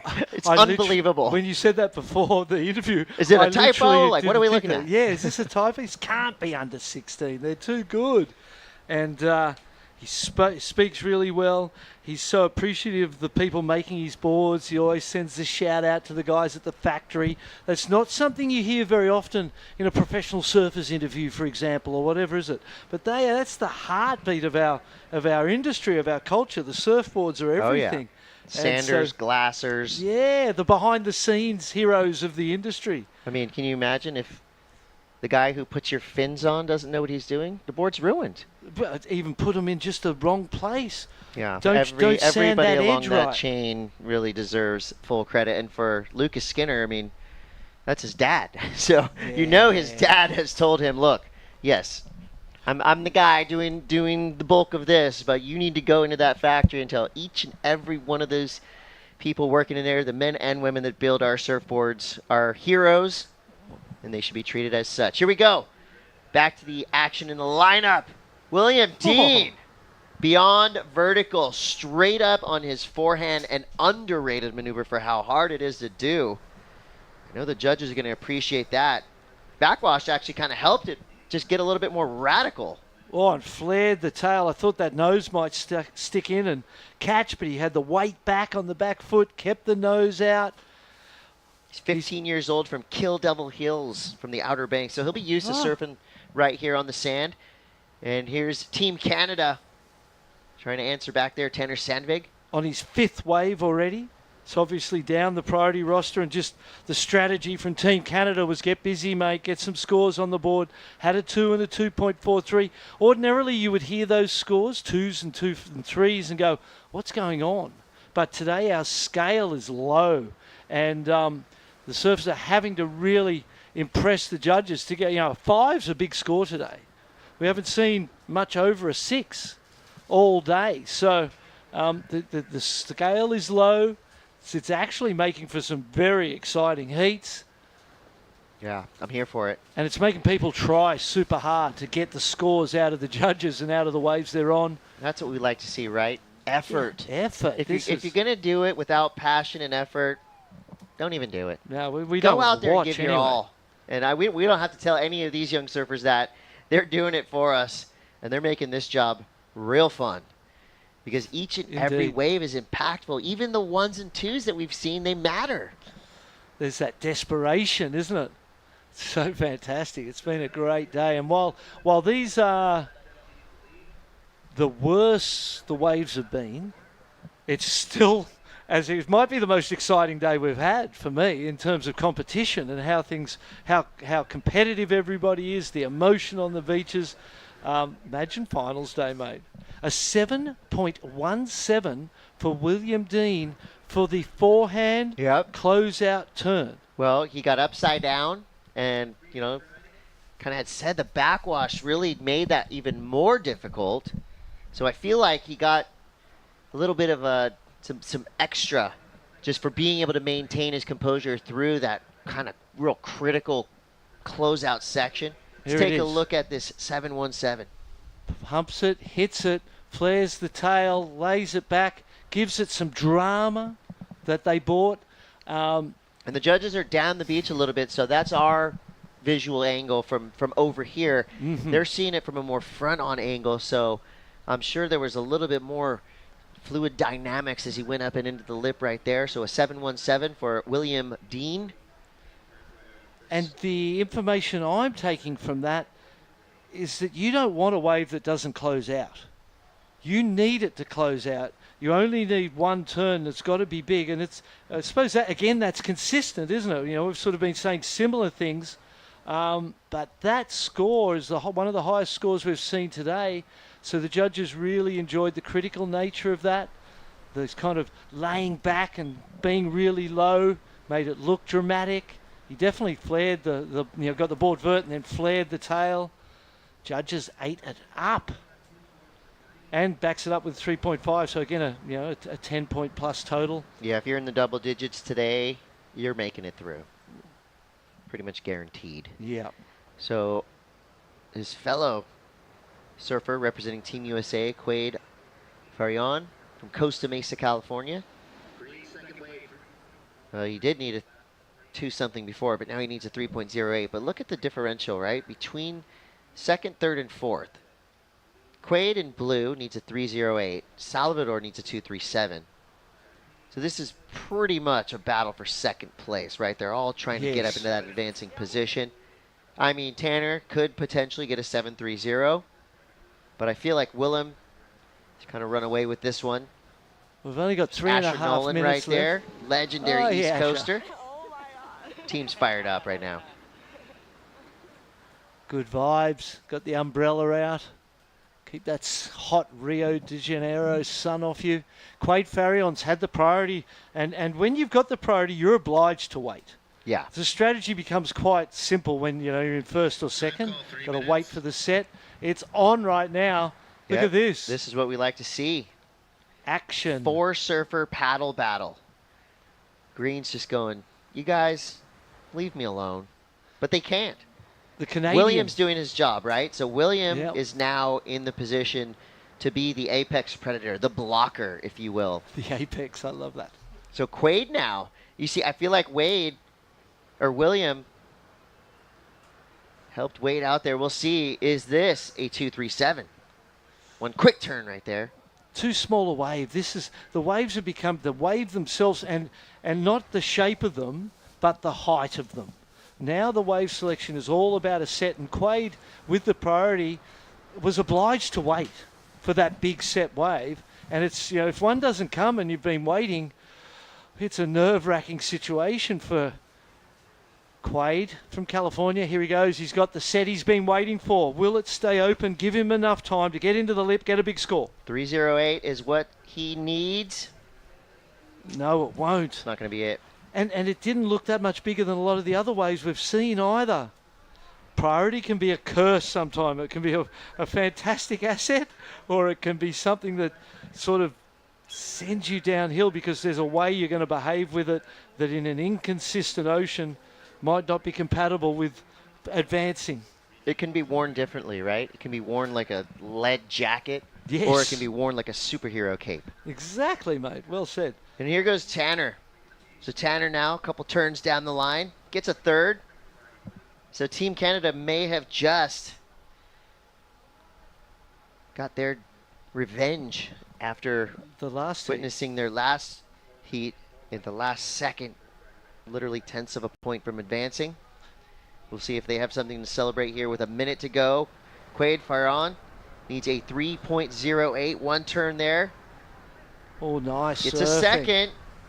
What's he got on the inside? Well, he's got a face full of sand, but I love the effort there, and he's getting right back into it. 50 seconds on the clock. The Canadian holding on to second place. Didn't need that one. That wasn't going to change anything. It's haymaker time. So 30 seconds left. William Dean been in the lead since the start. Incredible surfer. Here he goes. More waves approaching. Look at the paddle in the bottom corner of Quaid Farhan. Priority being used here. Great tactics there. Could have a section here on the inside. Nice hard carve there for Dean. What was that turn? That was beautiful. That was sick. Oh my goodness, And 10 seconds. I do not use that word lightly. That was sick. And it's not often that a full rail carve on a 1 foot wave or a 2 foot wave is going to score very big. But to me, that was an incredible turn. That was better than most backhand re-entries that we've seen scoring well. Yeah, that was radical surfing. Radical. I can't wait to... Do we get to see a replay of that quickly before we're gone? Powerful surfing. Oh, disappointment for Quaid. Maybe he didn't get the score. Judges still thinking about it. There's a chance, mate. Yeah. Tanner Sandbag, a 3.37, a 2.43 with the waves drop. Here we go. Let's watch this. Watch the speed and drive in this. That was an amazing turn. Ross Williams that called. Did it for he me. wants his frontside carve back. Yeah, that did it for me. That was classic. That was one of my favorite turns of the day. I'm that with was you. incredible. I mean, we're watching a reality show, right? Lots of drama. I'm going to need to take a deep breath after those 4 heats. Every heat had us reeling. We need to take it. And it's not over yet. We're still waiting for scores. Team Canada. They just had a little heartbreaker at the end of the previous heat. Oh, I 3 feel like scores yet to come. I think William probably improved. Quaid Farhan needs a 3.47. There was 2 turns on the backhand. And that would have been before the last wave of Tanner, which I don't think it was much. No, well, the judge is considering that too, but I didn't feel like it was much either. Team Canada hoping they don't get the same situation where they've been in second the whole way and then get bumped right at the end on some buzzer beater from an opposing team. I'm going to need to go dunk my head in a vat of acai to cool down. It's getting hot in here. It's getting hot in here. Great heats. Exciting surfing from the kids, under 16s, people. Can you believe it, Chris? We need a hot mic in these huddles. The pressure showing on the face of this young man. Great experience one way or another. Great surfing as well. He rode 7 waves in that heat, just stayed busy. His last 2 were his best scores with 1 to drop. Looks like he might have done it. Quaid just gets underneath it. I mean, literally, again, tenths of a point for Team USA. Where Quaid Farhan, a great showing there. It was just under. Salvador Vala, same thing. Both of you surfers have done incredible to get this far in this competition, but at the end of the day, it was William Dean and Tanner Sandvig getting 1 and 2. Team Canada celebrating now, and we're all celebrating because we have a great show behind us and ahead of us. You're watching the ISA World Junior Surfing Championships. We know you're not going anywhere. This is too good. See you in a minute.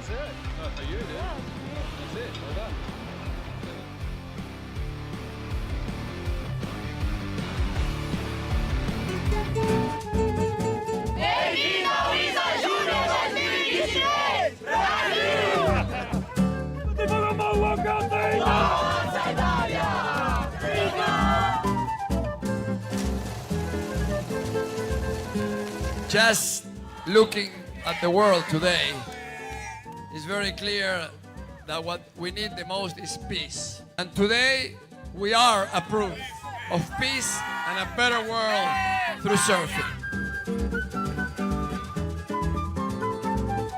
It is my hope that in these 10 days of surfing competition, friendship, camaraderie, to hate, we answer with love. To violence, we answer with peace. And of course, we answer with surf, which is what we love. The amount of happiness of bringing this all together. I personally surfed this event twice before, and it changed my life, like it's gonna change your life. Now that the world can hear, it is my greatest pleasure, my greatest honor. This is what I love to do the most. To officially declare open the ISA World Junior Surfing Championship in Rio de Janeiro, Brazil!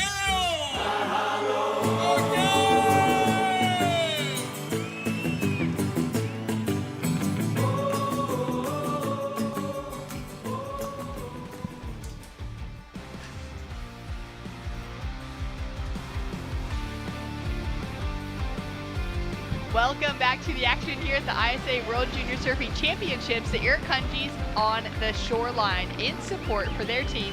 And we got an Irukandji in the booth here in Jess Grimwood to join me. Ooh, for the call. Can you wear the Irukandji's badge, the name of honor? Or if I could steal one off them, yeah, I could probably put it on. I was pre-Irukandji era, but I don't actually know what we were called when we were Team Australia. I think we were just called Team Australia. Like Team America, yeah. Yeah. Team Australia. Well, great work for being on Team Australia multiple times in the past. Ta. Excited to call some meets with you. Let's break down this first wave of Cash Brown scores to come. Yeah, here he goes. High energy, straight up into the lip. Almost lost it on the completion there, but just regains control. And I like the look of that from Cash. I've seen a lot of him surf. He just looks solid on his feet to me. Here's the replay, though, of Bernales. Alejandro, quick up and down for him. A lot of energy. You can feel the intensity rising, too. The Tahitian there. One turn for him, so it's going to be good for the scale wise. I mean, you can match up all those rides against each other pretty much, one turns. Very exciting heat. Underhand, heat number 13 for round 3 with Australia, Tahiti, Peru, and Chinese Taipei. Cash Brown, Taura Haumani, Alejandro Bernales, and Lu Ming Yang out in the water as we take a look at Lu. Now up and riding on his on his backhand. Quick couple snaps to start it off.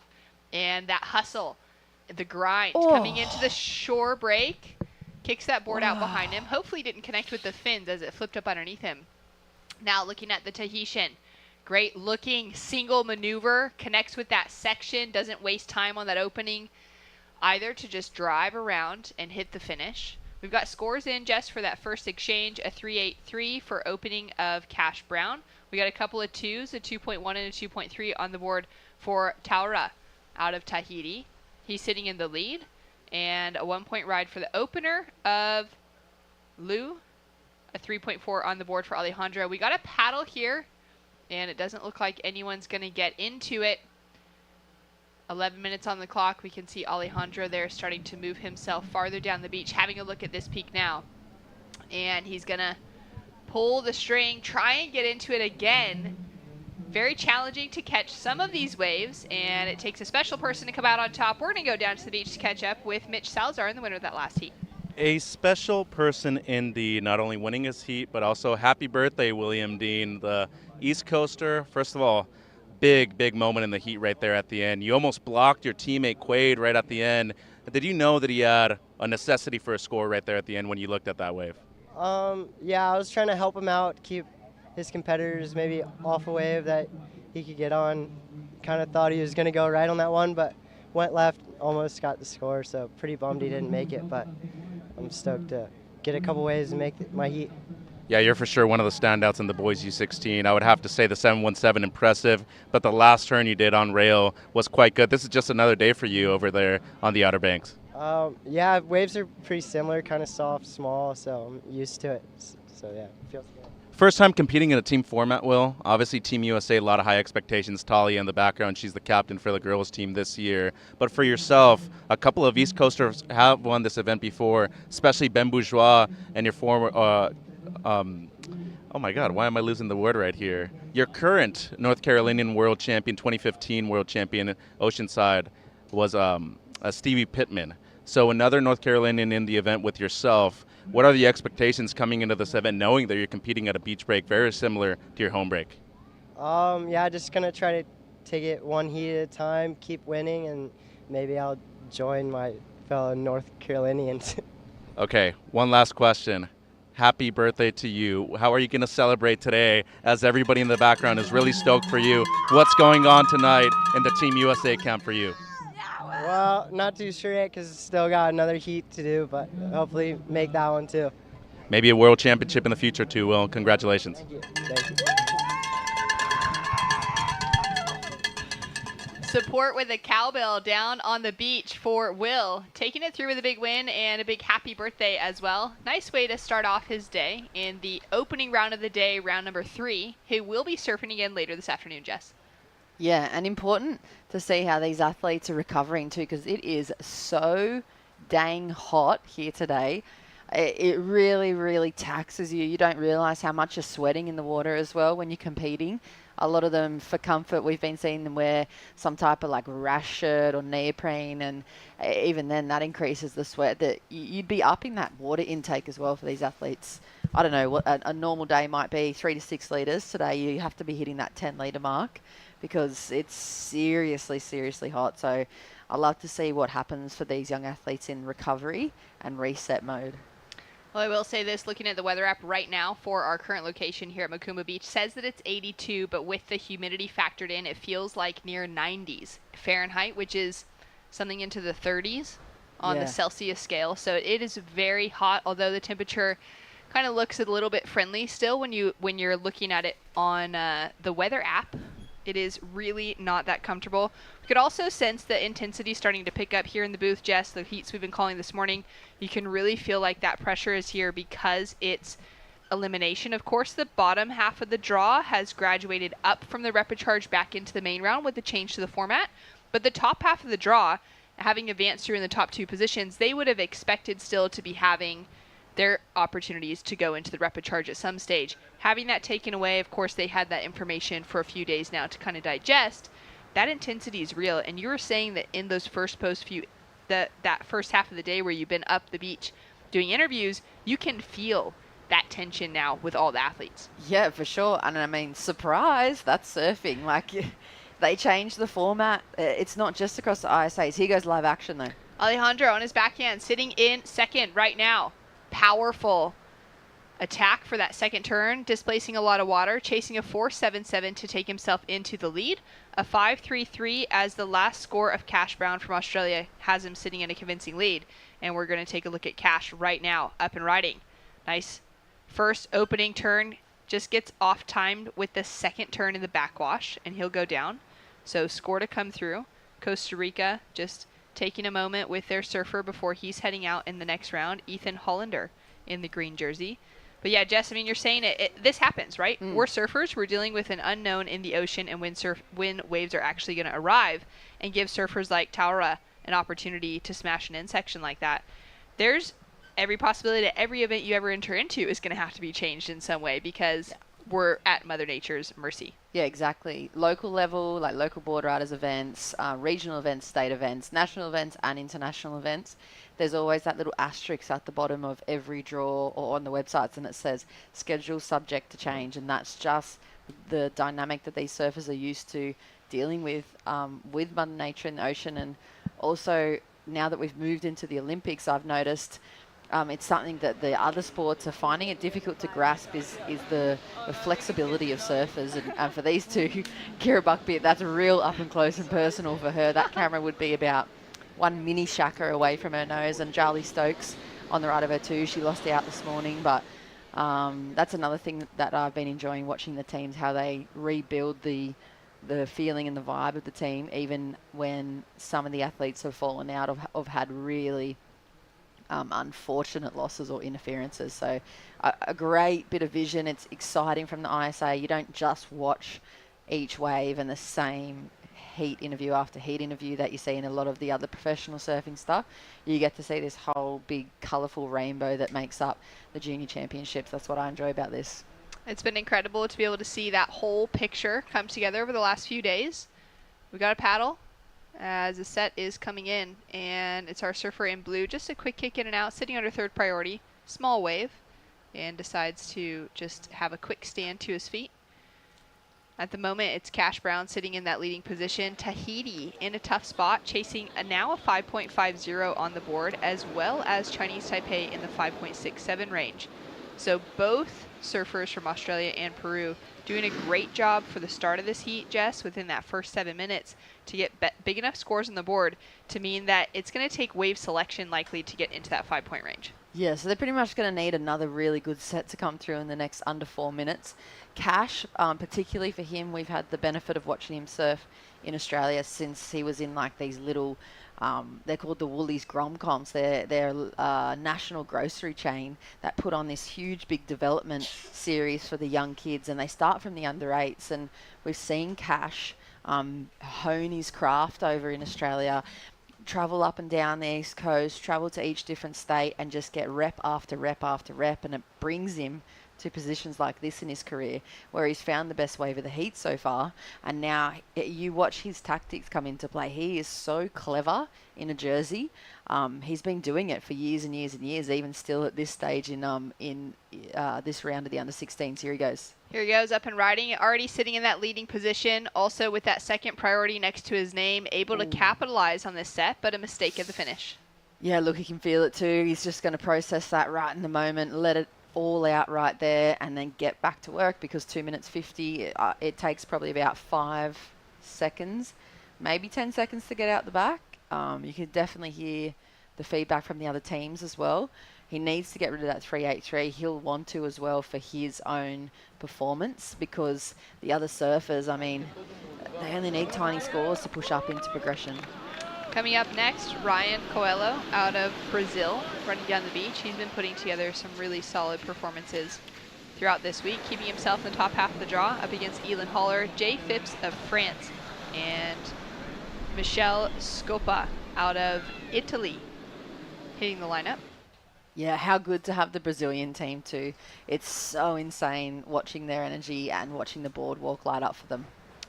Up and riding now for Peru, Alejandro goes to the air, and he whips it around, somehow lands it, Jess. Yeah, that was sick. That was such a cool maneuver. He almost lost it. Look at the energy. He gets straight back into motor mode. Have a look at the replay though, the setup. He knows exactly what he's going from the start.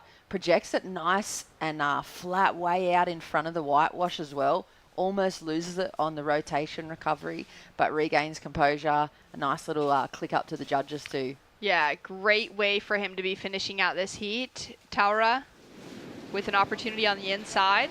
Trying to wipe away a couple of twos, and Alejandro already riding again. Just starting to find that groove, maybe looking again for a section like that. Waiting for the score to come through for that big air, and we'll see how it lands. Yeah, I don't think it's going to go super high, because he kind of lost control in the landing, and he really had to force it and project it right out into the flats just to have enough speed to go through the rotation as well. So I think that's going to cap the scoreline. I do think it's definitely going to improve his situation, and it's going to make it harder, but here goes Humani. Up and riding, chasing a 5.5 at the moment. He's putting in a lot of effort coming down to the last couple of minutes. Catching a lot of waves, just trying to manufacture something. Now up and riding, Liu from Chinese Taipei. Little backhand snap, and he'll kick out as well. These scores are not going to be what they need to be able to take away those advancing positions. Yeah, it's down that one turn or one spectacular manoeuvre that they've got in their repertoire. They really have to go to it as we go towards that higher tide. It's there's only been maybe 2 or 3 standout competitors I can think of this morning, including Lucas Skinner and Mateus as well from Portugal. They were the only ones that were really whipping the multiple combos in. I think as we go towards the rest of the water filling in on this bank, they're going to have to really do something special. Yeah, we're a little ways off of that low tide mark now by about 2 hours. And we can see a last effort for our surfer in that second place position, Alejandro. We're still waiting for his last wave to come through for the Peruvian on the air. And there it is, a 5.83. So judges rewarding it as the highest of the heat, recognizing the risk involved, but not going too high, like you said, with that kind of catch off the finish. But he does take away a winning position. He'll be heading up the beach with that support team in Peru behind him. Cash Brown of Australia manages to hold on to that advancing position. All of those under 8 heats through the Woolies Grom comps paying off for Cash in this moment at the World Championships.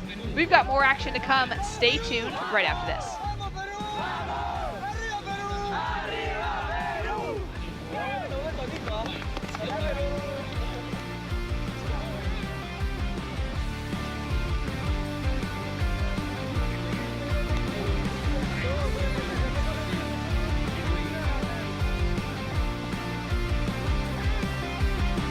Different thing. We're going to Chopu. It's like we all went, oh my God, what an amazing idea.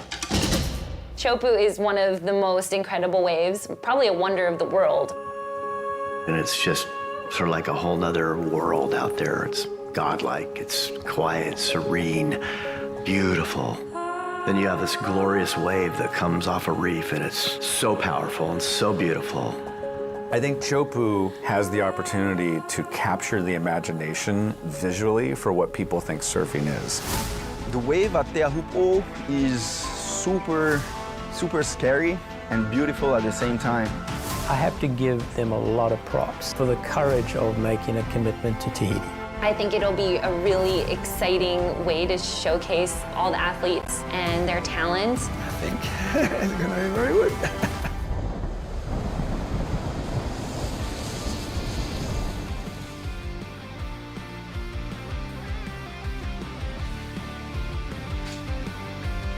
Welcome back to the action. Quick off the buzzer and into a wave. Our surfer in the blue jersey, Ryan, out of Team Brazil. Forehand snap to finish, and he'll put a first score down on the board. We've got some more live action here with Jay Phipps of France up and riding.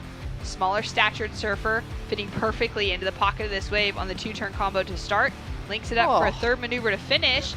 Gets that completion as well, just stays in front of the foam long enough to count that third turn.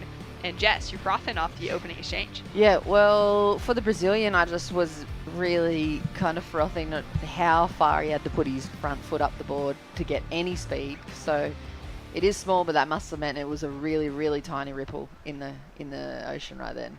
Italy, Brazil, Costa Rica, and France represented in heat number 14 for the under 16 boys round 3. This is an elimination heat, so the top 2 advancing on. Bottom 2 out of the draw, with Michele Scopa out of Italy, Ryan Coelho out of Brazil, Ethan Haller from Costa Rica, and Jay Phipps from France.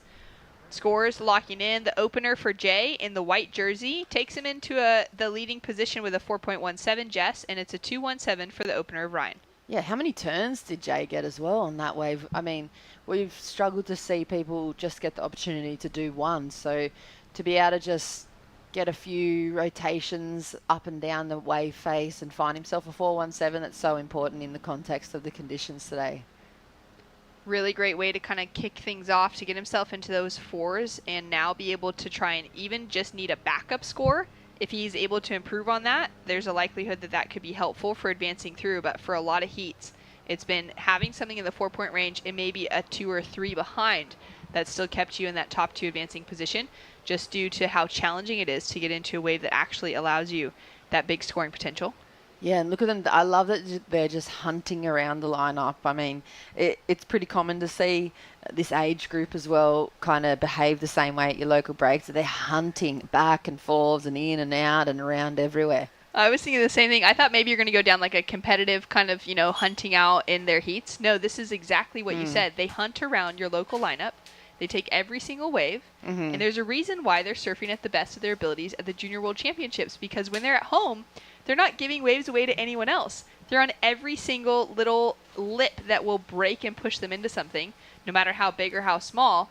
And they're loving it the entire time. Yeah, they probably high have 10 reps. of their friends in the water as well. Absolutely high reps. I asked one of the Tahitians early this morning, because each warm-up wave from about 5:30 till 6:15 had at least 6 athletes on it, and they weren't actually getting the opportunity to hit a section. They were just hitting the crumbling lip that was coming down from everybody else dropping in on them.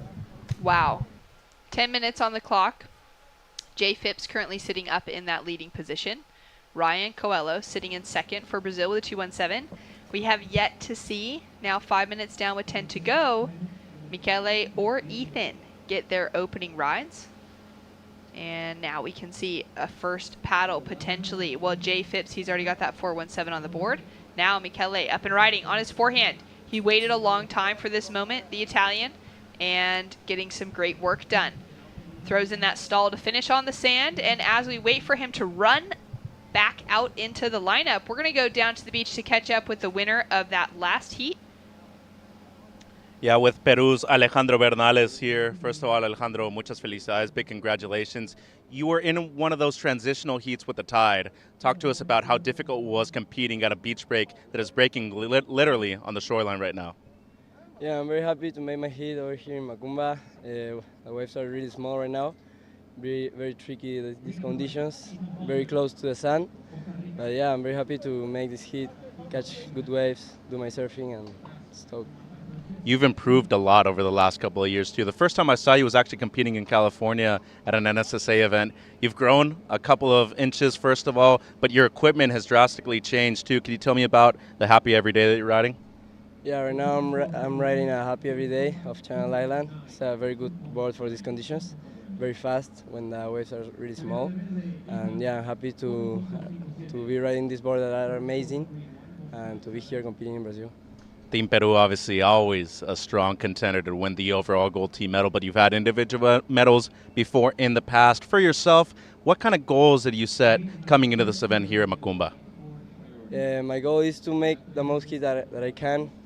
Hopefully go to the finals day. But right now it's hit by hit. I'm going to keep focusing on what's coming. And yeah, I've been training a lot for this moment, so yeah, I'm going to prove it.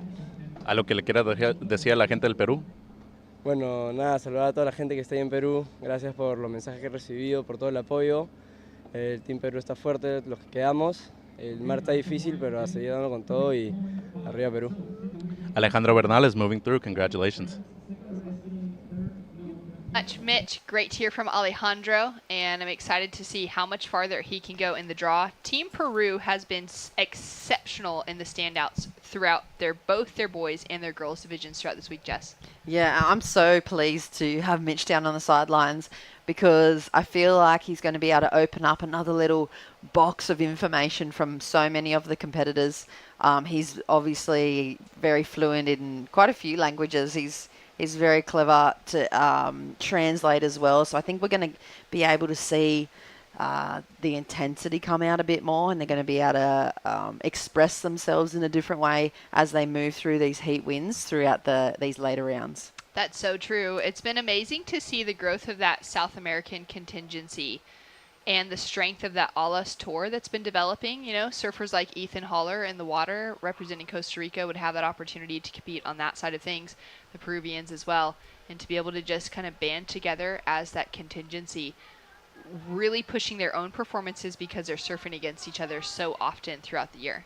Yeah, it was a huge part for that region, wasn't it? And it's like we have a similar kind of setup tour in Australia. I know there's the series in America as well, and it just shows the depth of talent that it produces. They don't have to necessarily win everything over there, but it does help them push into these international contests. Here goes Ethan as well.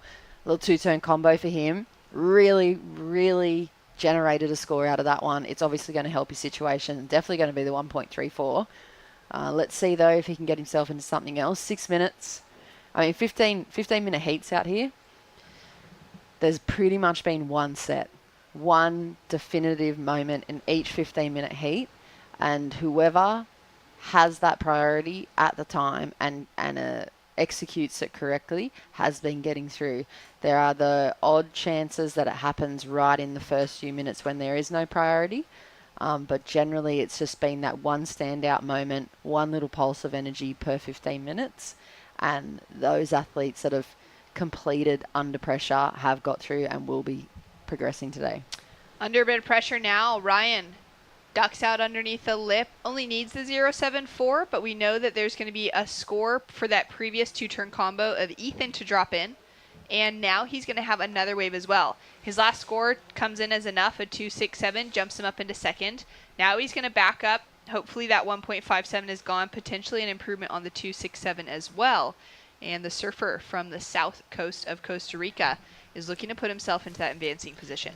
Right, and I mean, when I look at all the teams as well, 5 minutes to go, each person that has made these teams obviously has like a massive list of personal accomplishments that had them qualify for this position. So that's a no-brainer. Each person, I heard you guys speaking about it earlier this morning, has multiple national titles in different age divisions.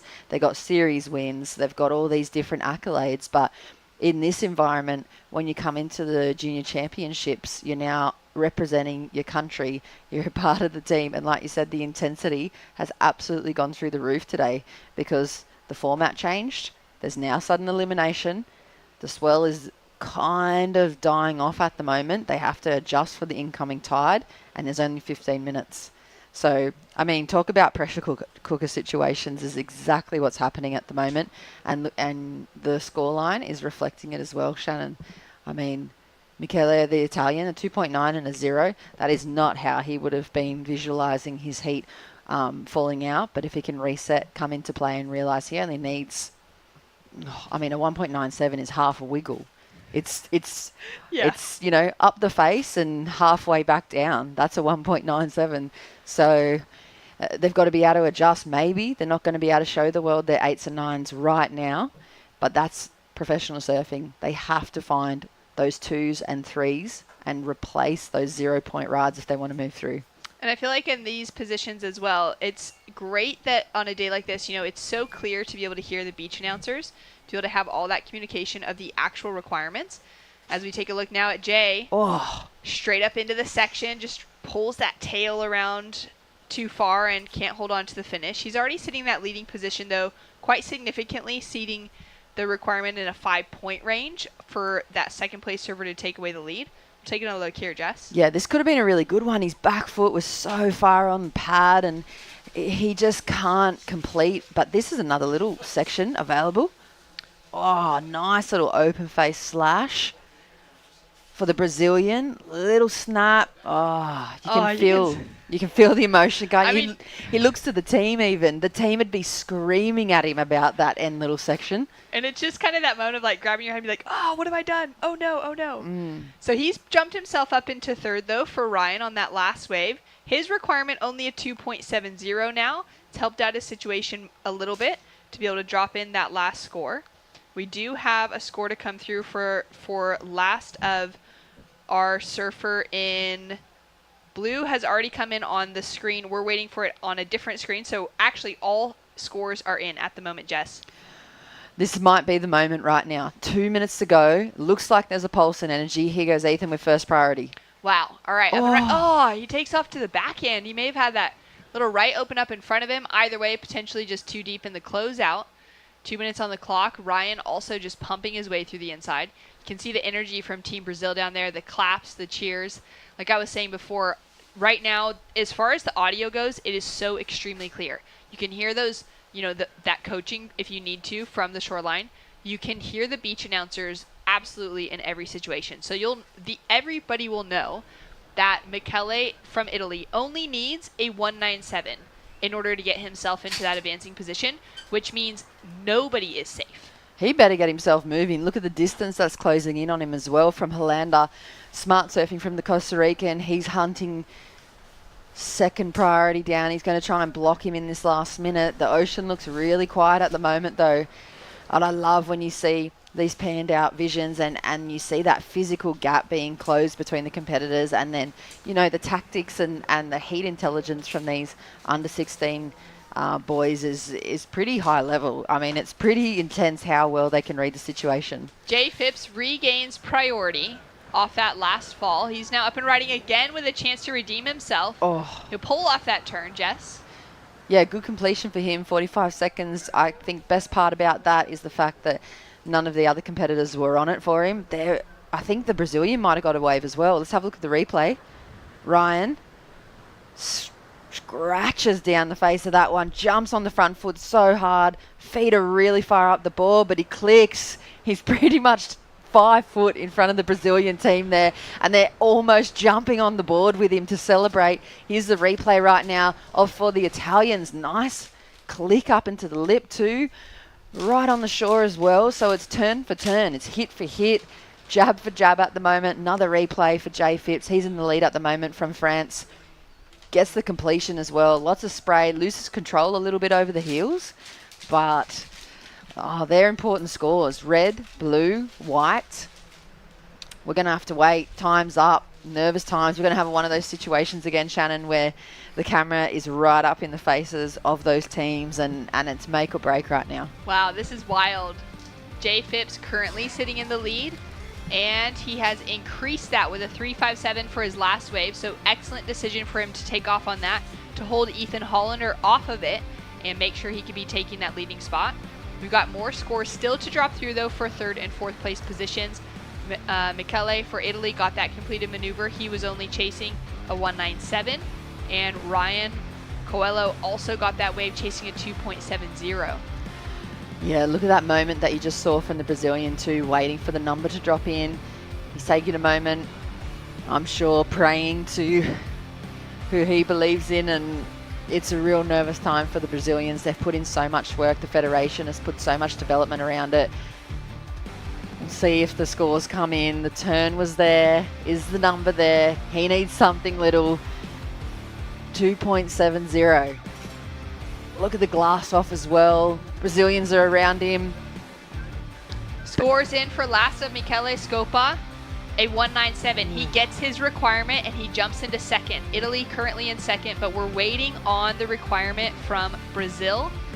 For Ryan Coelho, he's chasing a 2.71 now to take himself into that advancing position.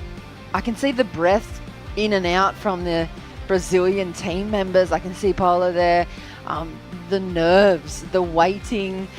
It's one of the best things about surfing, but the hardest things about competition surfing is sitting and standing on that beach and waiting for the results there. There's the Brazilian flag flying high.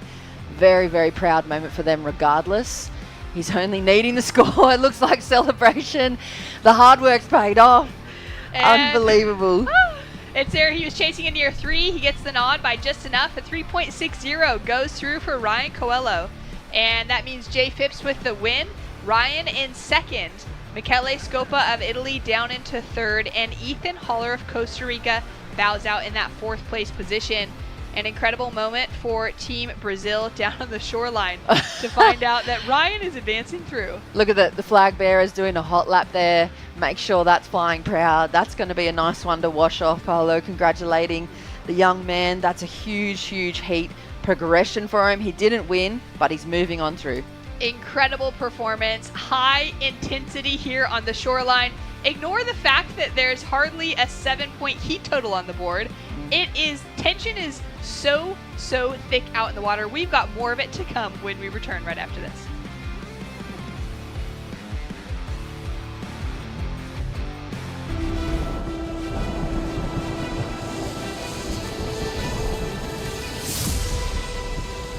When we started the campaign, like 20-some years ago, over a course center, even when we started, it wasn't possible. I mean, everybody, okay, my friends, my brother would say, you're really gonna put your energy in this? Let's go surfing. I never thought surfing would be in the Olympics, period. We all just looked and rolled our eyes back at, like, come on, Fernando. Surfing will never make it. I never actually dreamed of being in the Olympic because surfing wasn't an Olympic sport. I never thought surfing would be in the Olympic sports. The Olympics wasn't ever a dream of mine because it wasn't a reality. It wasn't tangible. It's the biggest event in the world. Fernando is the reason why we're all there. Yeah, it's like me telling you I'm gonna, swim around the world. 27 years later, he pulled it off.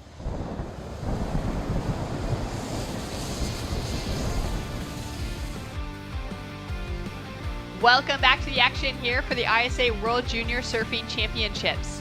Tight heat in that last one. Ryan Coelho of Brazil getting the score on his last wave to advance through, alongside of Jay Phipps of France, who had a dominant heat and kept himself in control throughout the entire thing. Unfortunately, Italy and Costa Rica have been knocked out, and they'll be down on the beach in support for their team members, but they put together a really intense battle all the way until that final second. Out in the water now, Brazil, Chinese Taipei, Peru, and Chile, with 4 great surfers battling it out for a chance to advance through. Anwar Chia from Brazil, Yu Jia-Chi out of Chinese Taipei, Bastian Pierce from Peru, and Raimundo Berry of Chile. That was Bastian with a great opening opportunity. Yeah, I can't help but kind of make those sounds with surfing. It's one of the best things I think about surfing. Here goes the replay though for the Peruvian. Nice gathering of speed for him. Clean, crisp surfing. Already you can see the energy's lifted again in this heat. I think for the Brazilian, it's going to be interesting to see how he fed off that last moment that happened in the previous heat. There's an incomplete wave for the young man from Chile, Berry. Not going to factor into the end situation, but good to get himself up and going. Here's a replay. Look at them scouring back and forth, swinging around, pivoting in and out of each other's positioning. It's really cool to watch the tactics unfold. Here goes the replay of Anwar, the Brazilians. The energy's high. Oh, nice looking turn from him too, and he can feel it. This is exactly what I was expecting. He's fed off that last situation with Ryan, and he's lifting. Up and riding, or taking a look at the replay, first wave for Jia-Chi on his forehand. Yeah, nice. I've been impressed by the Chinese Taipei team. I think that they have improved so much since I saw them last time. Oh, here goes another wave. Just flurry of action. Nothing there for the Brazilian. Maybe a priority stitch. He had to kind of pull back and let Bastian go this one. Look at the way he spreads that stance as well to gather the speed and really get the responsiveness from pushing all his weight as much as he can against the board. And it's just wave after wave at the moment in the first few minutes of this heat. We got so many scores to drop through. Jia-Chi on his backhand, then looking just as fierce as he did on his forehand. Has a little check back to the beach as well. He'll have Coach Keenan down there. Kiki's managing, but Kiki is part of their kind of organizing team for this event for the very first time on behalf of Team Chinese Taipei. She is an incredible judge. She's been judging at a high level now. Went through the ISA judging program that they ran for a handful of women in Huntington Beach last year for the World Surfing Games. It was really cool to have her in the conversation for that. Then from there, she's gone from judging within Chinese Taipei and that Asian region and starting to just grow that experience, which is good. So she'll have a really cool opportunity to speak into the lives of these kids this week as well, as we take a look at the live action with Bastian Pierce, feeling a little disgruntled on the finish of that wave, wanting to have something maybe powerful to finish with, but he's already sitting with a 3 on the board. And just there's so much action happening right now. Dropping down in that opening turn, little snap, and he'll kick out again. 10 minutes on the clock, and we've got scores to come across the board. Whew, we can take a breath, have a think about it, because they were back to back and there were so many waves and turns being thrown down. It's good for us to digest that as well and look at the scale. Look what the judges are encouraging in way of surfing. That's what the surfers will be doing in the water right now. They're gathering the feedback from the beach announcers. They're realizing how they have to adjust their performance. And at the moment, the Brazilian, his energy's been high. A 4.67 for him has him in the lead. All right, Anwar Chia currently sitting in the lead with that 4.67, and scores dropping across the board. Let's go down to the beach, though, to catch up with the winner of that last heat, Jay Phipps from France. Yeah, Jay, congratulations. Very competitive heat. When you get into this round right here, not only are the surfers great, but the competition excels even more. A very closely contested heat. How aware were you of the finishing waves right there at the end? Yeah, it was pretty tough heat. There was super small conditions. It was pretty fun though. Grinded a couple out and got a couple all right scores, and I got through, so I'm super stoked. French team, really hard to make it. How did you achieve this goal, and what are your kind of goals for yourself throughout this event here? Yeah, it was pretty challenging to make the French team. I got a couple good results back home, and I'm planning on winning, so hopefully it comes true. Yeah. It's the right answer right there. So talk to me about the experience in Brazil so far. Really long travel for you guys, but overall the experience, what's it been like this week here in Macumba? Yeah, it was a pretty long flight, but yeah, it's been super nice to get into some hot weather and warm water and some pretty good surf, because it's pretty freezing back in France. So you live half of the time in Australia, half of the time in France. Anything you want to say back home? Yeah, thanks to all my friends and families watching at home. Felicitación, Jay. Thanks so much, Mitchell. And Jay Phipps, wanting to go for that gold medal. Two great locations as a surfer to be splitting your time through. Culturally as well. Nice to spend some time in Australia, but also to have that European taste for part of the year. And some of the world's best beach breaks, of course, whenever you're in France. As we take a look now at Bastien on his forehand. Drives through the rail on that first turn. He'll have to kick out short, a 3 and a 1.57 on the board for him. For Anwar Chia out of Brazil, he's got that 4.67 and a 0.5 on the board, sitting in second. Current heat leader, Yu Jia Chi out of Chinese Taipei, in front with a 4 and a 3.3. And this guy, Raimundo Berry out of Chile, with just a couple ones on the board. Still not huge requirements, but Chinese Taipei surfer out in front with a backup score as well. Anwar looking to back up that 4.67. And you can see how grindy it is getting in the water, Jess. Yeah, and you can see why these athletes have been coming up, puffed and gassed, because there's not really a moment for us to take a breath. They're just getting anything and everything they can. Here's the Brazilian at the moment. He's in second position, but his energy levels have been really high. He's pumped off the last performance for the team, and the feedback is looking really good from the judges from him. Here's the one, though, from Berry. Bit better connection from the inside section. You can see team manager and team coach directing Berry right on the shore there, trying to reposition him. Here's another live wave. Up and riding, looking to find himself a 2.63 to get himself that winning position. He's got that 1.53 came through for his last score, has him with a more significant second place position. As we're down to 5 minutes and 50 seconds on the clock, Jess, we can see that, that tide is pushing in. We know that high tide is coming around 4 p.m. this afternoon. It's currently 1:33, and it's just getting a lot slower out in the lineup. And we have just received news of the official decision to call out competition after the end of this round. So we're currently in heat number 15. We got 5 minutes left.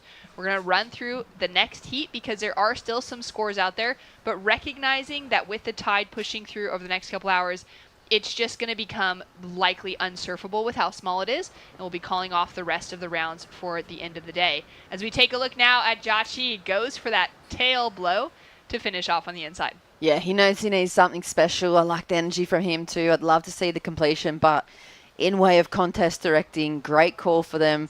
Absolute athletes and the surfing front of mind and front of house for that decision. It's really tapping into all the local knowledge, all of the resources that go behind this, that makes up this competition site. You can see the drone precision flight path right there for the Maverick. Isn't it? Yeah, a bit of a tower buzz for them, but they're Makes me want to duck my head. Yeah, it does, doesn't it? They're having a good look at the whole contest setup, and there's a lot that goes into these events. Huge big one for the Brazilian Federation to host us to, and a great decision for them.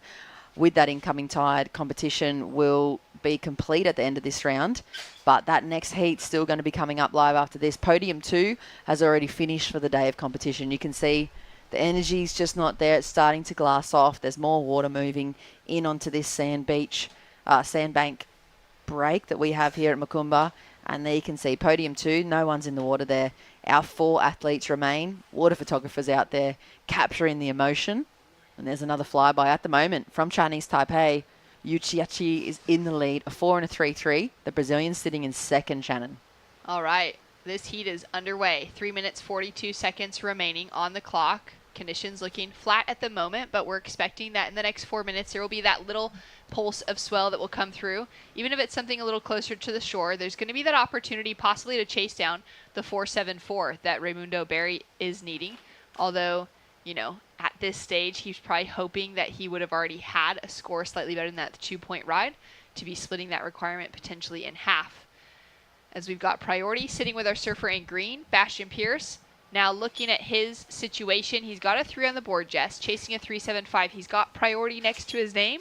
Is he feeling comfortable in any way right now, or is he feeling that pressure knowing the clock is winding down? No, he's going to be feeling less comfortable because the Brazilian's moved himself. Well, he was moving himself into that under position. I think he was going to try and force Bastian to make a mistake because he only needs a 3.75. So that I thought that was going to be the move, but now he's changed tactic. He's sprinting back up to the other bank. I think maybe he's decided he's going to replace that 2.07 instead with 2.5 minutes. He'd be getting signaled for that. You can see him continuously looking back to get that information from the team.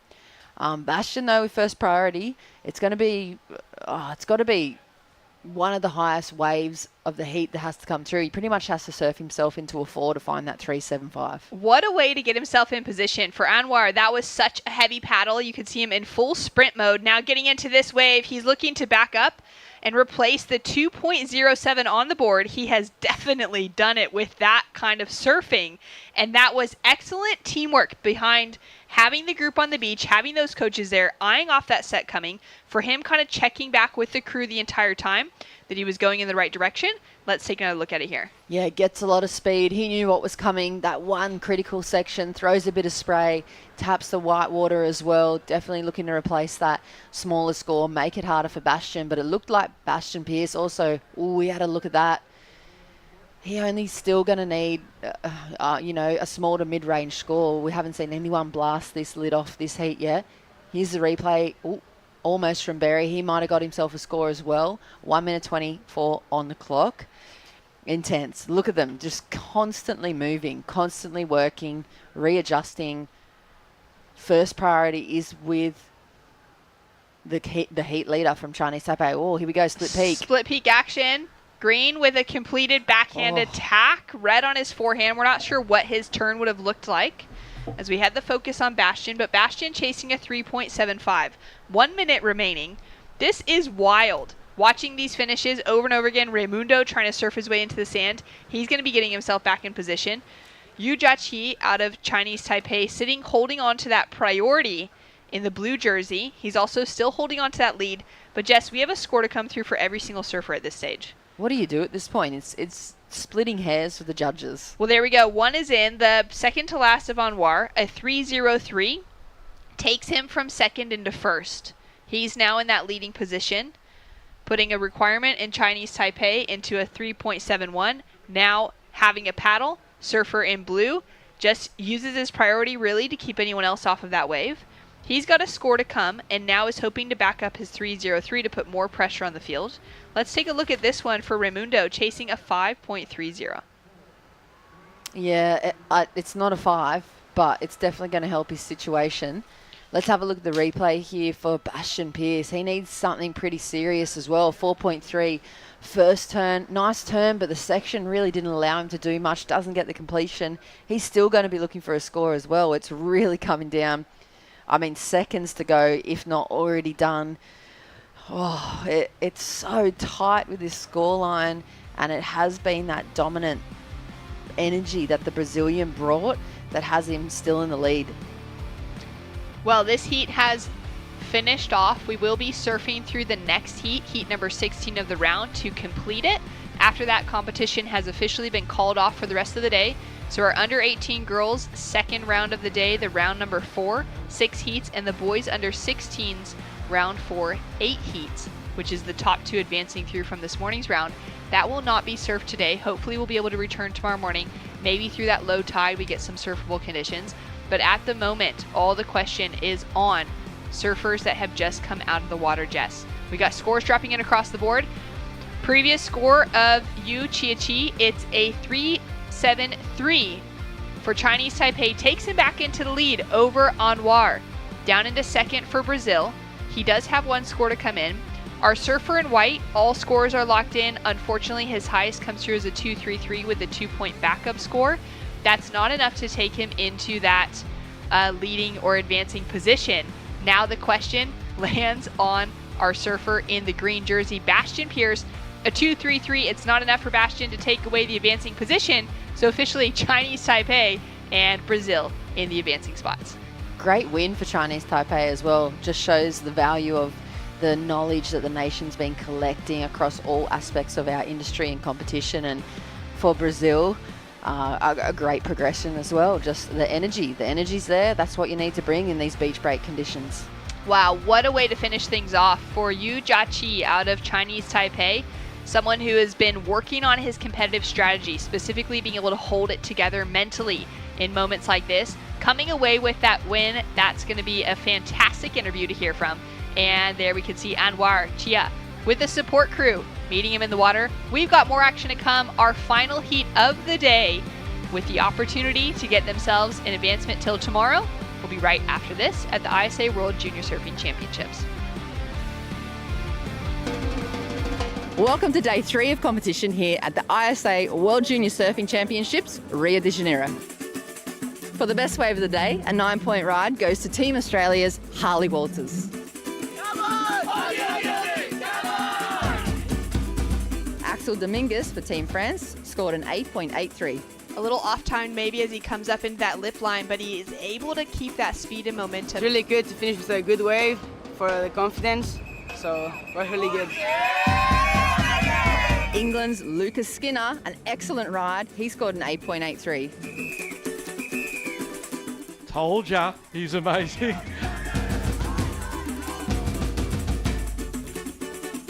On the girls' side, Chesney Ganot for Hawaii scored an 8.5. Sol Borelli for Spain, she scored an 8.27. Matsuoka, this is just perfect. I mean, look at the setup card right there. The way she's able to compress and compact off of the bottom turn and just always stay at the right position on this wave. This Macumba Beach is my favorite wave. It's ISA Junior Champion. It's my goal. Tune in tomorrow for more action.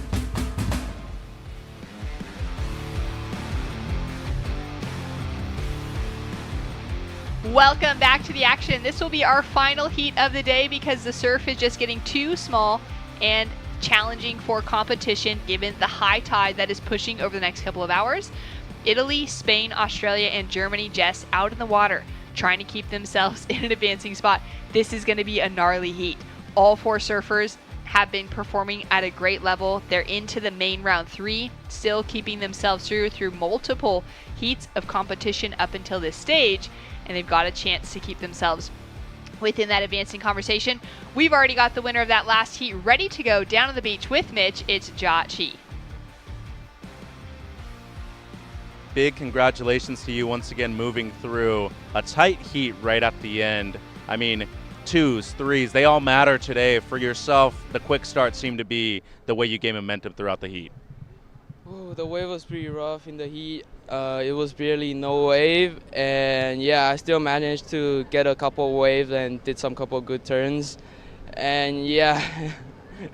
For yourself, language barriers are huge. Normally, a lot of people are going to compete towards your country over at Chinese Taipei. Some great waves over there. But the language barrier coming to compete for the first time in Brazil, how difficult has it been to communicate a lot of things that you would normally have a lot of easiness doing back home? It's pretty tough, yeah, because we speak Mandarin in Taiwan. We don't usually speak English. But yeah, I've been practicing English a lot before, like, I came here or like traveling a lot, so my English is good. Around 10 years now, the Chinese Taipei has slowly but surely developed a lot of great surfers like yourself, but also gained a lot more exposure when it comes to the world surfing stage. What kind of support did you guys get from the National Olympic Committee coming to these ISA World Juniors this year? We get in a lot of support, yeah. our country just take us here. I want to thank them, and I want to thank my sponsors too, and everyone that's in front of the television that's supporting us. Yeah, love you guys. Want to say anything in Mandarin back home? 我很感谢大家在电视机前支持我们的人。我会继续加油。Well, it started raining. I'm calling you the bringer of rain. Congratulations, you. Thank you so much. Great to hear from the winner of that last heat, Jia Qi, and very solid performance. Chinese Taipei is a place that is just littered with good surf, Jess, and a great place to grow up as, you know, someone with aspirations of becoming an Olympian, of maybe competing on the championship tour, as it's a nation that has that opportunity for massive growth within surfing. Yeah, and a big thank you to all of the athletes. They have to work really hard to make that gap with the language barriers, and it is really nerve-wracking for them. Fletcher Keller out of Australia now, up and riding. This will be his opening ride. He's going to put a score down. We've already got 2 scores on the board for our surfer in red, but up and riding now is Blues Dylan Donegan out of Spain. Powerful backhand to start things off. That'll be his opening wave. Leonardo Aprenda of Italy, already out there with a 1.67, but a 4 on the board, has him sitting in the lead. And our surfer in white, Kai Schmitz out of Germany, with a 1.87 as his high score to start. And we've got a little bit of a line coming through now. Taking a look at live action. Paddle from our surfer in red. Leonardo on his forehand, sets himself up for that single big re-entry. Gets the job done. He'll be putting himself back in position. Yeah, nice work. Nice comparison for us to make in our minds before the judges throw those scores for both the Spanish surfer and the Italian surfer. You could see how hard that Leonardo was putting his chin onto the stringer of his board then, and he actually paddled himself all the way down the face just to gather as much speed as possible. You could see the strategy was clear from the start. There was only going to be one turn on that thing, and he's got a really nice score popping in. So that's a great start for him. Score still to come for the Spaniard. Kai Schmitz as well. We saw him bottom out those fins right on the dry sand on his first exchange. So, I mean, it's on. There's no regard for their safety, their body, their equipment. They're wanting to make these elimination round heats. They want to make every single heat they possibly can. Fletcher up and riding. Great shape to this wave. Coming into the shore break. He's able to actually wrap that turn all the way around. Sets himself up on his backhand. That's a very solid performance from the Aussie, as we can see the pack running down the beach in support, as Leonardo has just finished off his wave on the inside as well. He's improved the 4-point ride with a 3.23 and has another score to come. Taking a look now, Dylan Donegan has a look at that wave, is unable to get into it. And we'll see how the fins of Kai Schmidt's board are. We had John Chan in the booth with me from Chinese Taipei earlier on, and he said one of his friends actually split his fins in half finishing off on the shoreline. As we see the replay here for last of Leonardo. This guy's on. Wow. Right onto the dry sand. He's got scores that the other surfers could have used to get through. Here's the replay, though, from the Australian Fletcher Kelleher. Nice first section. Readjusts his foot placement for that second turn. Realises the importance of every tiny little minute part of a score here today and for this last heat of the round. Let's see what the numbers lock in as, but particularly for the Italian, those scores he's already got, the 4, a 3.23. I mean, that's a really, really nice look for him to kick off this heat. A 3.77 for the Spaniard as well. Numbers to drop for Fletch, and Kai Schmidt still sitting on that opening wave, that 1.87. 7 minutes on the clock, halfway through the final heat of the day for day 5 of competition. Schedule change came into play to the decision for maybe the very first time in ISA history to drop the rapid charge rounds in favor of the fact that the surf was going to be dying, and that's exactly what we're seeing showcased today. So the call to end competition will be wrapping up at the end of this heat for today. Moving forward, hopefully tomorrow, there's enough of a bump to continue, but we do know there's meant to be an increasing swell on Friday.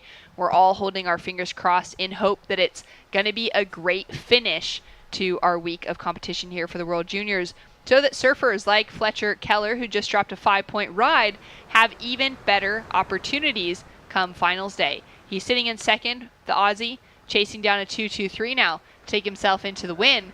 And Dylan on his backhand, sitting in second, uses his second priority on this wave, putting a lot of power in. As you can see, the footy being kicked around on the inside by Team Australia. I love that display of backhand power from the Spanish surfer Donegan. I thought that was a really, really nice composed performance. That's going to be a really good score. That's going to change things up once again as well. There's the Italian team. They're digesting the information. They're trying to break it down. They can yell out adjustments to their surfer, Leonardo, if they need to. I think about the history of the Italian team, like Giada Legati, Claire Bevilacqua, Leonardo Fioravanti. You think about the knowledge that goes behind that team right there. It's trickled down through the generations and through the years of surfing in the games, and you could see that evidence as well in Chinese Taipei. The gathering of knowledge for these new nations and these established nations translates into results. It's so true, and to be able to see, the performances coming through from this pack underneath the coach of Adriano de Souza for Italy, a Brazilian coach behind them, a former world champion as well. They've got a great investment in their back pocket in having knowledge like that for someone like Leonardo out in the lineup, sitting in this leading position, challenging conditions, really needing to utilize heat strategy to the best of his ability to keep that win. As Kai Smich on his backhand, he's connected with that first section. He's also going for full commitment once again onto the shoreline. Fins seem like they stayed intact from that first ride out. Yeah, good wave choice for him as well, for the young guy, the German. They've all obviously been speaking about their own development as well. The Federation been throwing so much into their junior program. Great wave choice for him. I think he's going to need something a bit bigger, but he was composed in the first turn, and he is 100% committed to that end section. If he can find himself away from the pack and maybe on a bigger lump that rolls through this afternoon, he's going to get the chance. There's the German team. They're signalling. There's a score to drop for his last wave. 4 minutes, the Italian leads. Let's see what happens now. Wow, and a paddle. First priority was with Green, and he uses it. Fletcher pumping down the line, looking to lay in a big finish. Little foam climb on his backhand. He has fallen into third place because Dylan Donegan has dropped in another 3 on the board. A 3.37 and now a 3.23. Has him in the advancing position as far as the heat total goes. And Fletcher now chasing a 2-point ride on the board, just 0.25 behind the heat total of Dylan. So he's going to get the score possibly that he needs to be taking an advancing position. It's going to have to be at least a 2 to get him above that heat total. Yeah, he gets a 2 on that for sure, so it's going to change it again. I think Dylan's going to need another score. Obviously, Kai needs to get himself into some more opportunities. The Italian has to play defense now at this moment in the heat. I don't know if there's another pulse coming. Here goes Kai. Up and riding. Oh, just stuck behind the section. That's not going to amount to anything. He's been active, most active of the heat now on his 5th wave. Yeah, look at this. Oh, sorry, Shannon. Go for it. Look at the intensity for the under 16 boys. Look how close they literally could be touching toes underwater there, those two. And that's because they've understood, and exactly as the Italians should. Fletcher's found himself a good score, the best wave of the heat, the 5.33 for that last one. He showed something a little different, a little bit more dynamic, and it was a lot of risk to put that maneuver in on that little section. So he's taken the lead. The Italian plays defense on the Spaniard, but he's going to let him go on this. And we're going. Dylan up and riding now, chasing down a 3.47. Powerful first hit. Goes in for a powerful wrap on the second. And Jess, you're liking the look of it? Well, I like the look of Dylan surfing. Smart surfing from Leonardo, though. He assessed that situation and the wave. He said, is there something more than a 3.5 in that wave for Dylan? I think not. I'm going to let Dylan go. And he does, and he holds priority. So he retains that control in the last 1 minute 50 of this heat. There's Coach Clancy Dawson with the boxing kangaroo in the green and gold there for Australia. They've taken the lead at the moment. And like we were talking about, the gathering of knowledge for the tribes and for the teams is translating directly into performance for them. And you can see it most evidently in those newer teams. But for Australia, yeah, you can see from Fletcher's performance, he's looking back. He knows what he needs to do. It's very clear.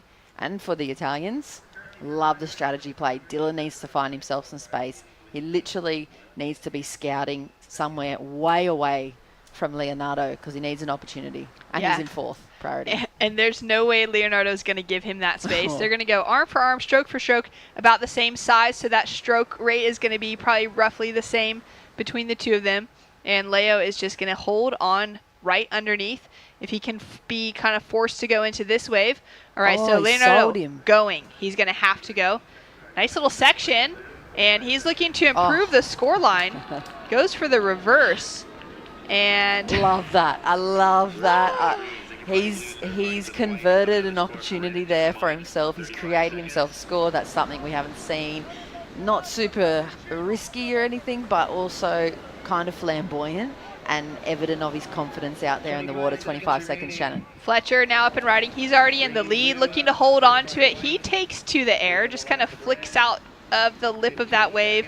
He won't ride out of it, but was looking also to just offer something different. But with a couple fives, he's in a very secure position.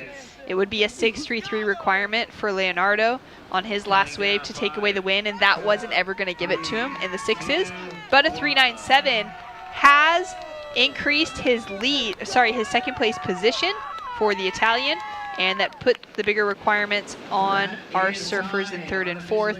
The buzzer has sounded, and it is official. Look at the team. They're actually in the contest zone in the water. That is the last heat of the day, and the Italians moved through in second. The Australians won, but I love that the Italian team members have just jumped in and they're celebrating like they've won, you know, a bigger round even. Well, what a way to finish out today. Big day of surfing. It was another early 6:30 a.m. start. This crew has been down there bright and early getting those warm-up surfs in, and now they get to cheer on Leonardo down the shoreline. Insane heat strategy from the Italian. Great performance, converted every opportunity, played the game absolutely perfectly, offense and defense. Second place to him. For the Aussie, congratulations to him as well. Fletcher takes a win. Those two move through. What a huge day of competition. I mean, a huge week, Jess. 365 surfers is what we began with. 46 national teams in total, and we are whittling down the field. We're into elimination rounds from here on out across all divisions for the rest of competition. And Leo can feel that pressure. He can also feel the relief of having advanced through after another big day. We've got a huge week of surfing to come. Be sure to check out ISAsurf.org for the official schedule. Once it's up, you'll be able to find out the plan for tomorrow morning for the potential of more surf on the way. We've got more to come, but stay tuned now for the highlights, and we'll be back in your ears bright and early tomorrow morning.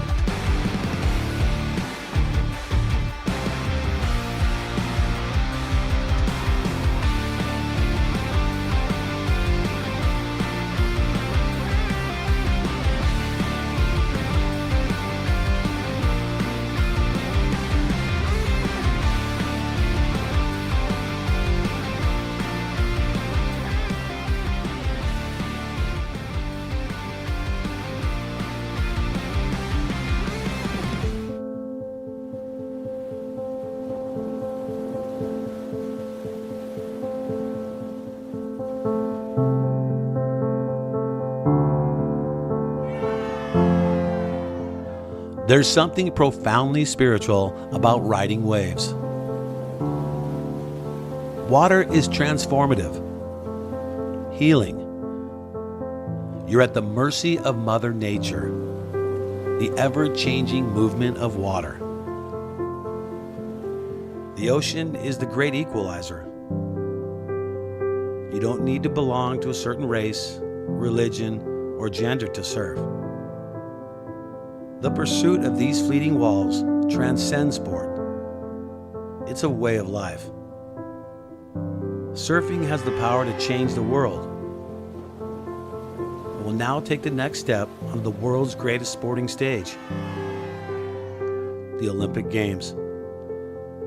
The International Surfing Association is the world's governing body of surfing, recognized by the International Olympic Committee with member nations around the globe. This is the ISA. This is a better world through surfing.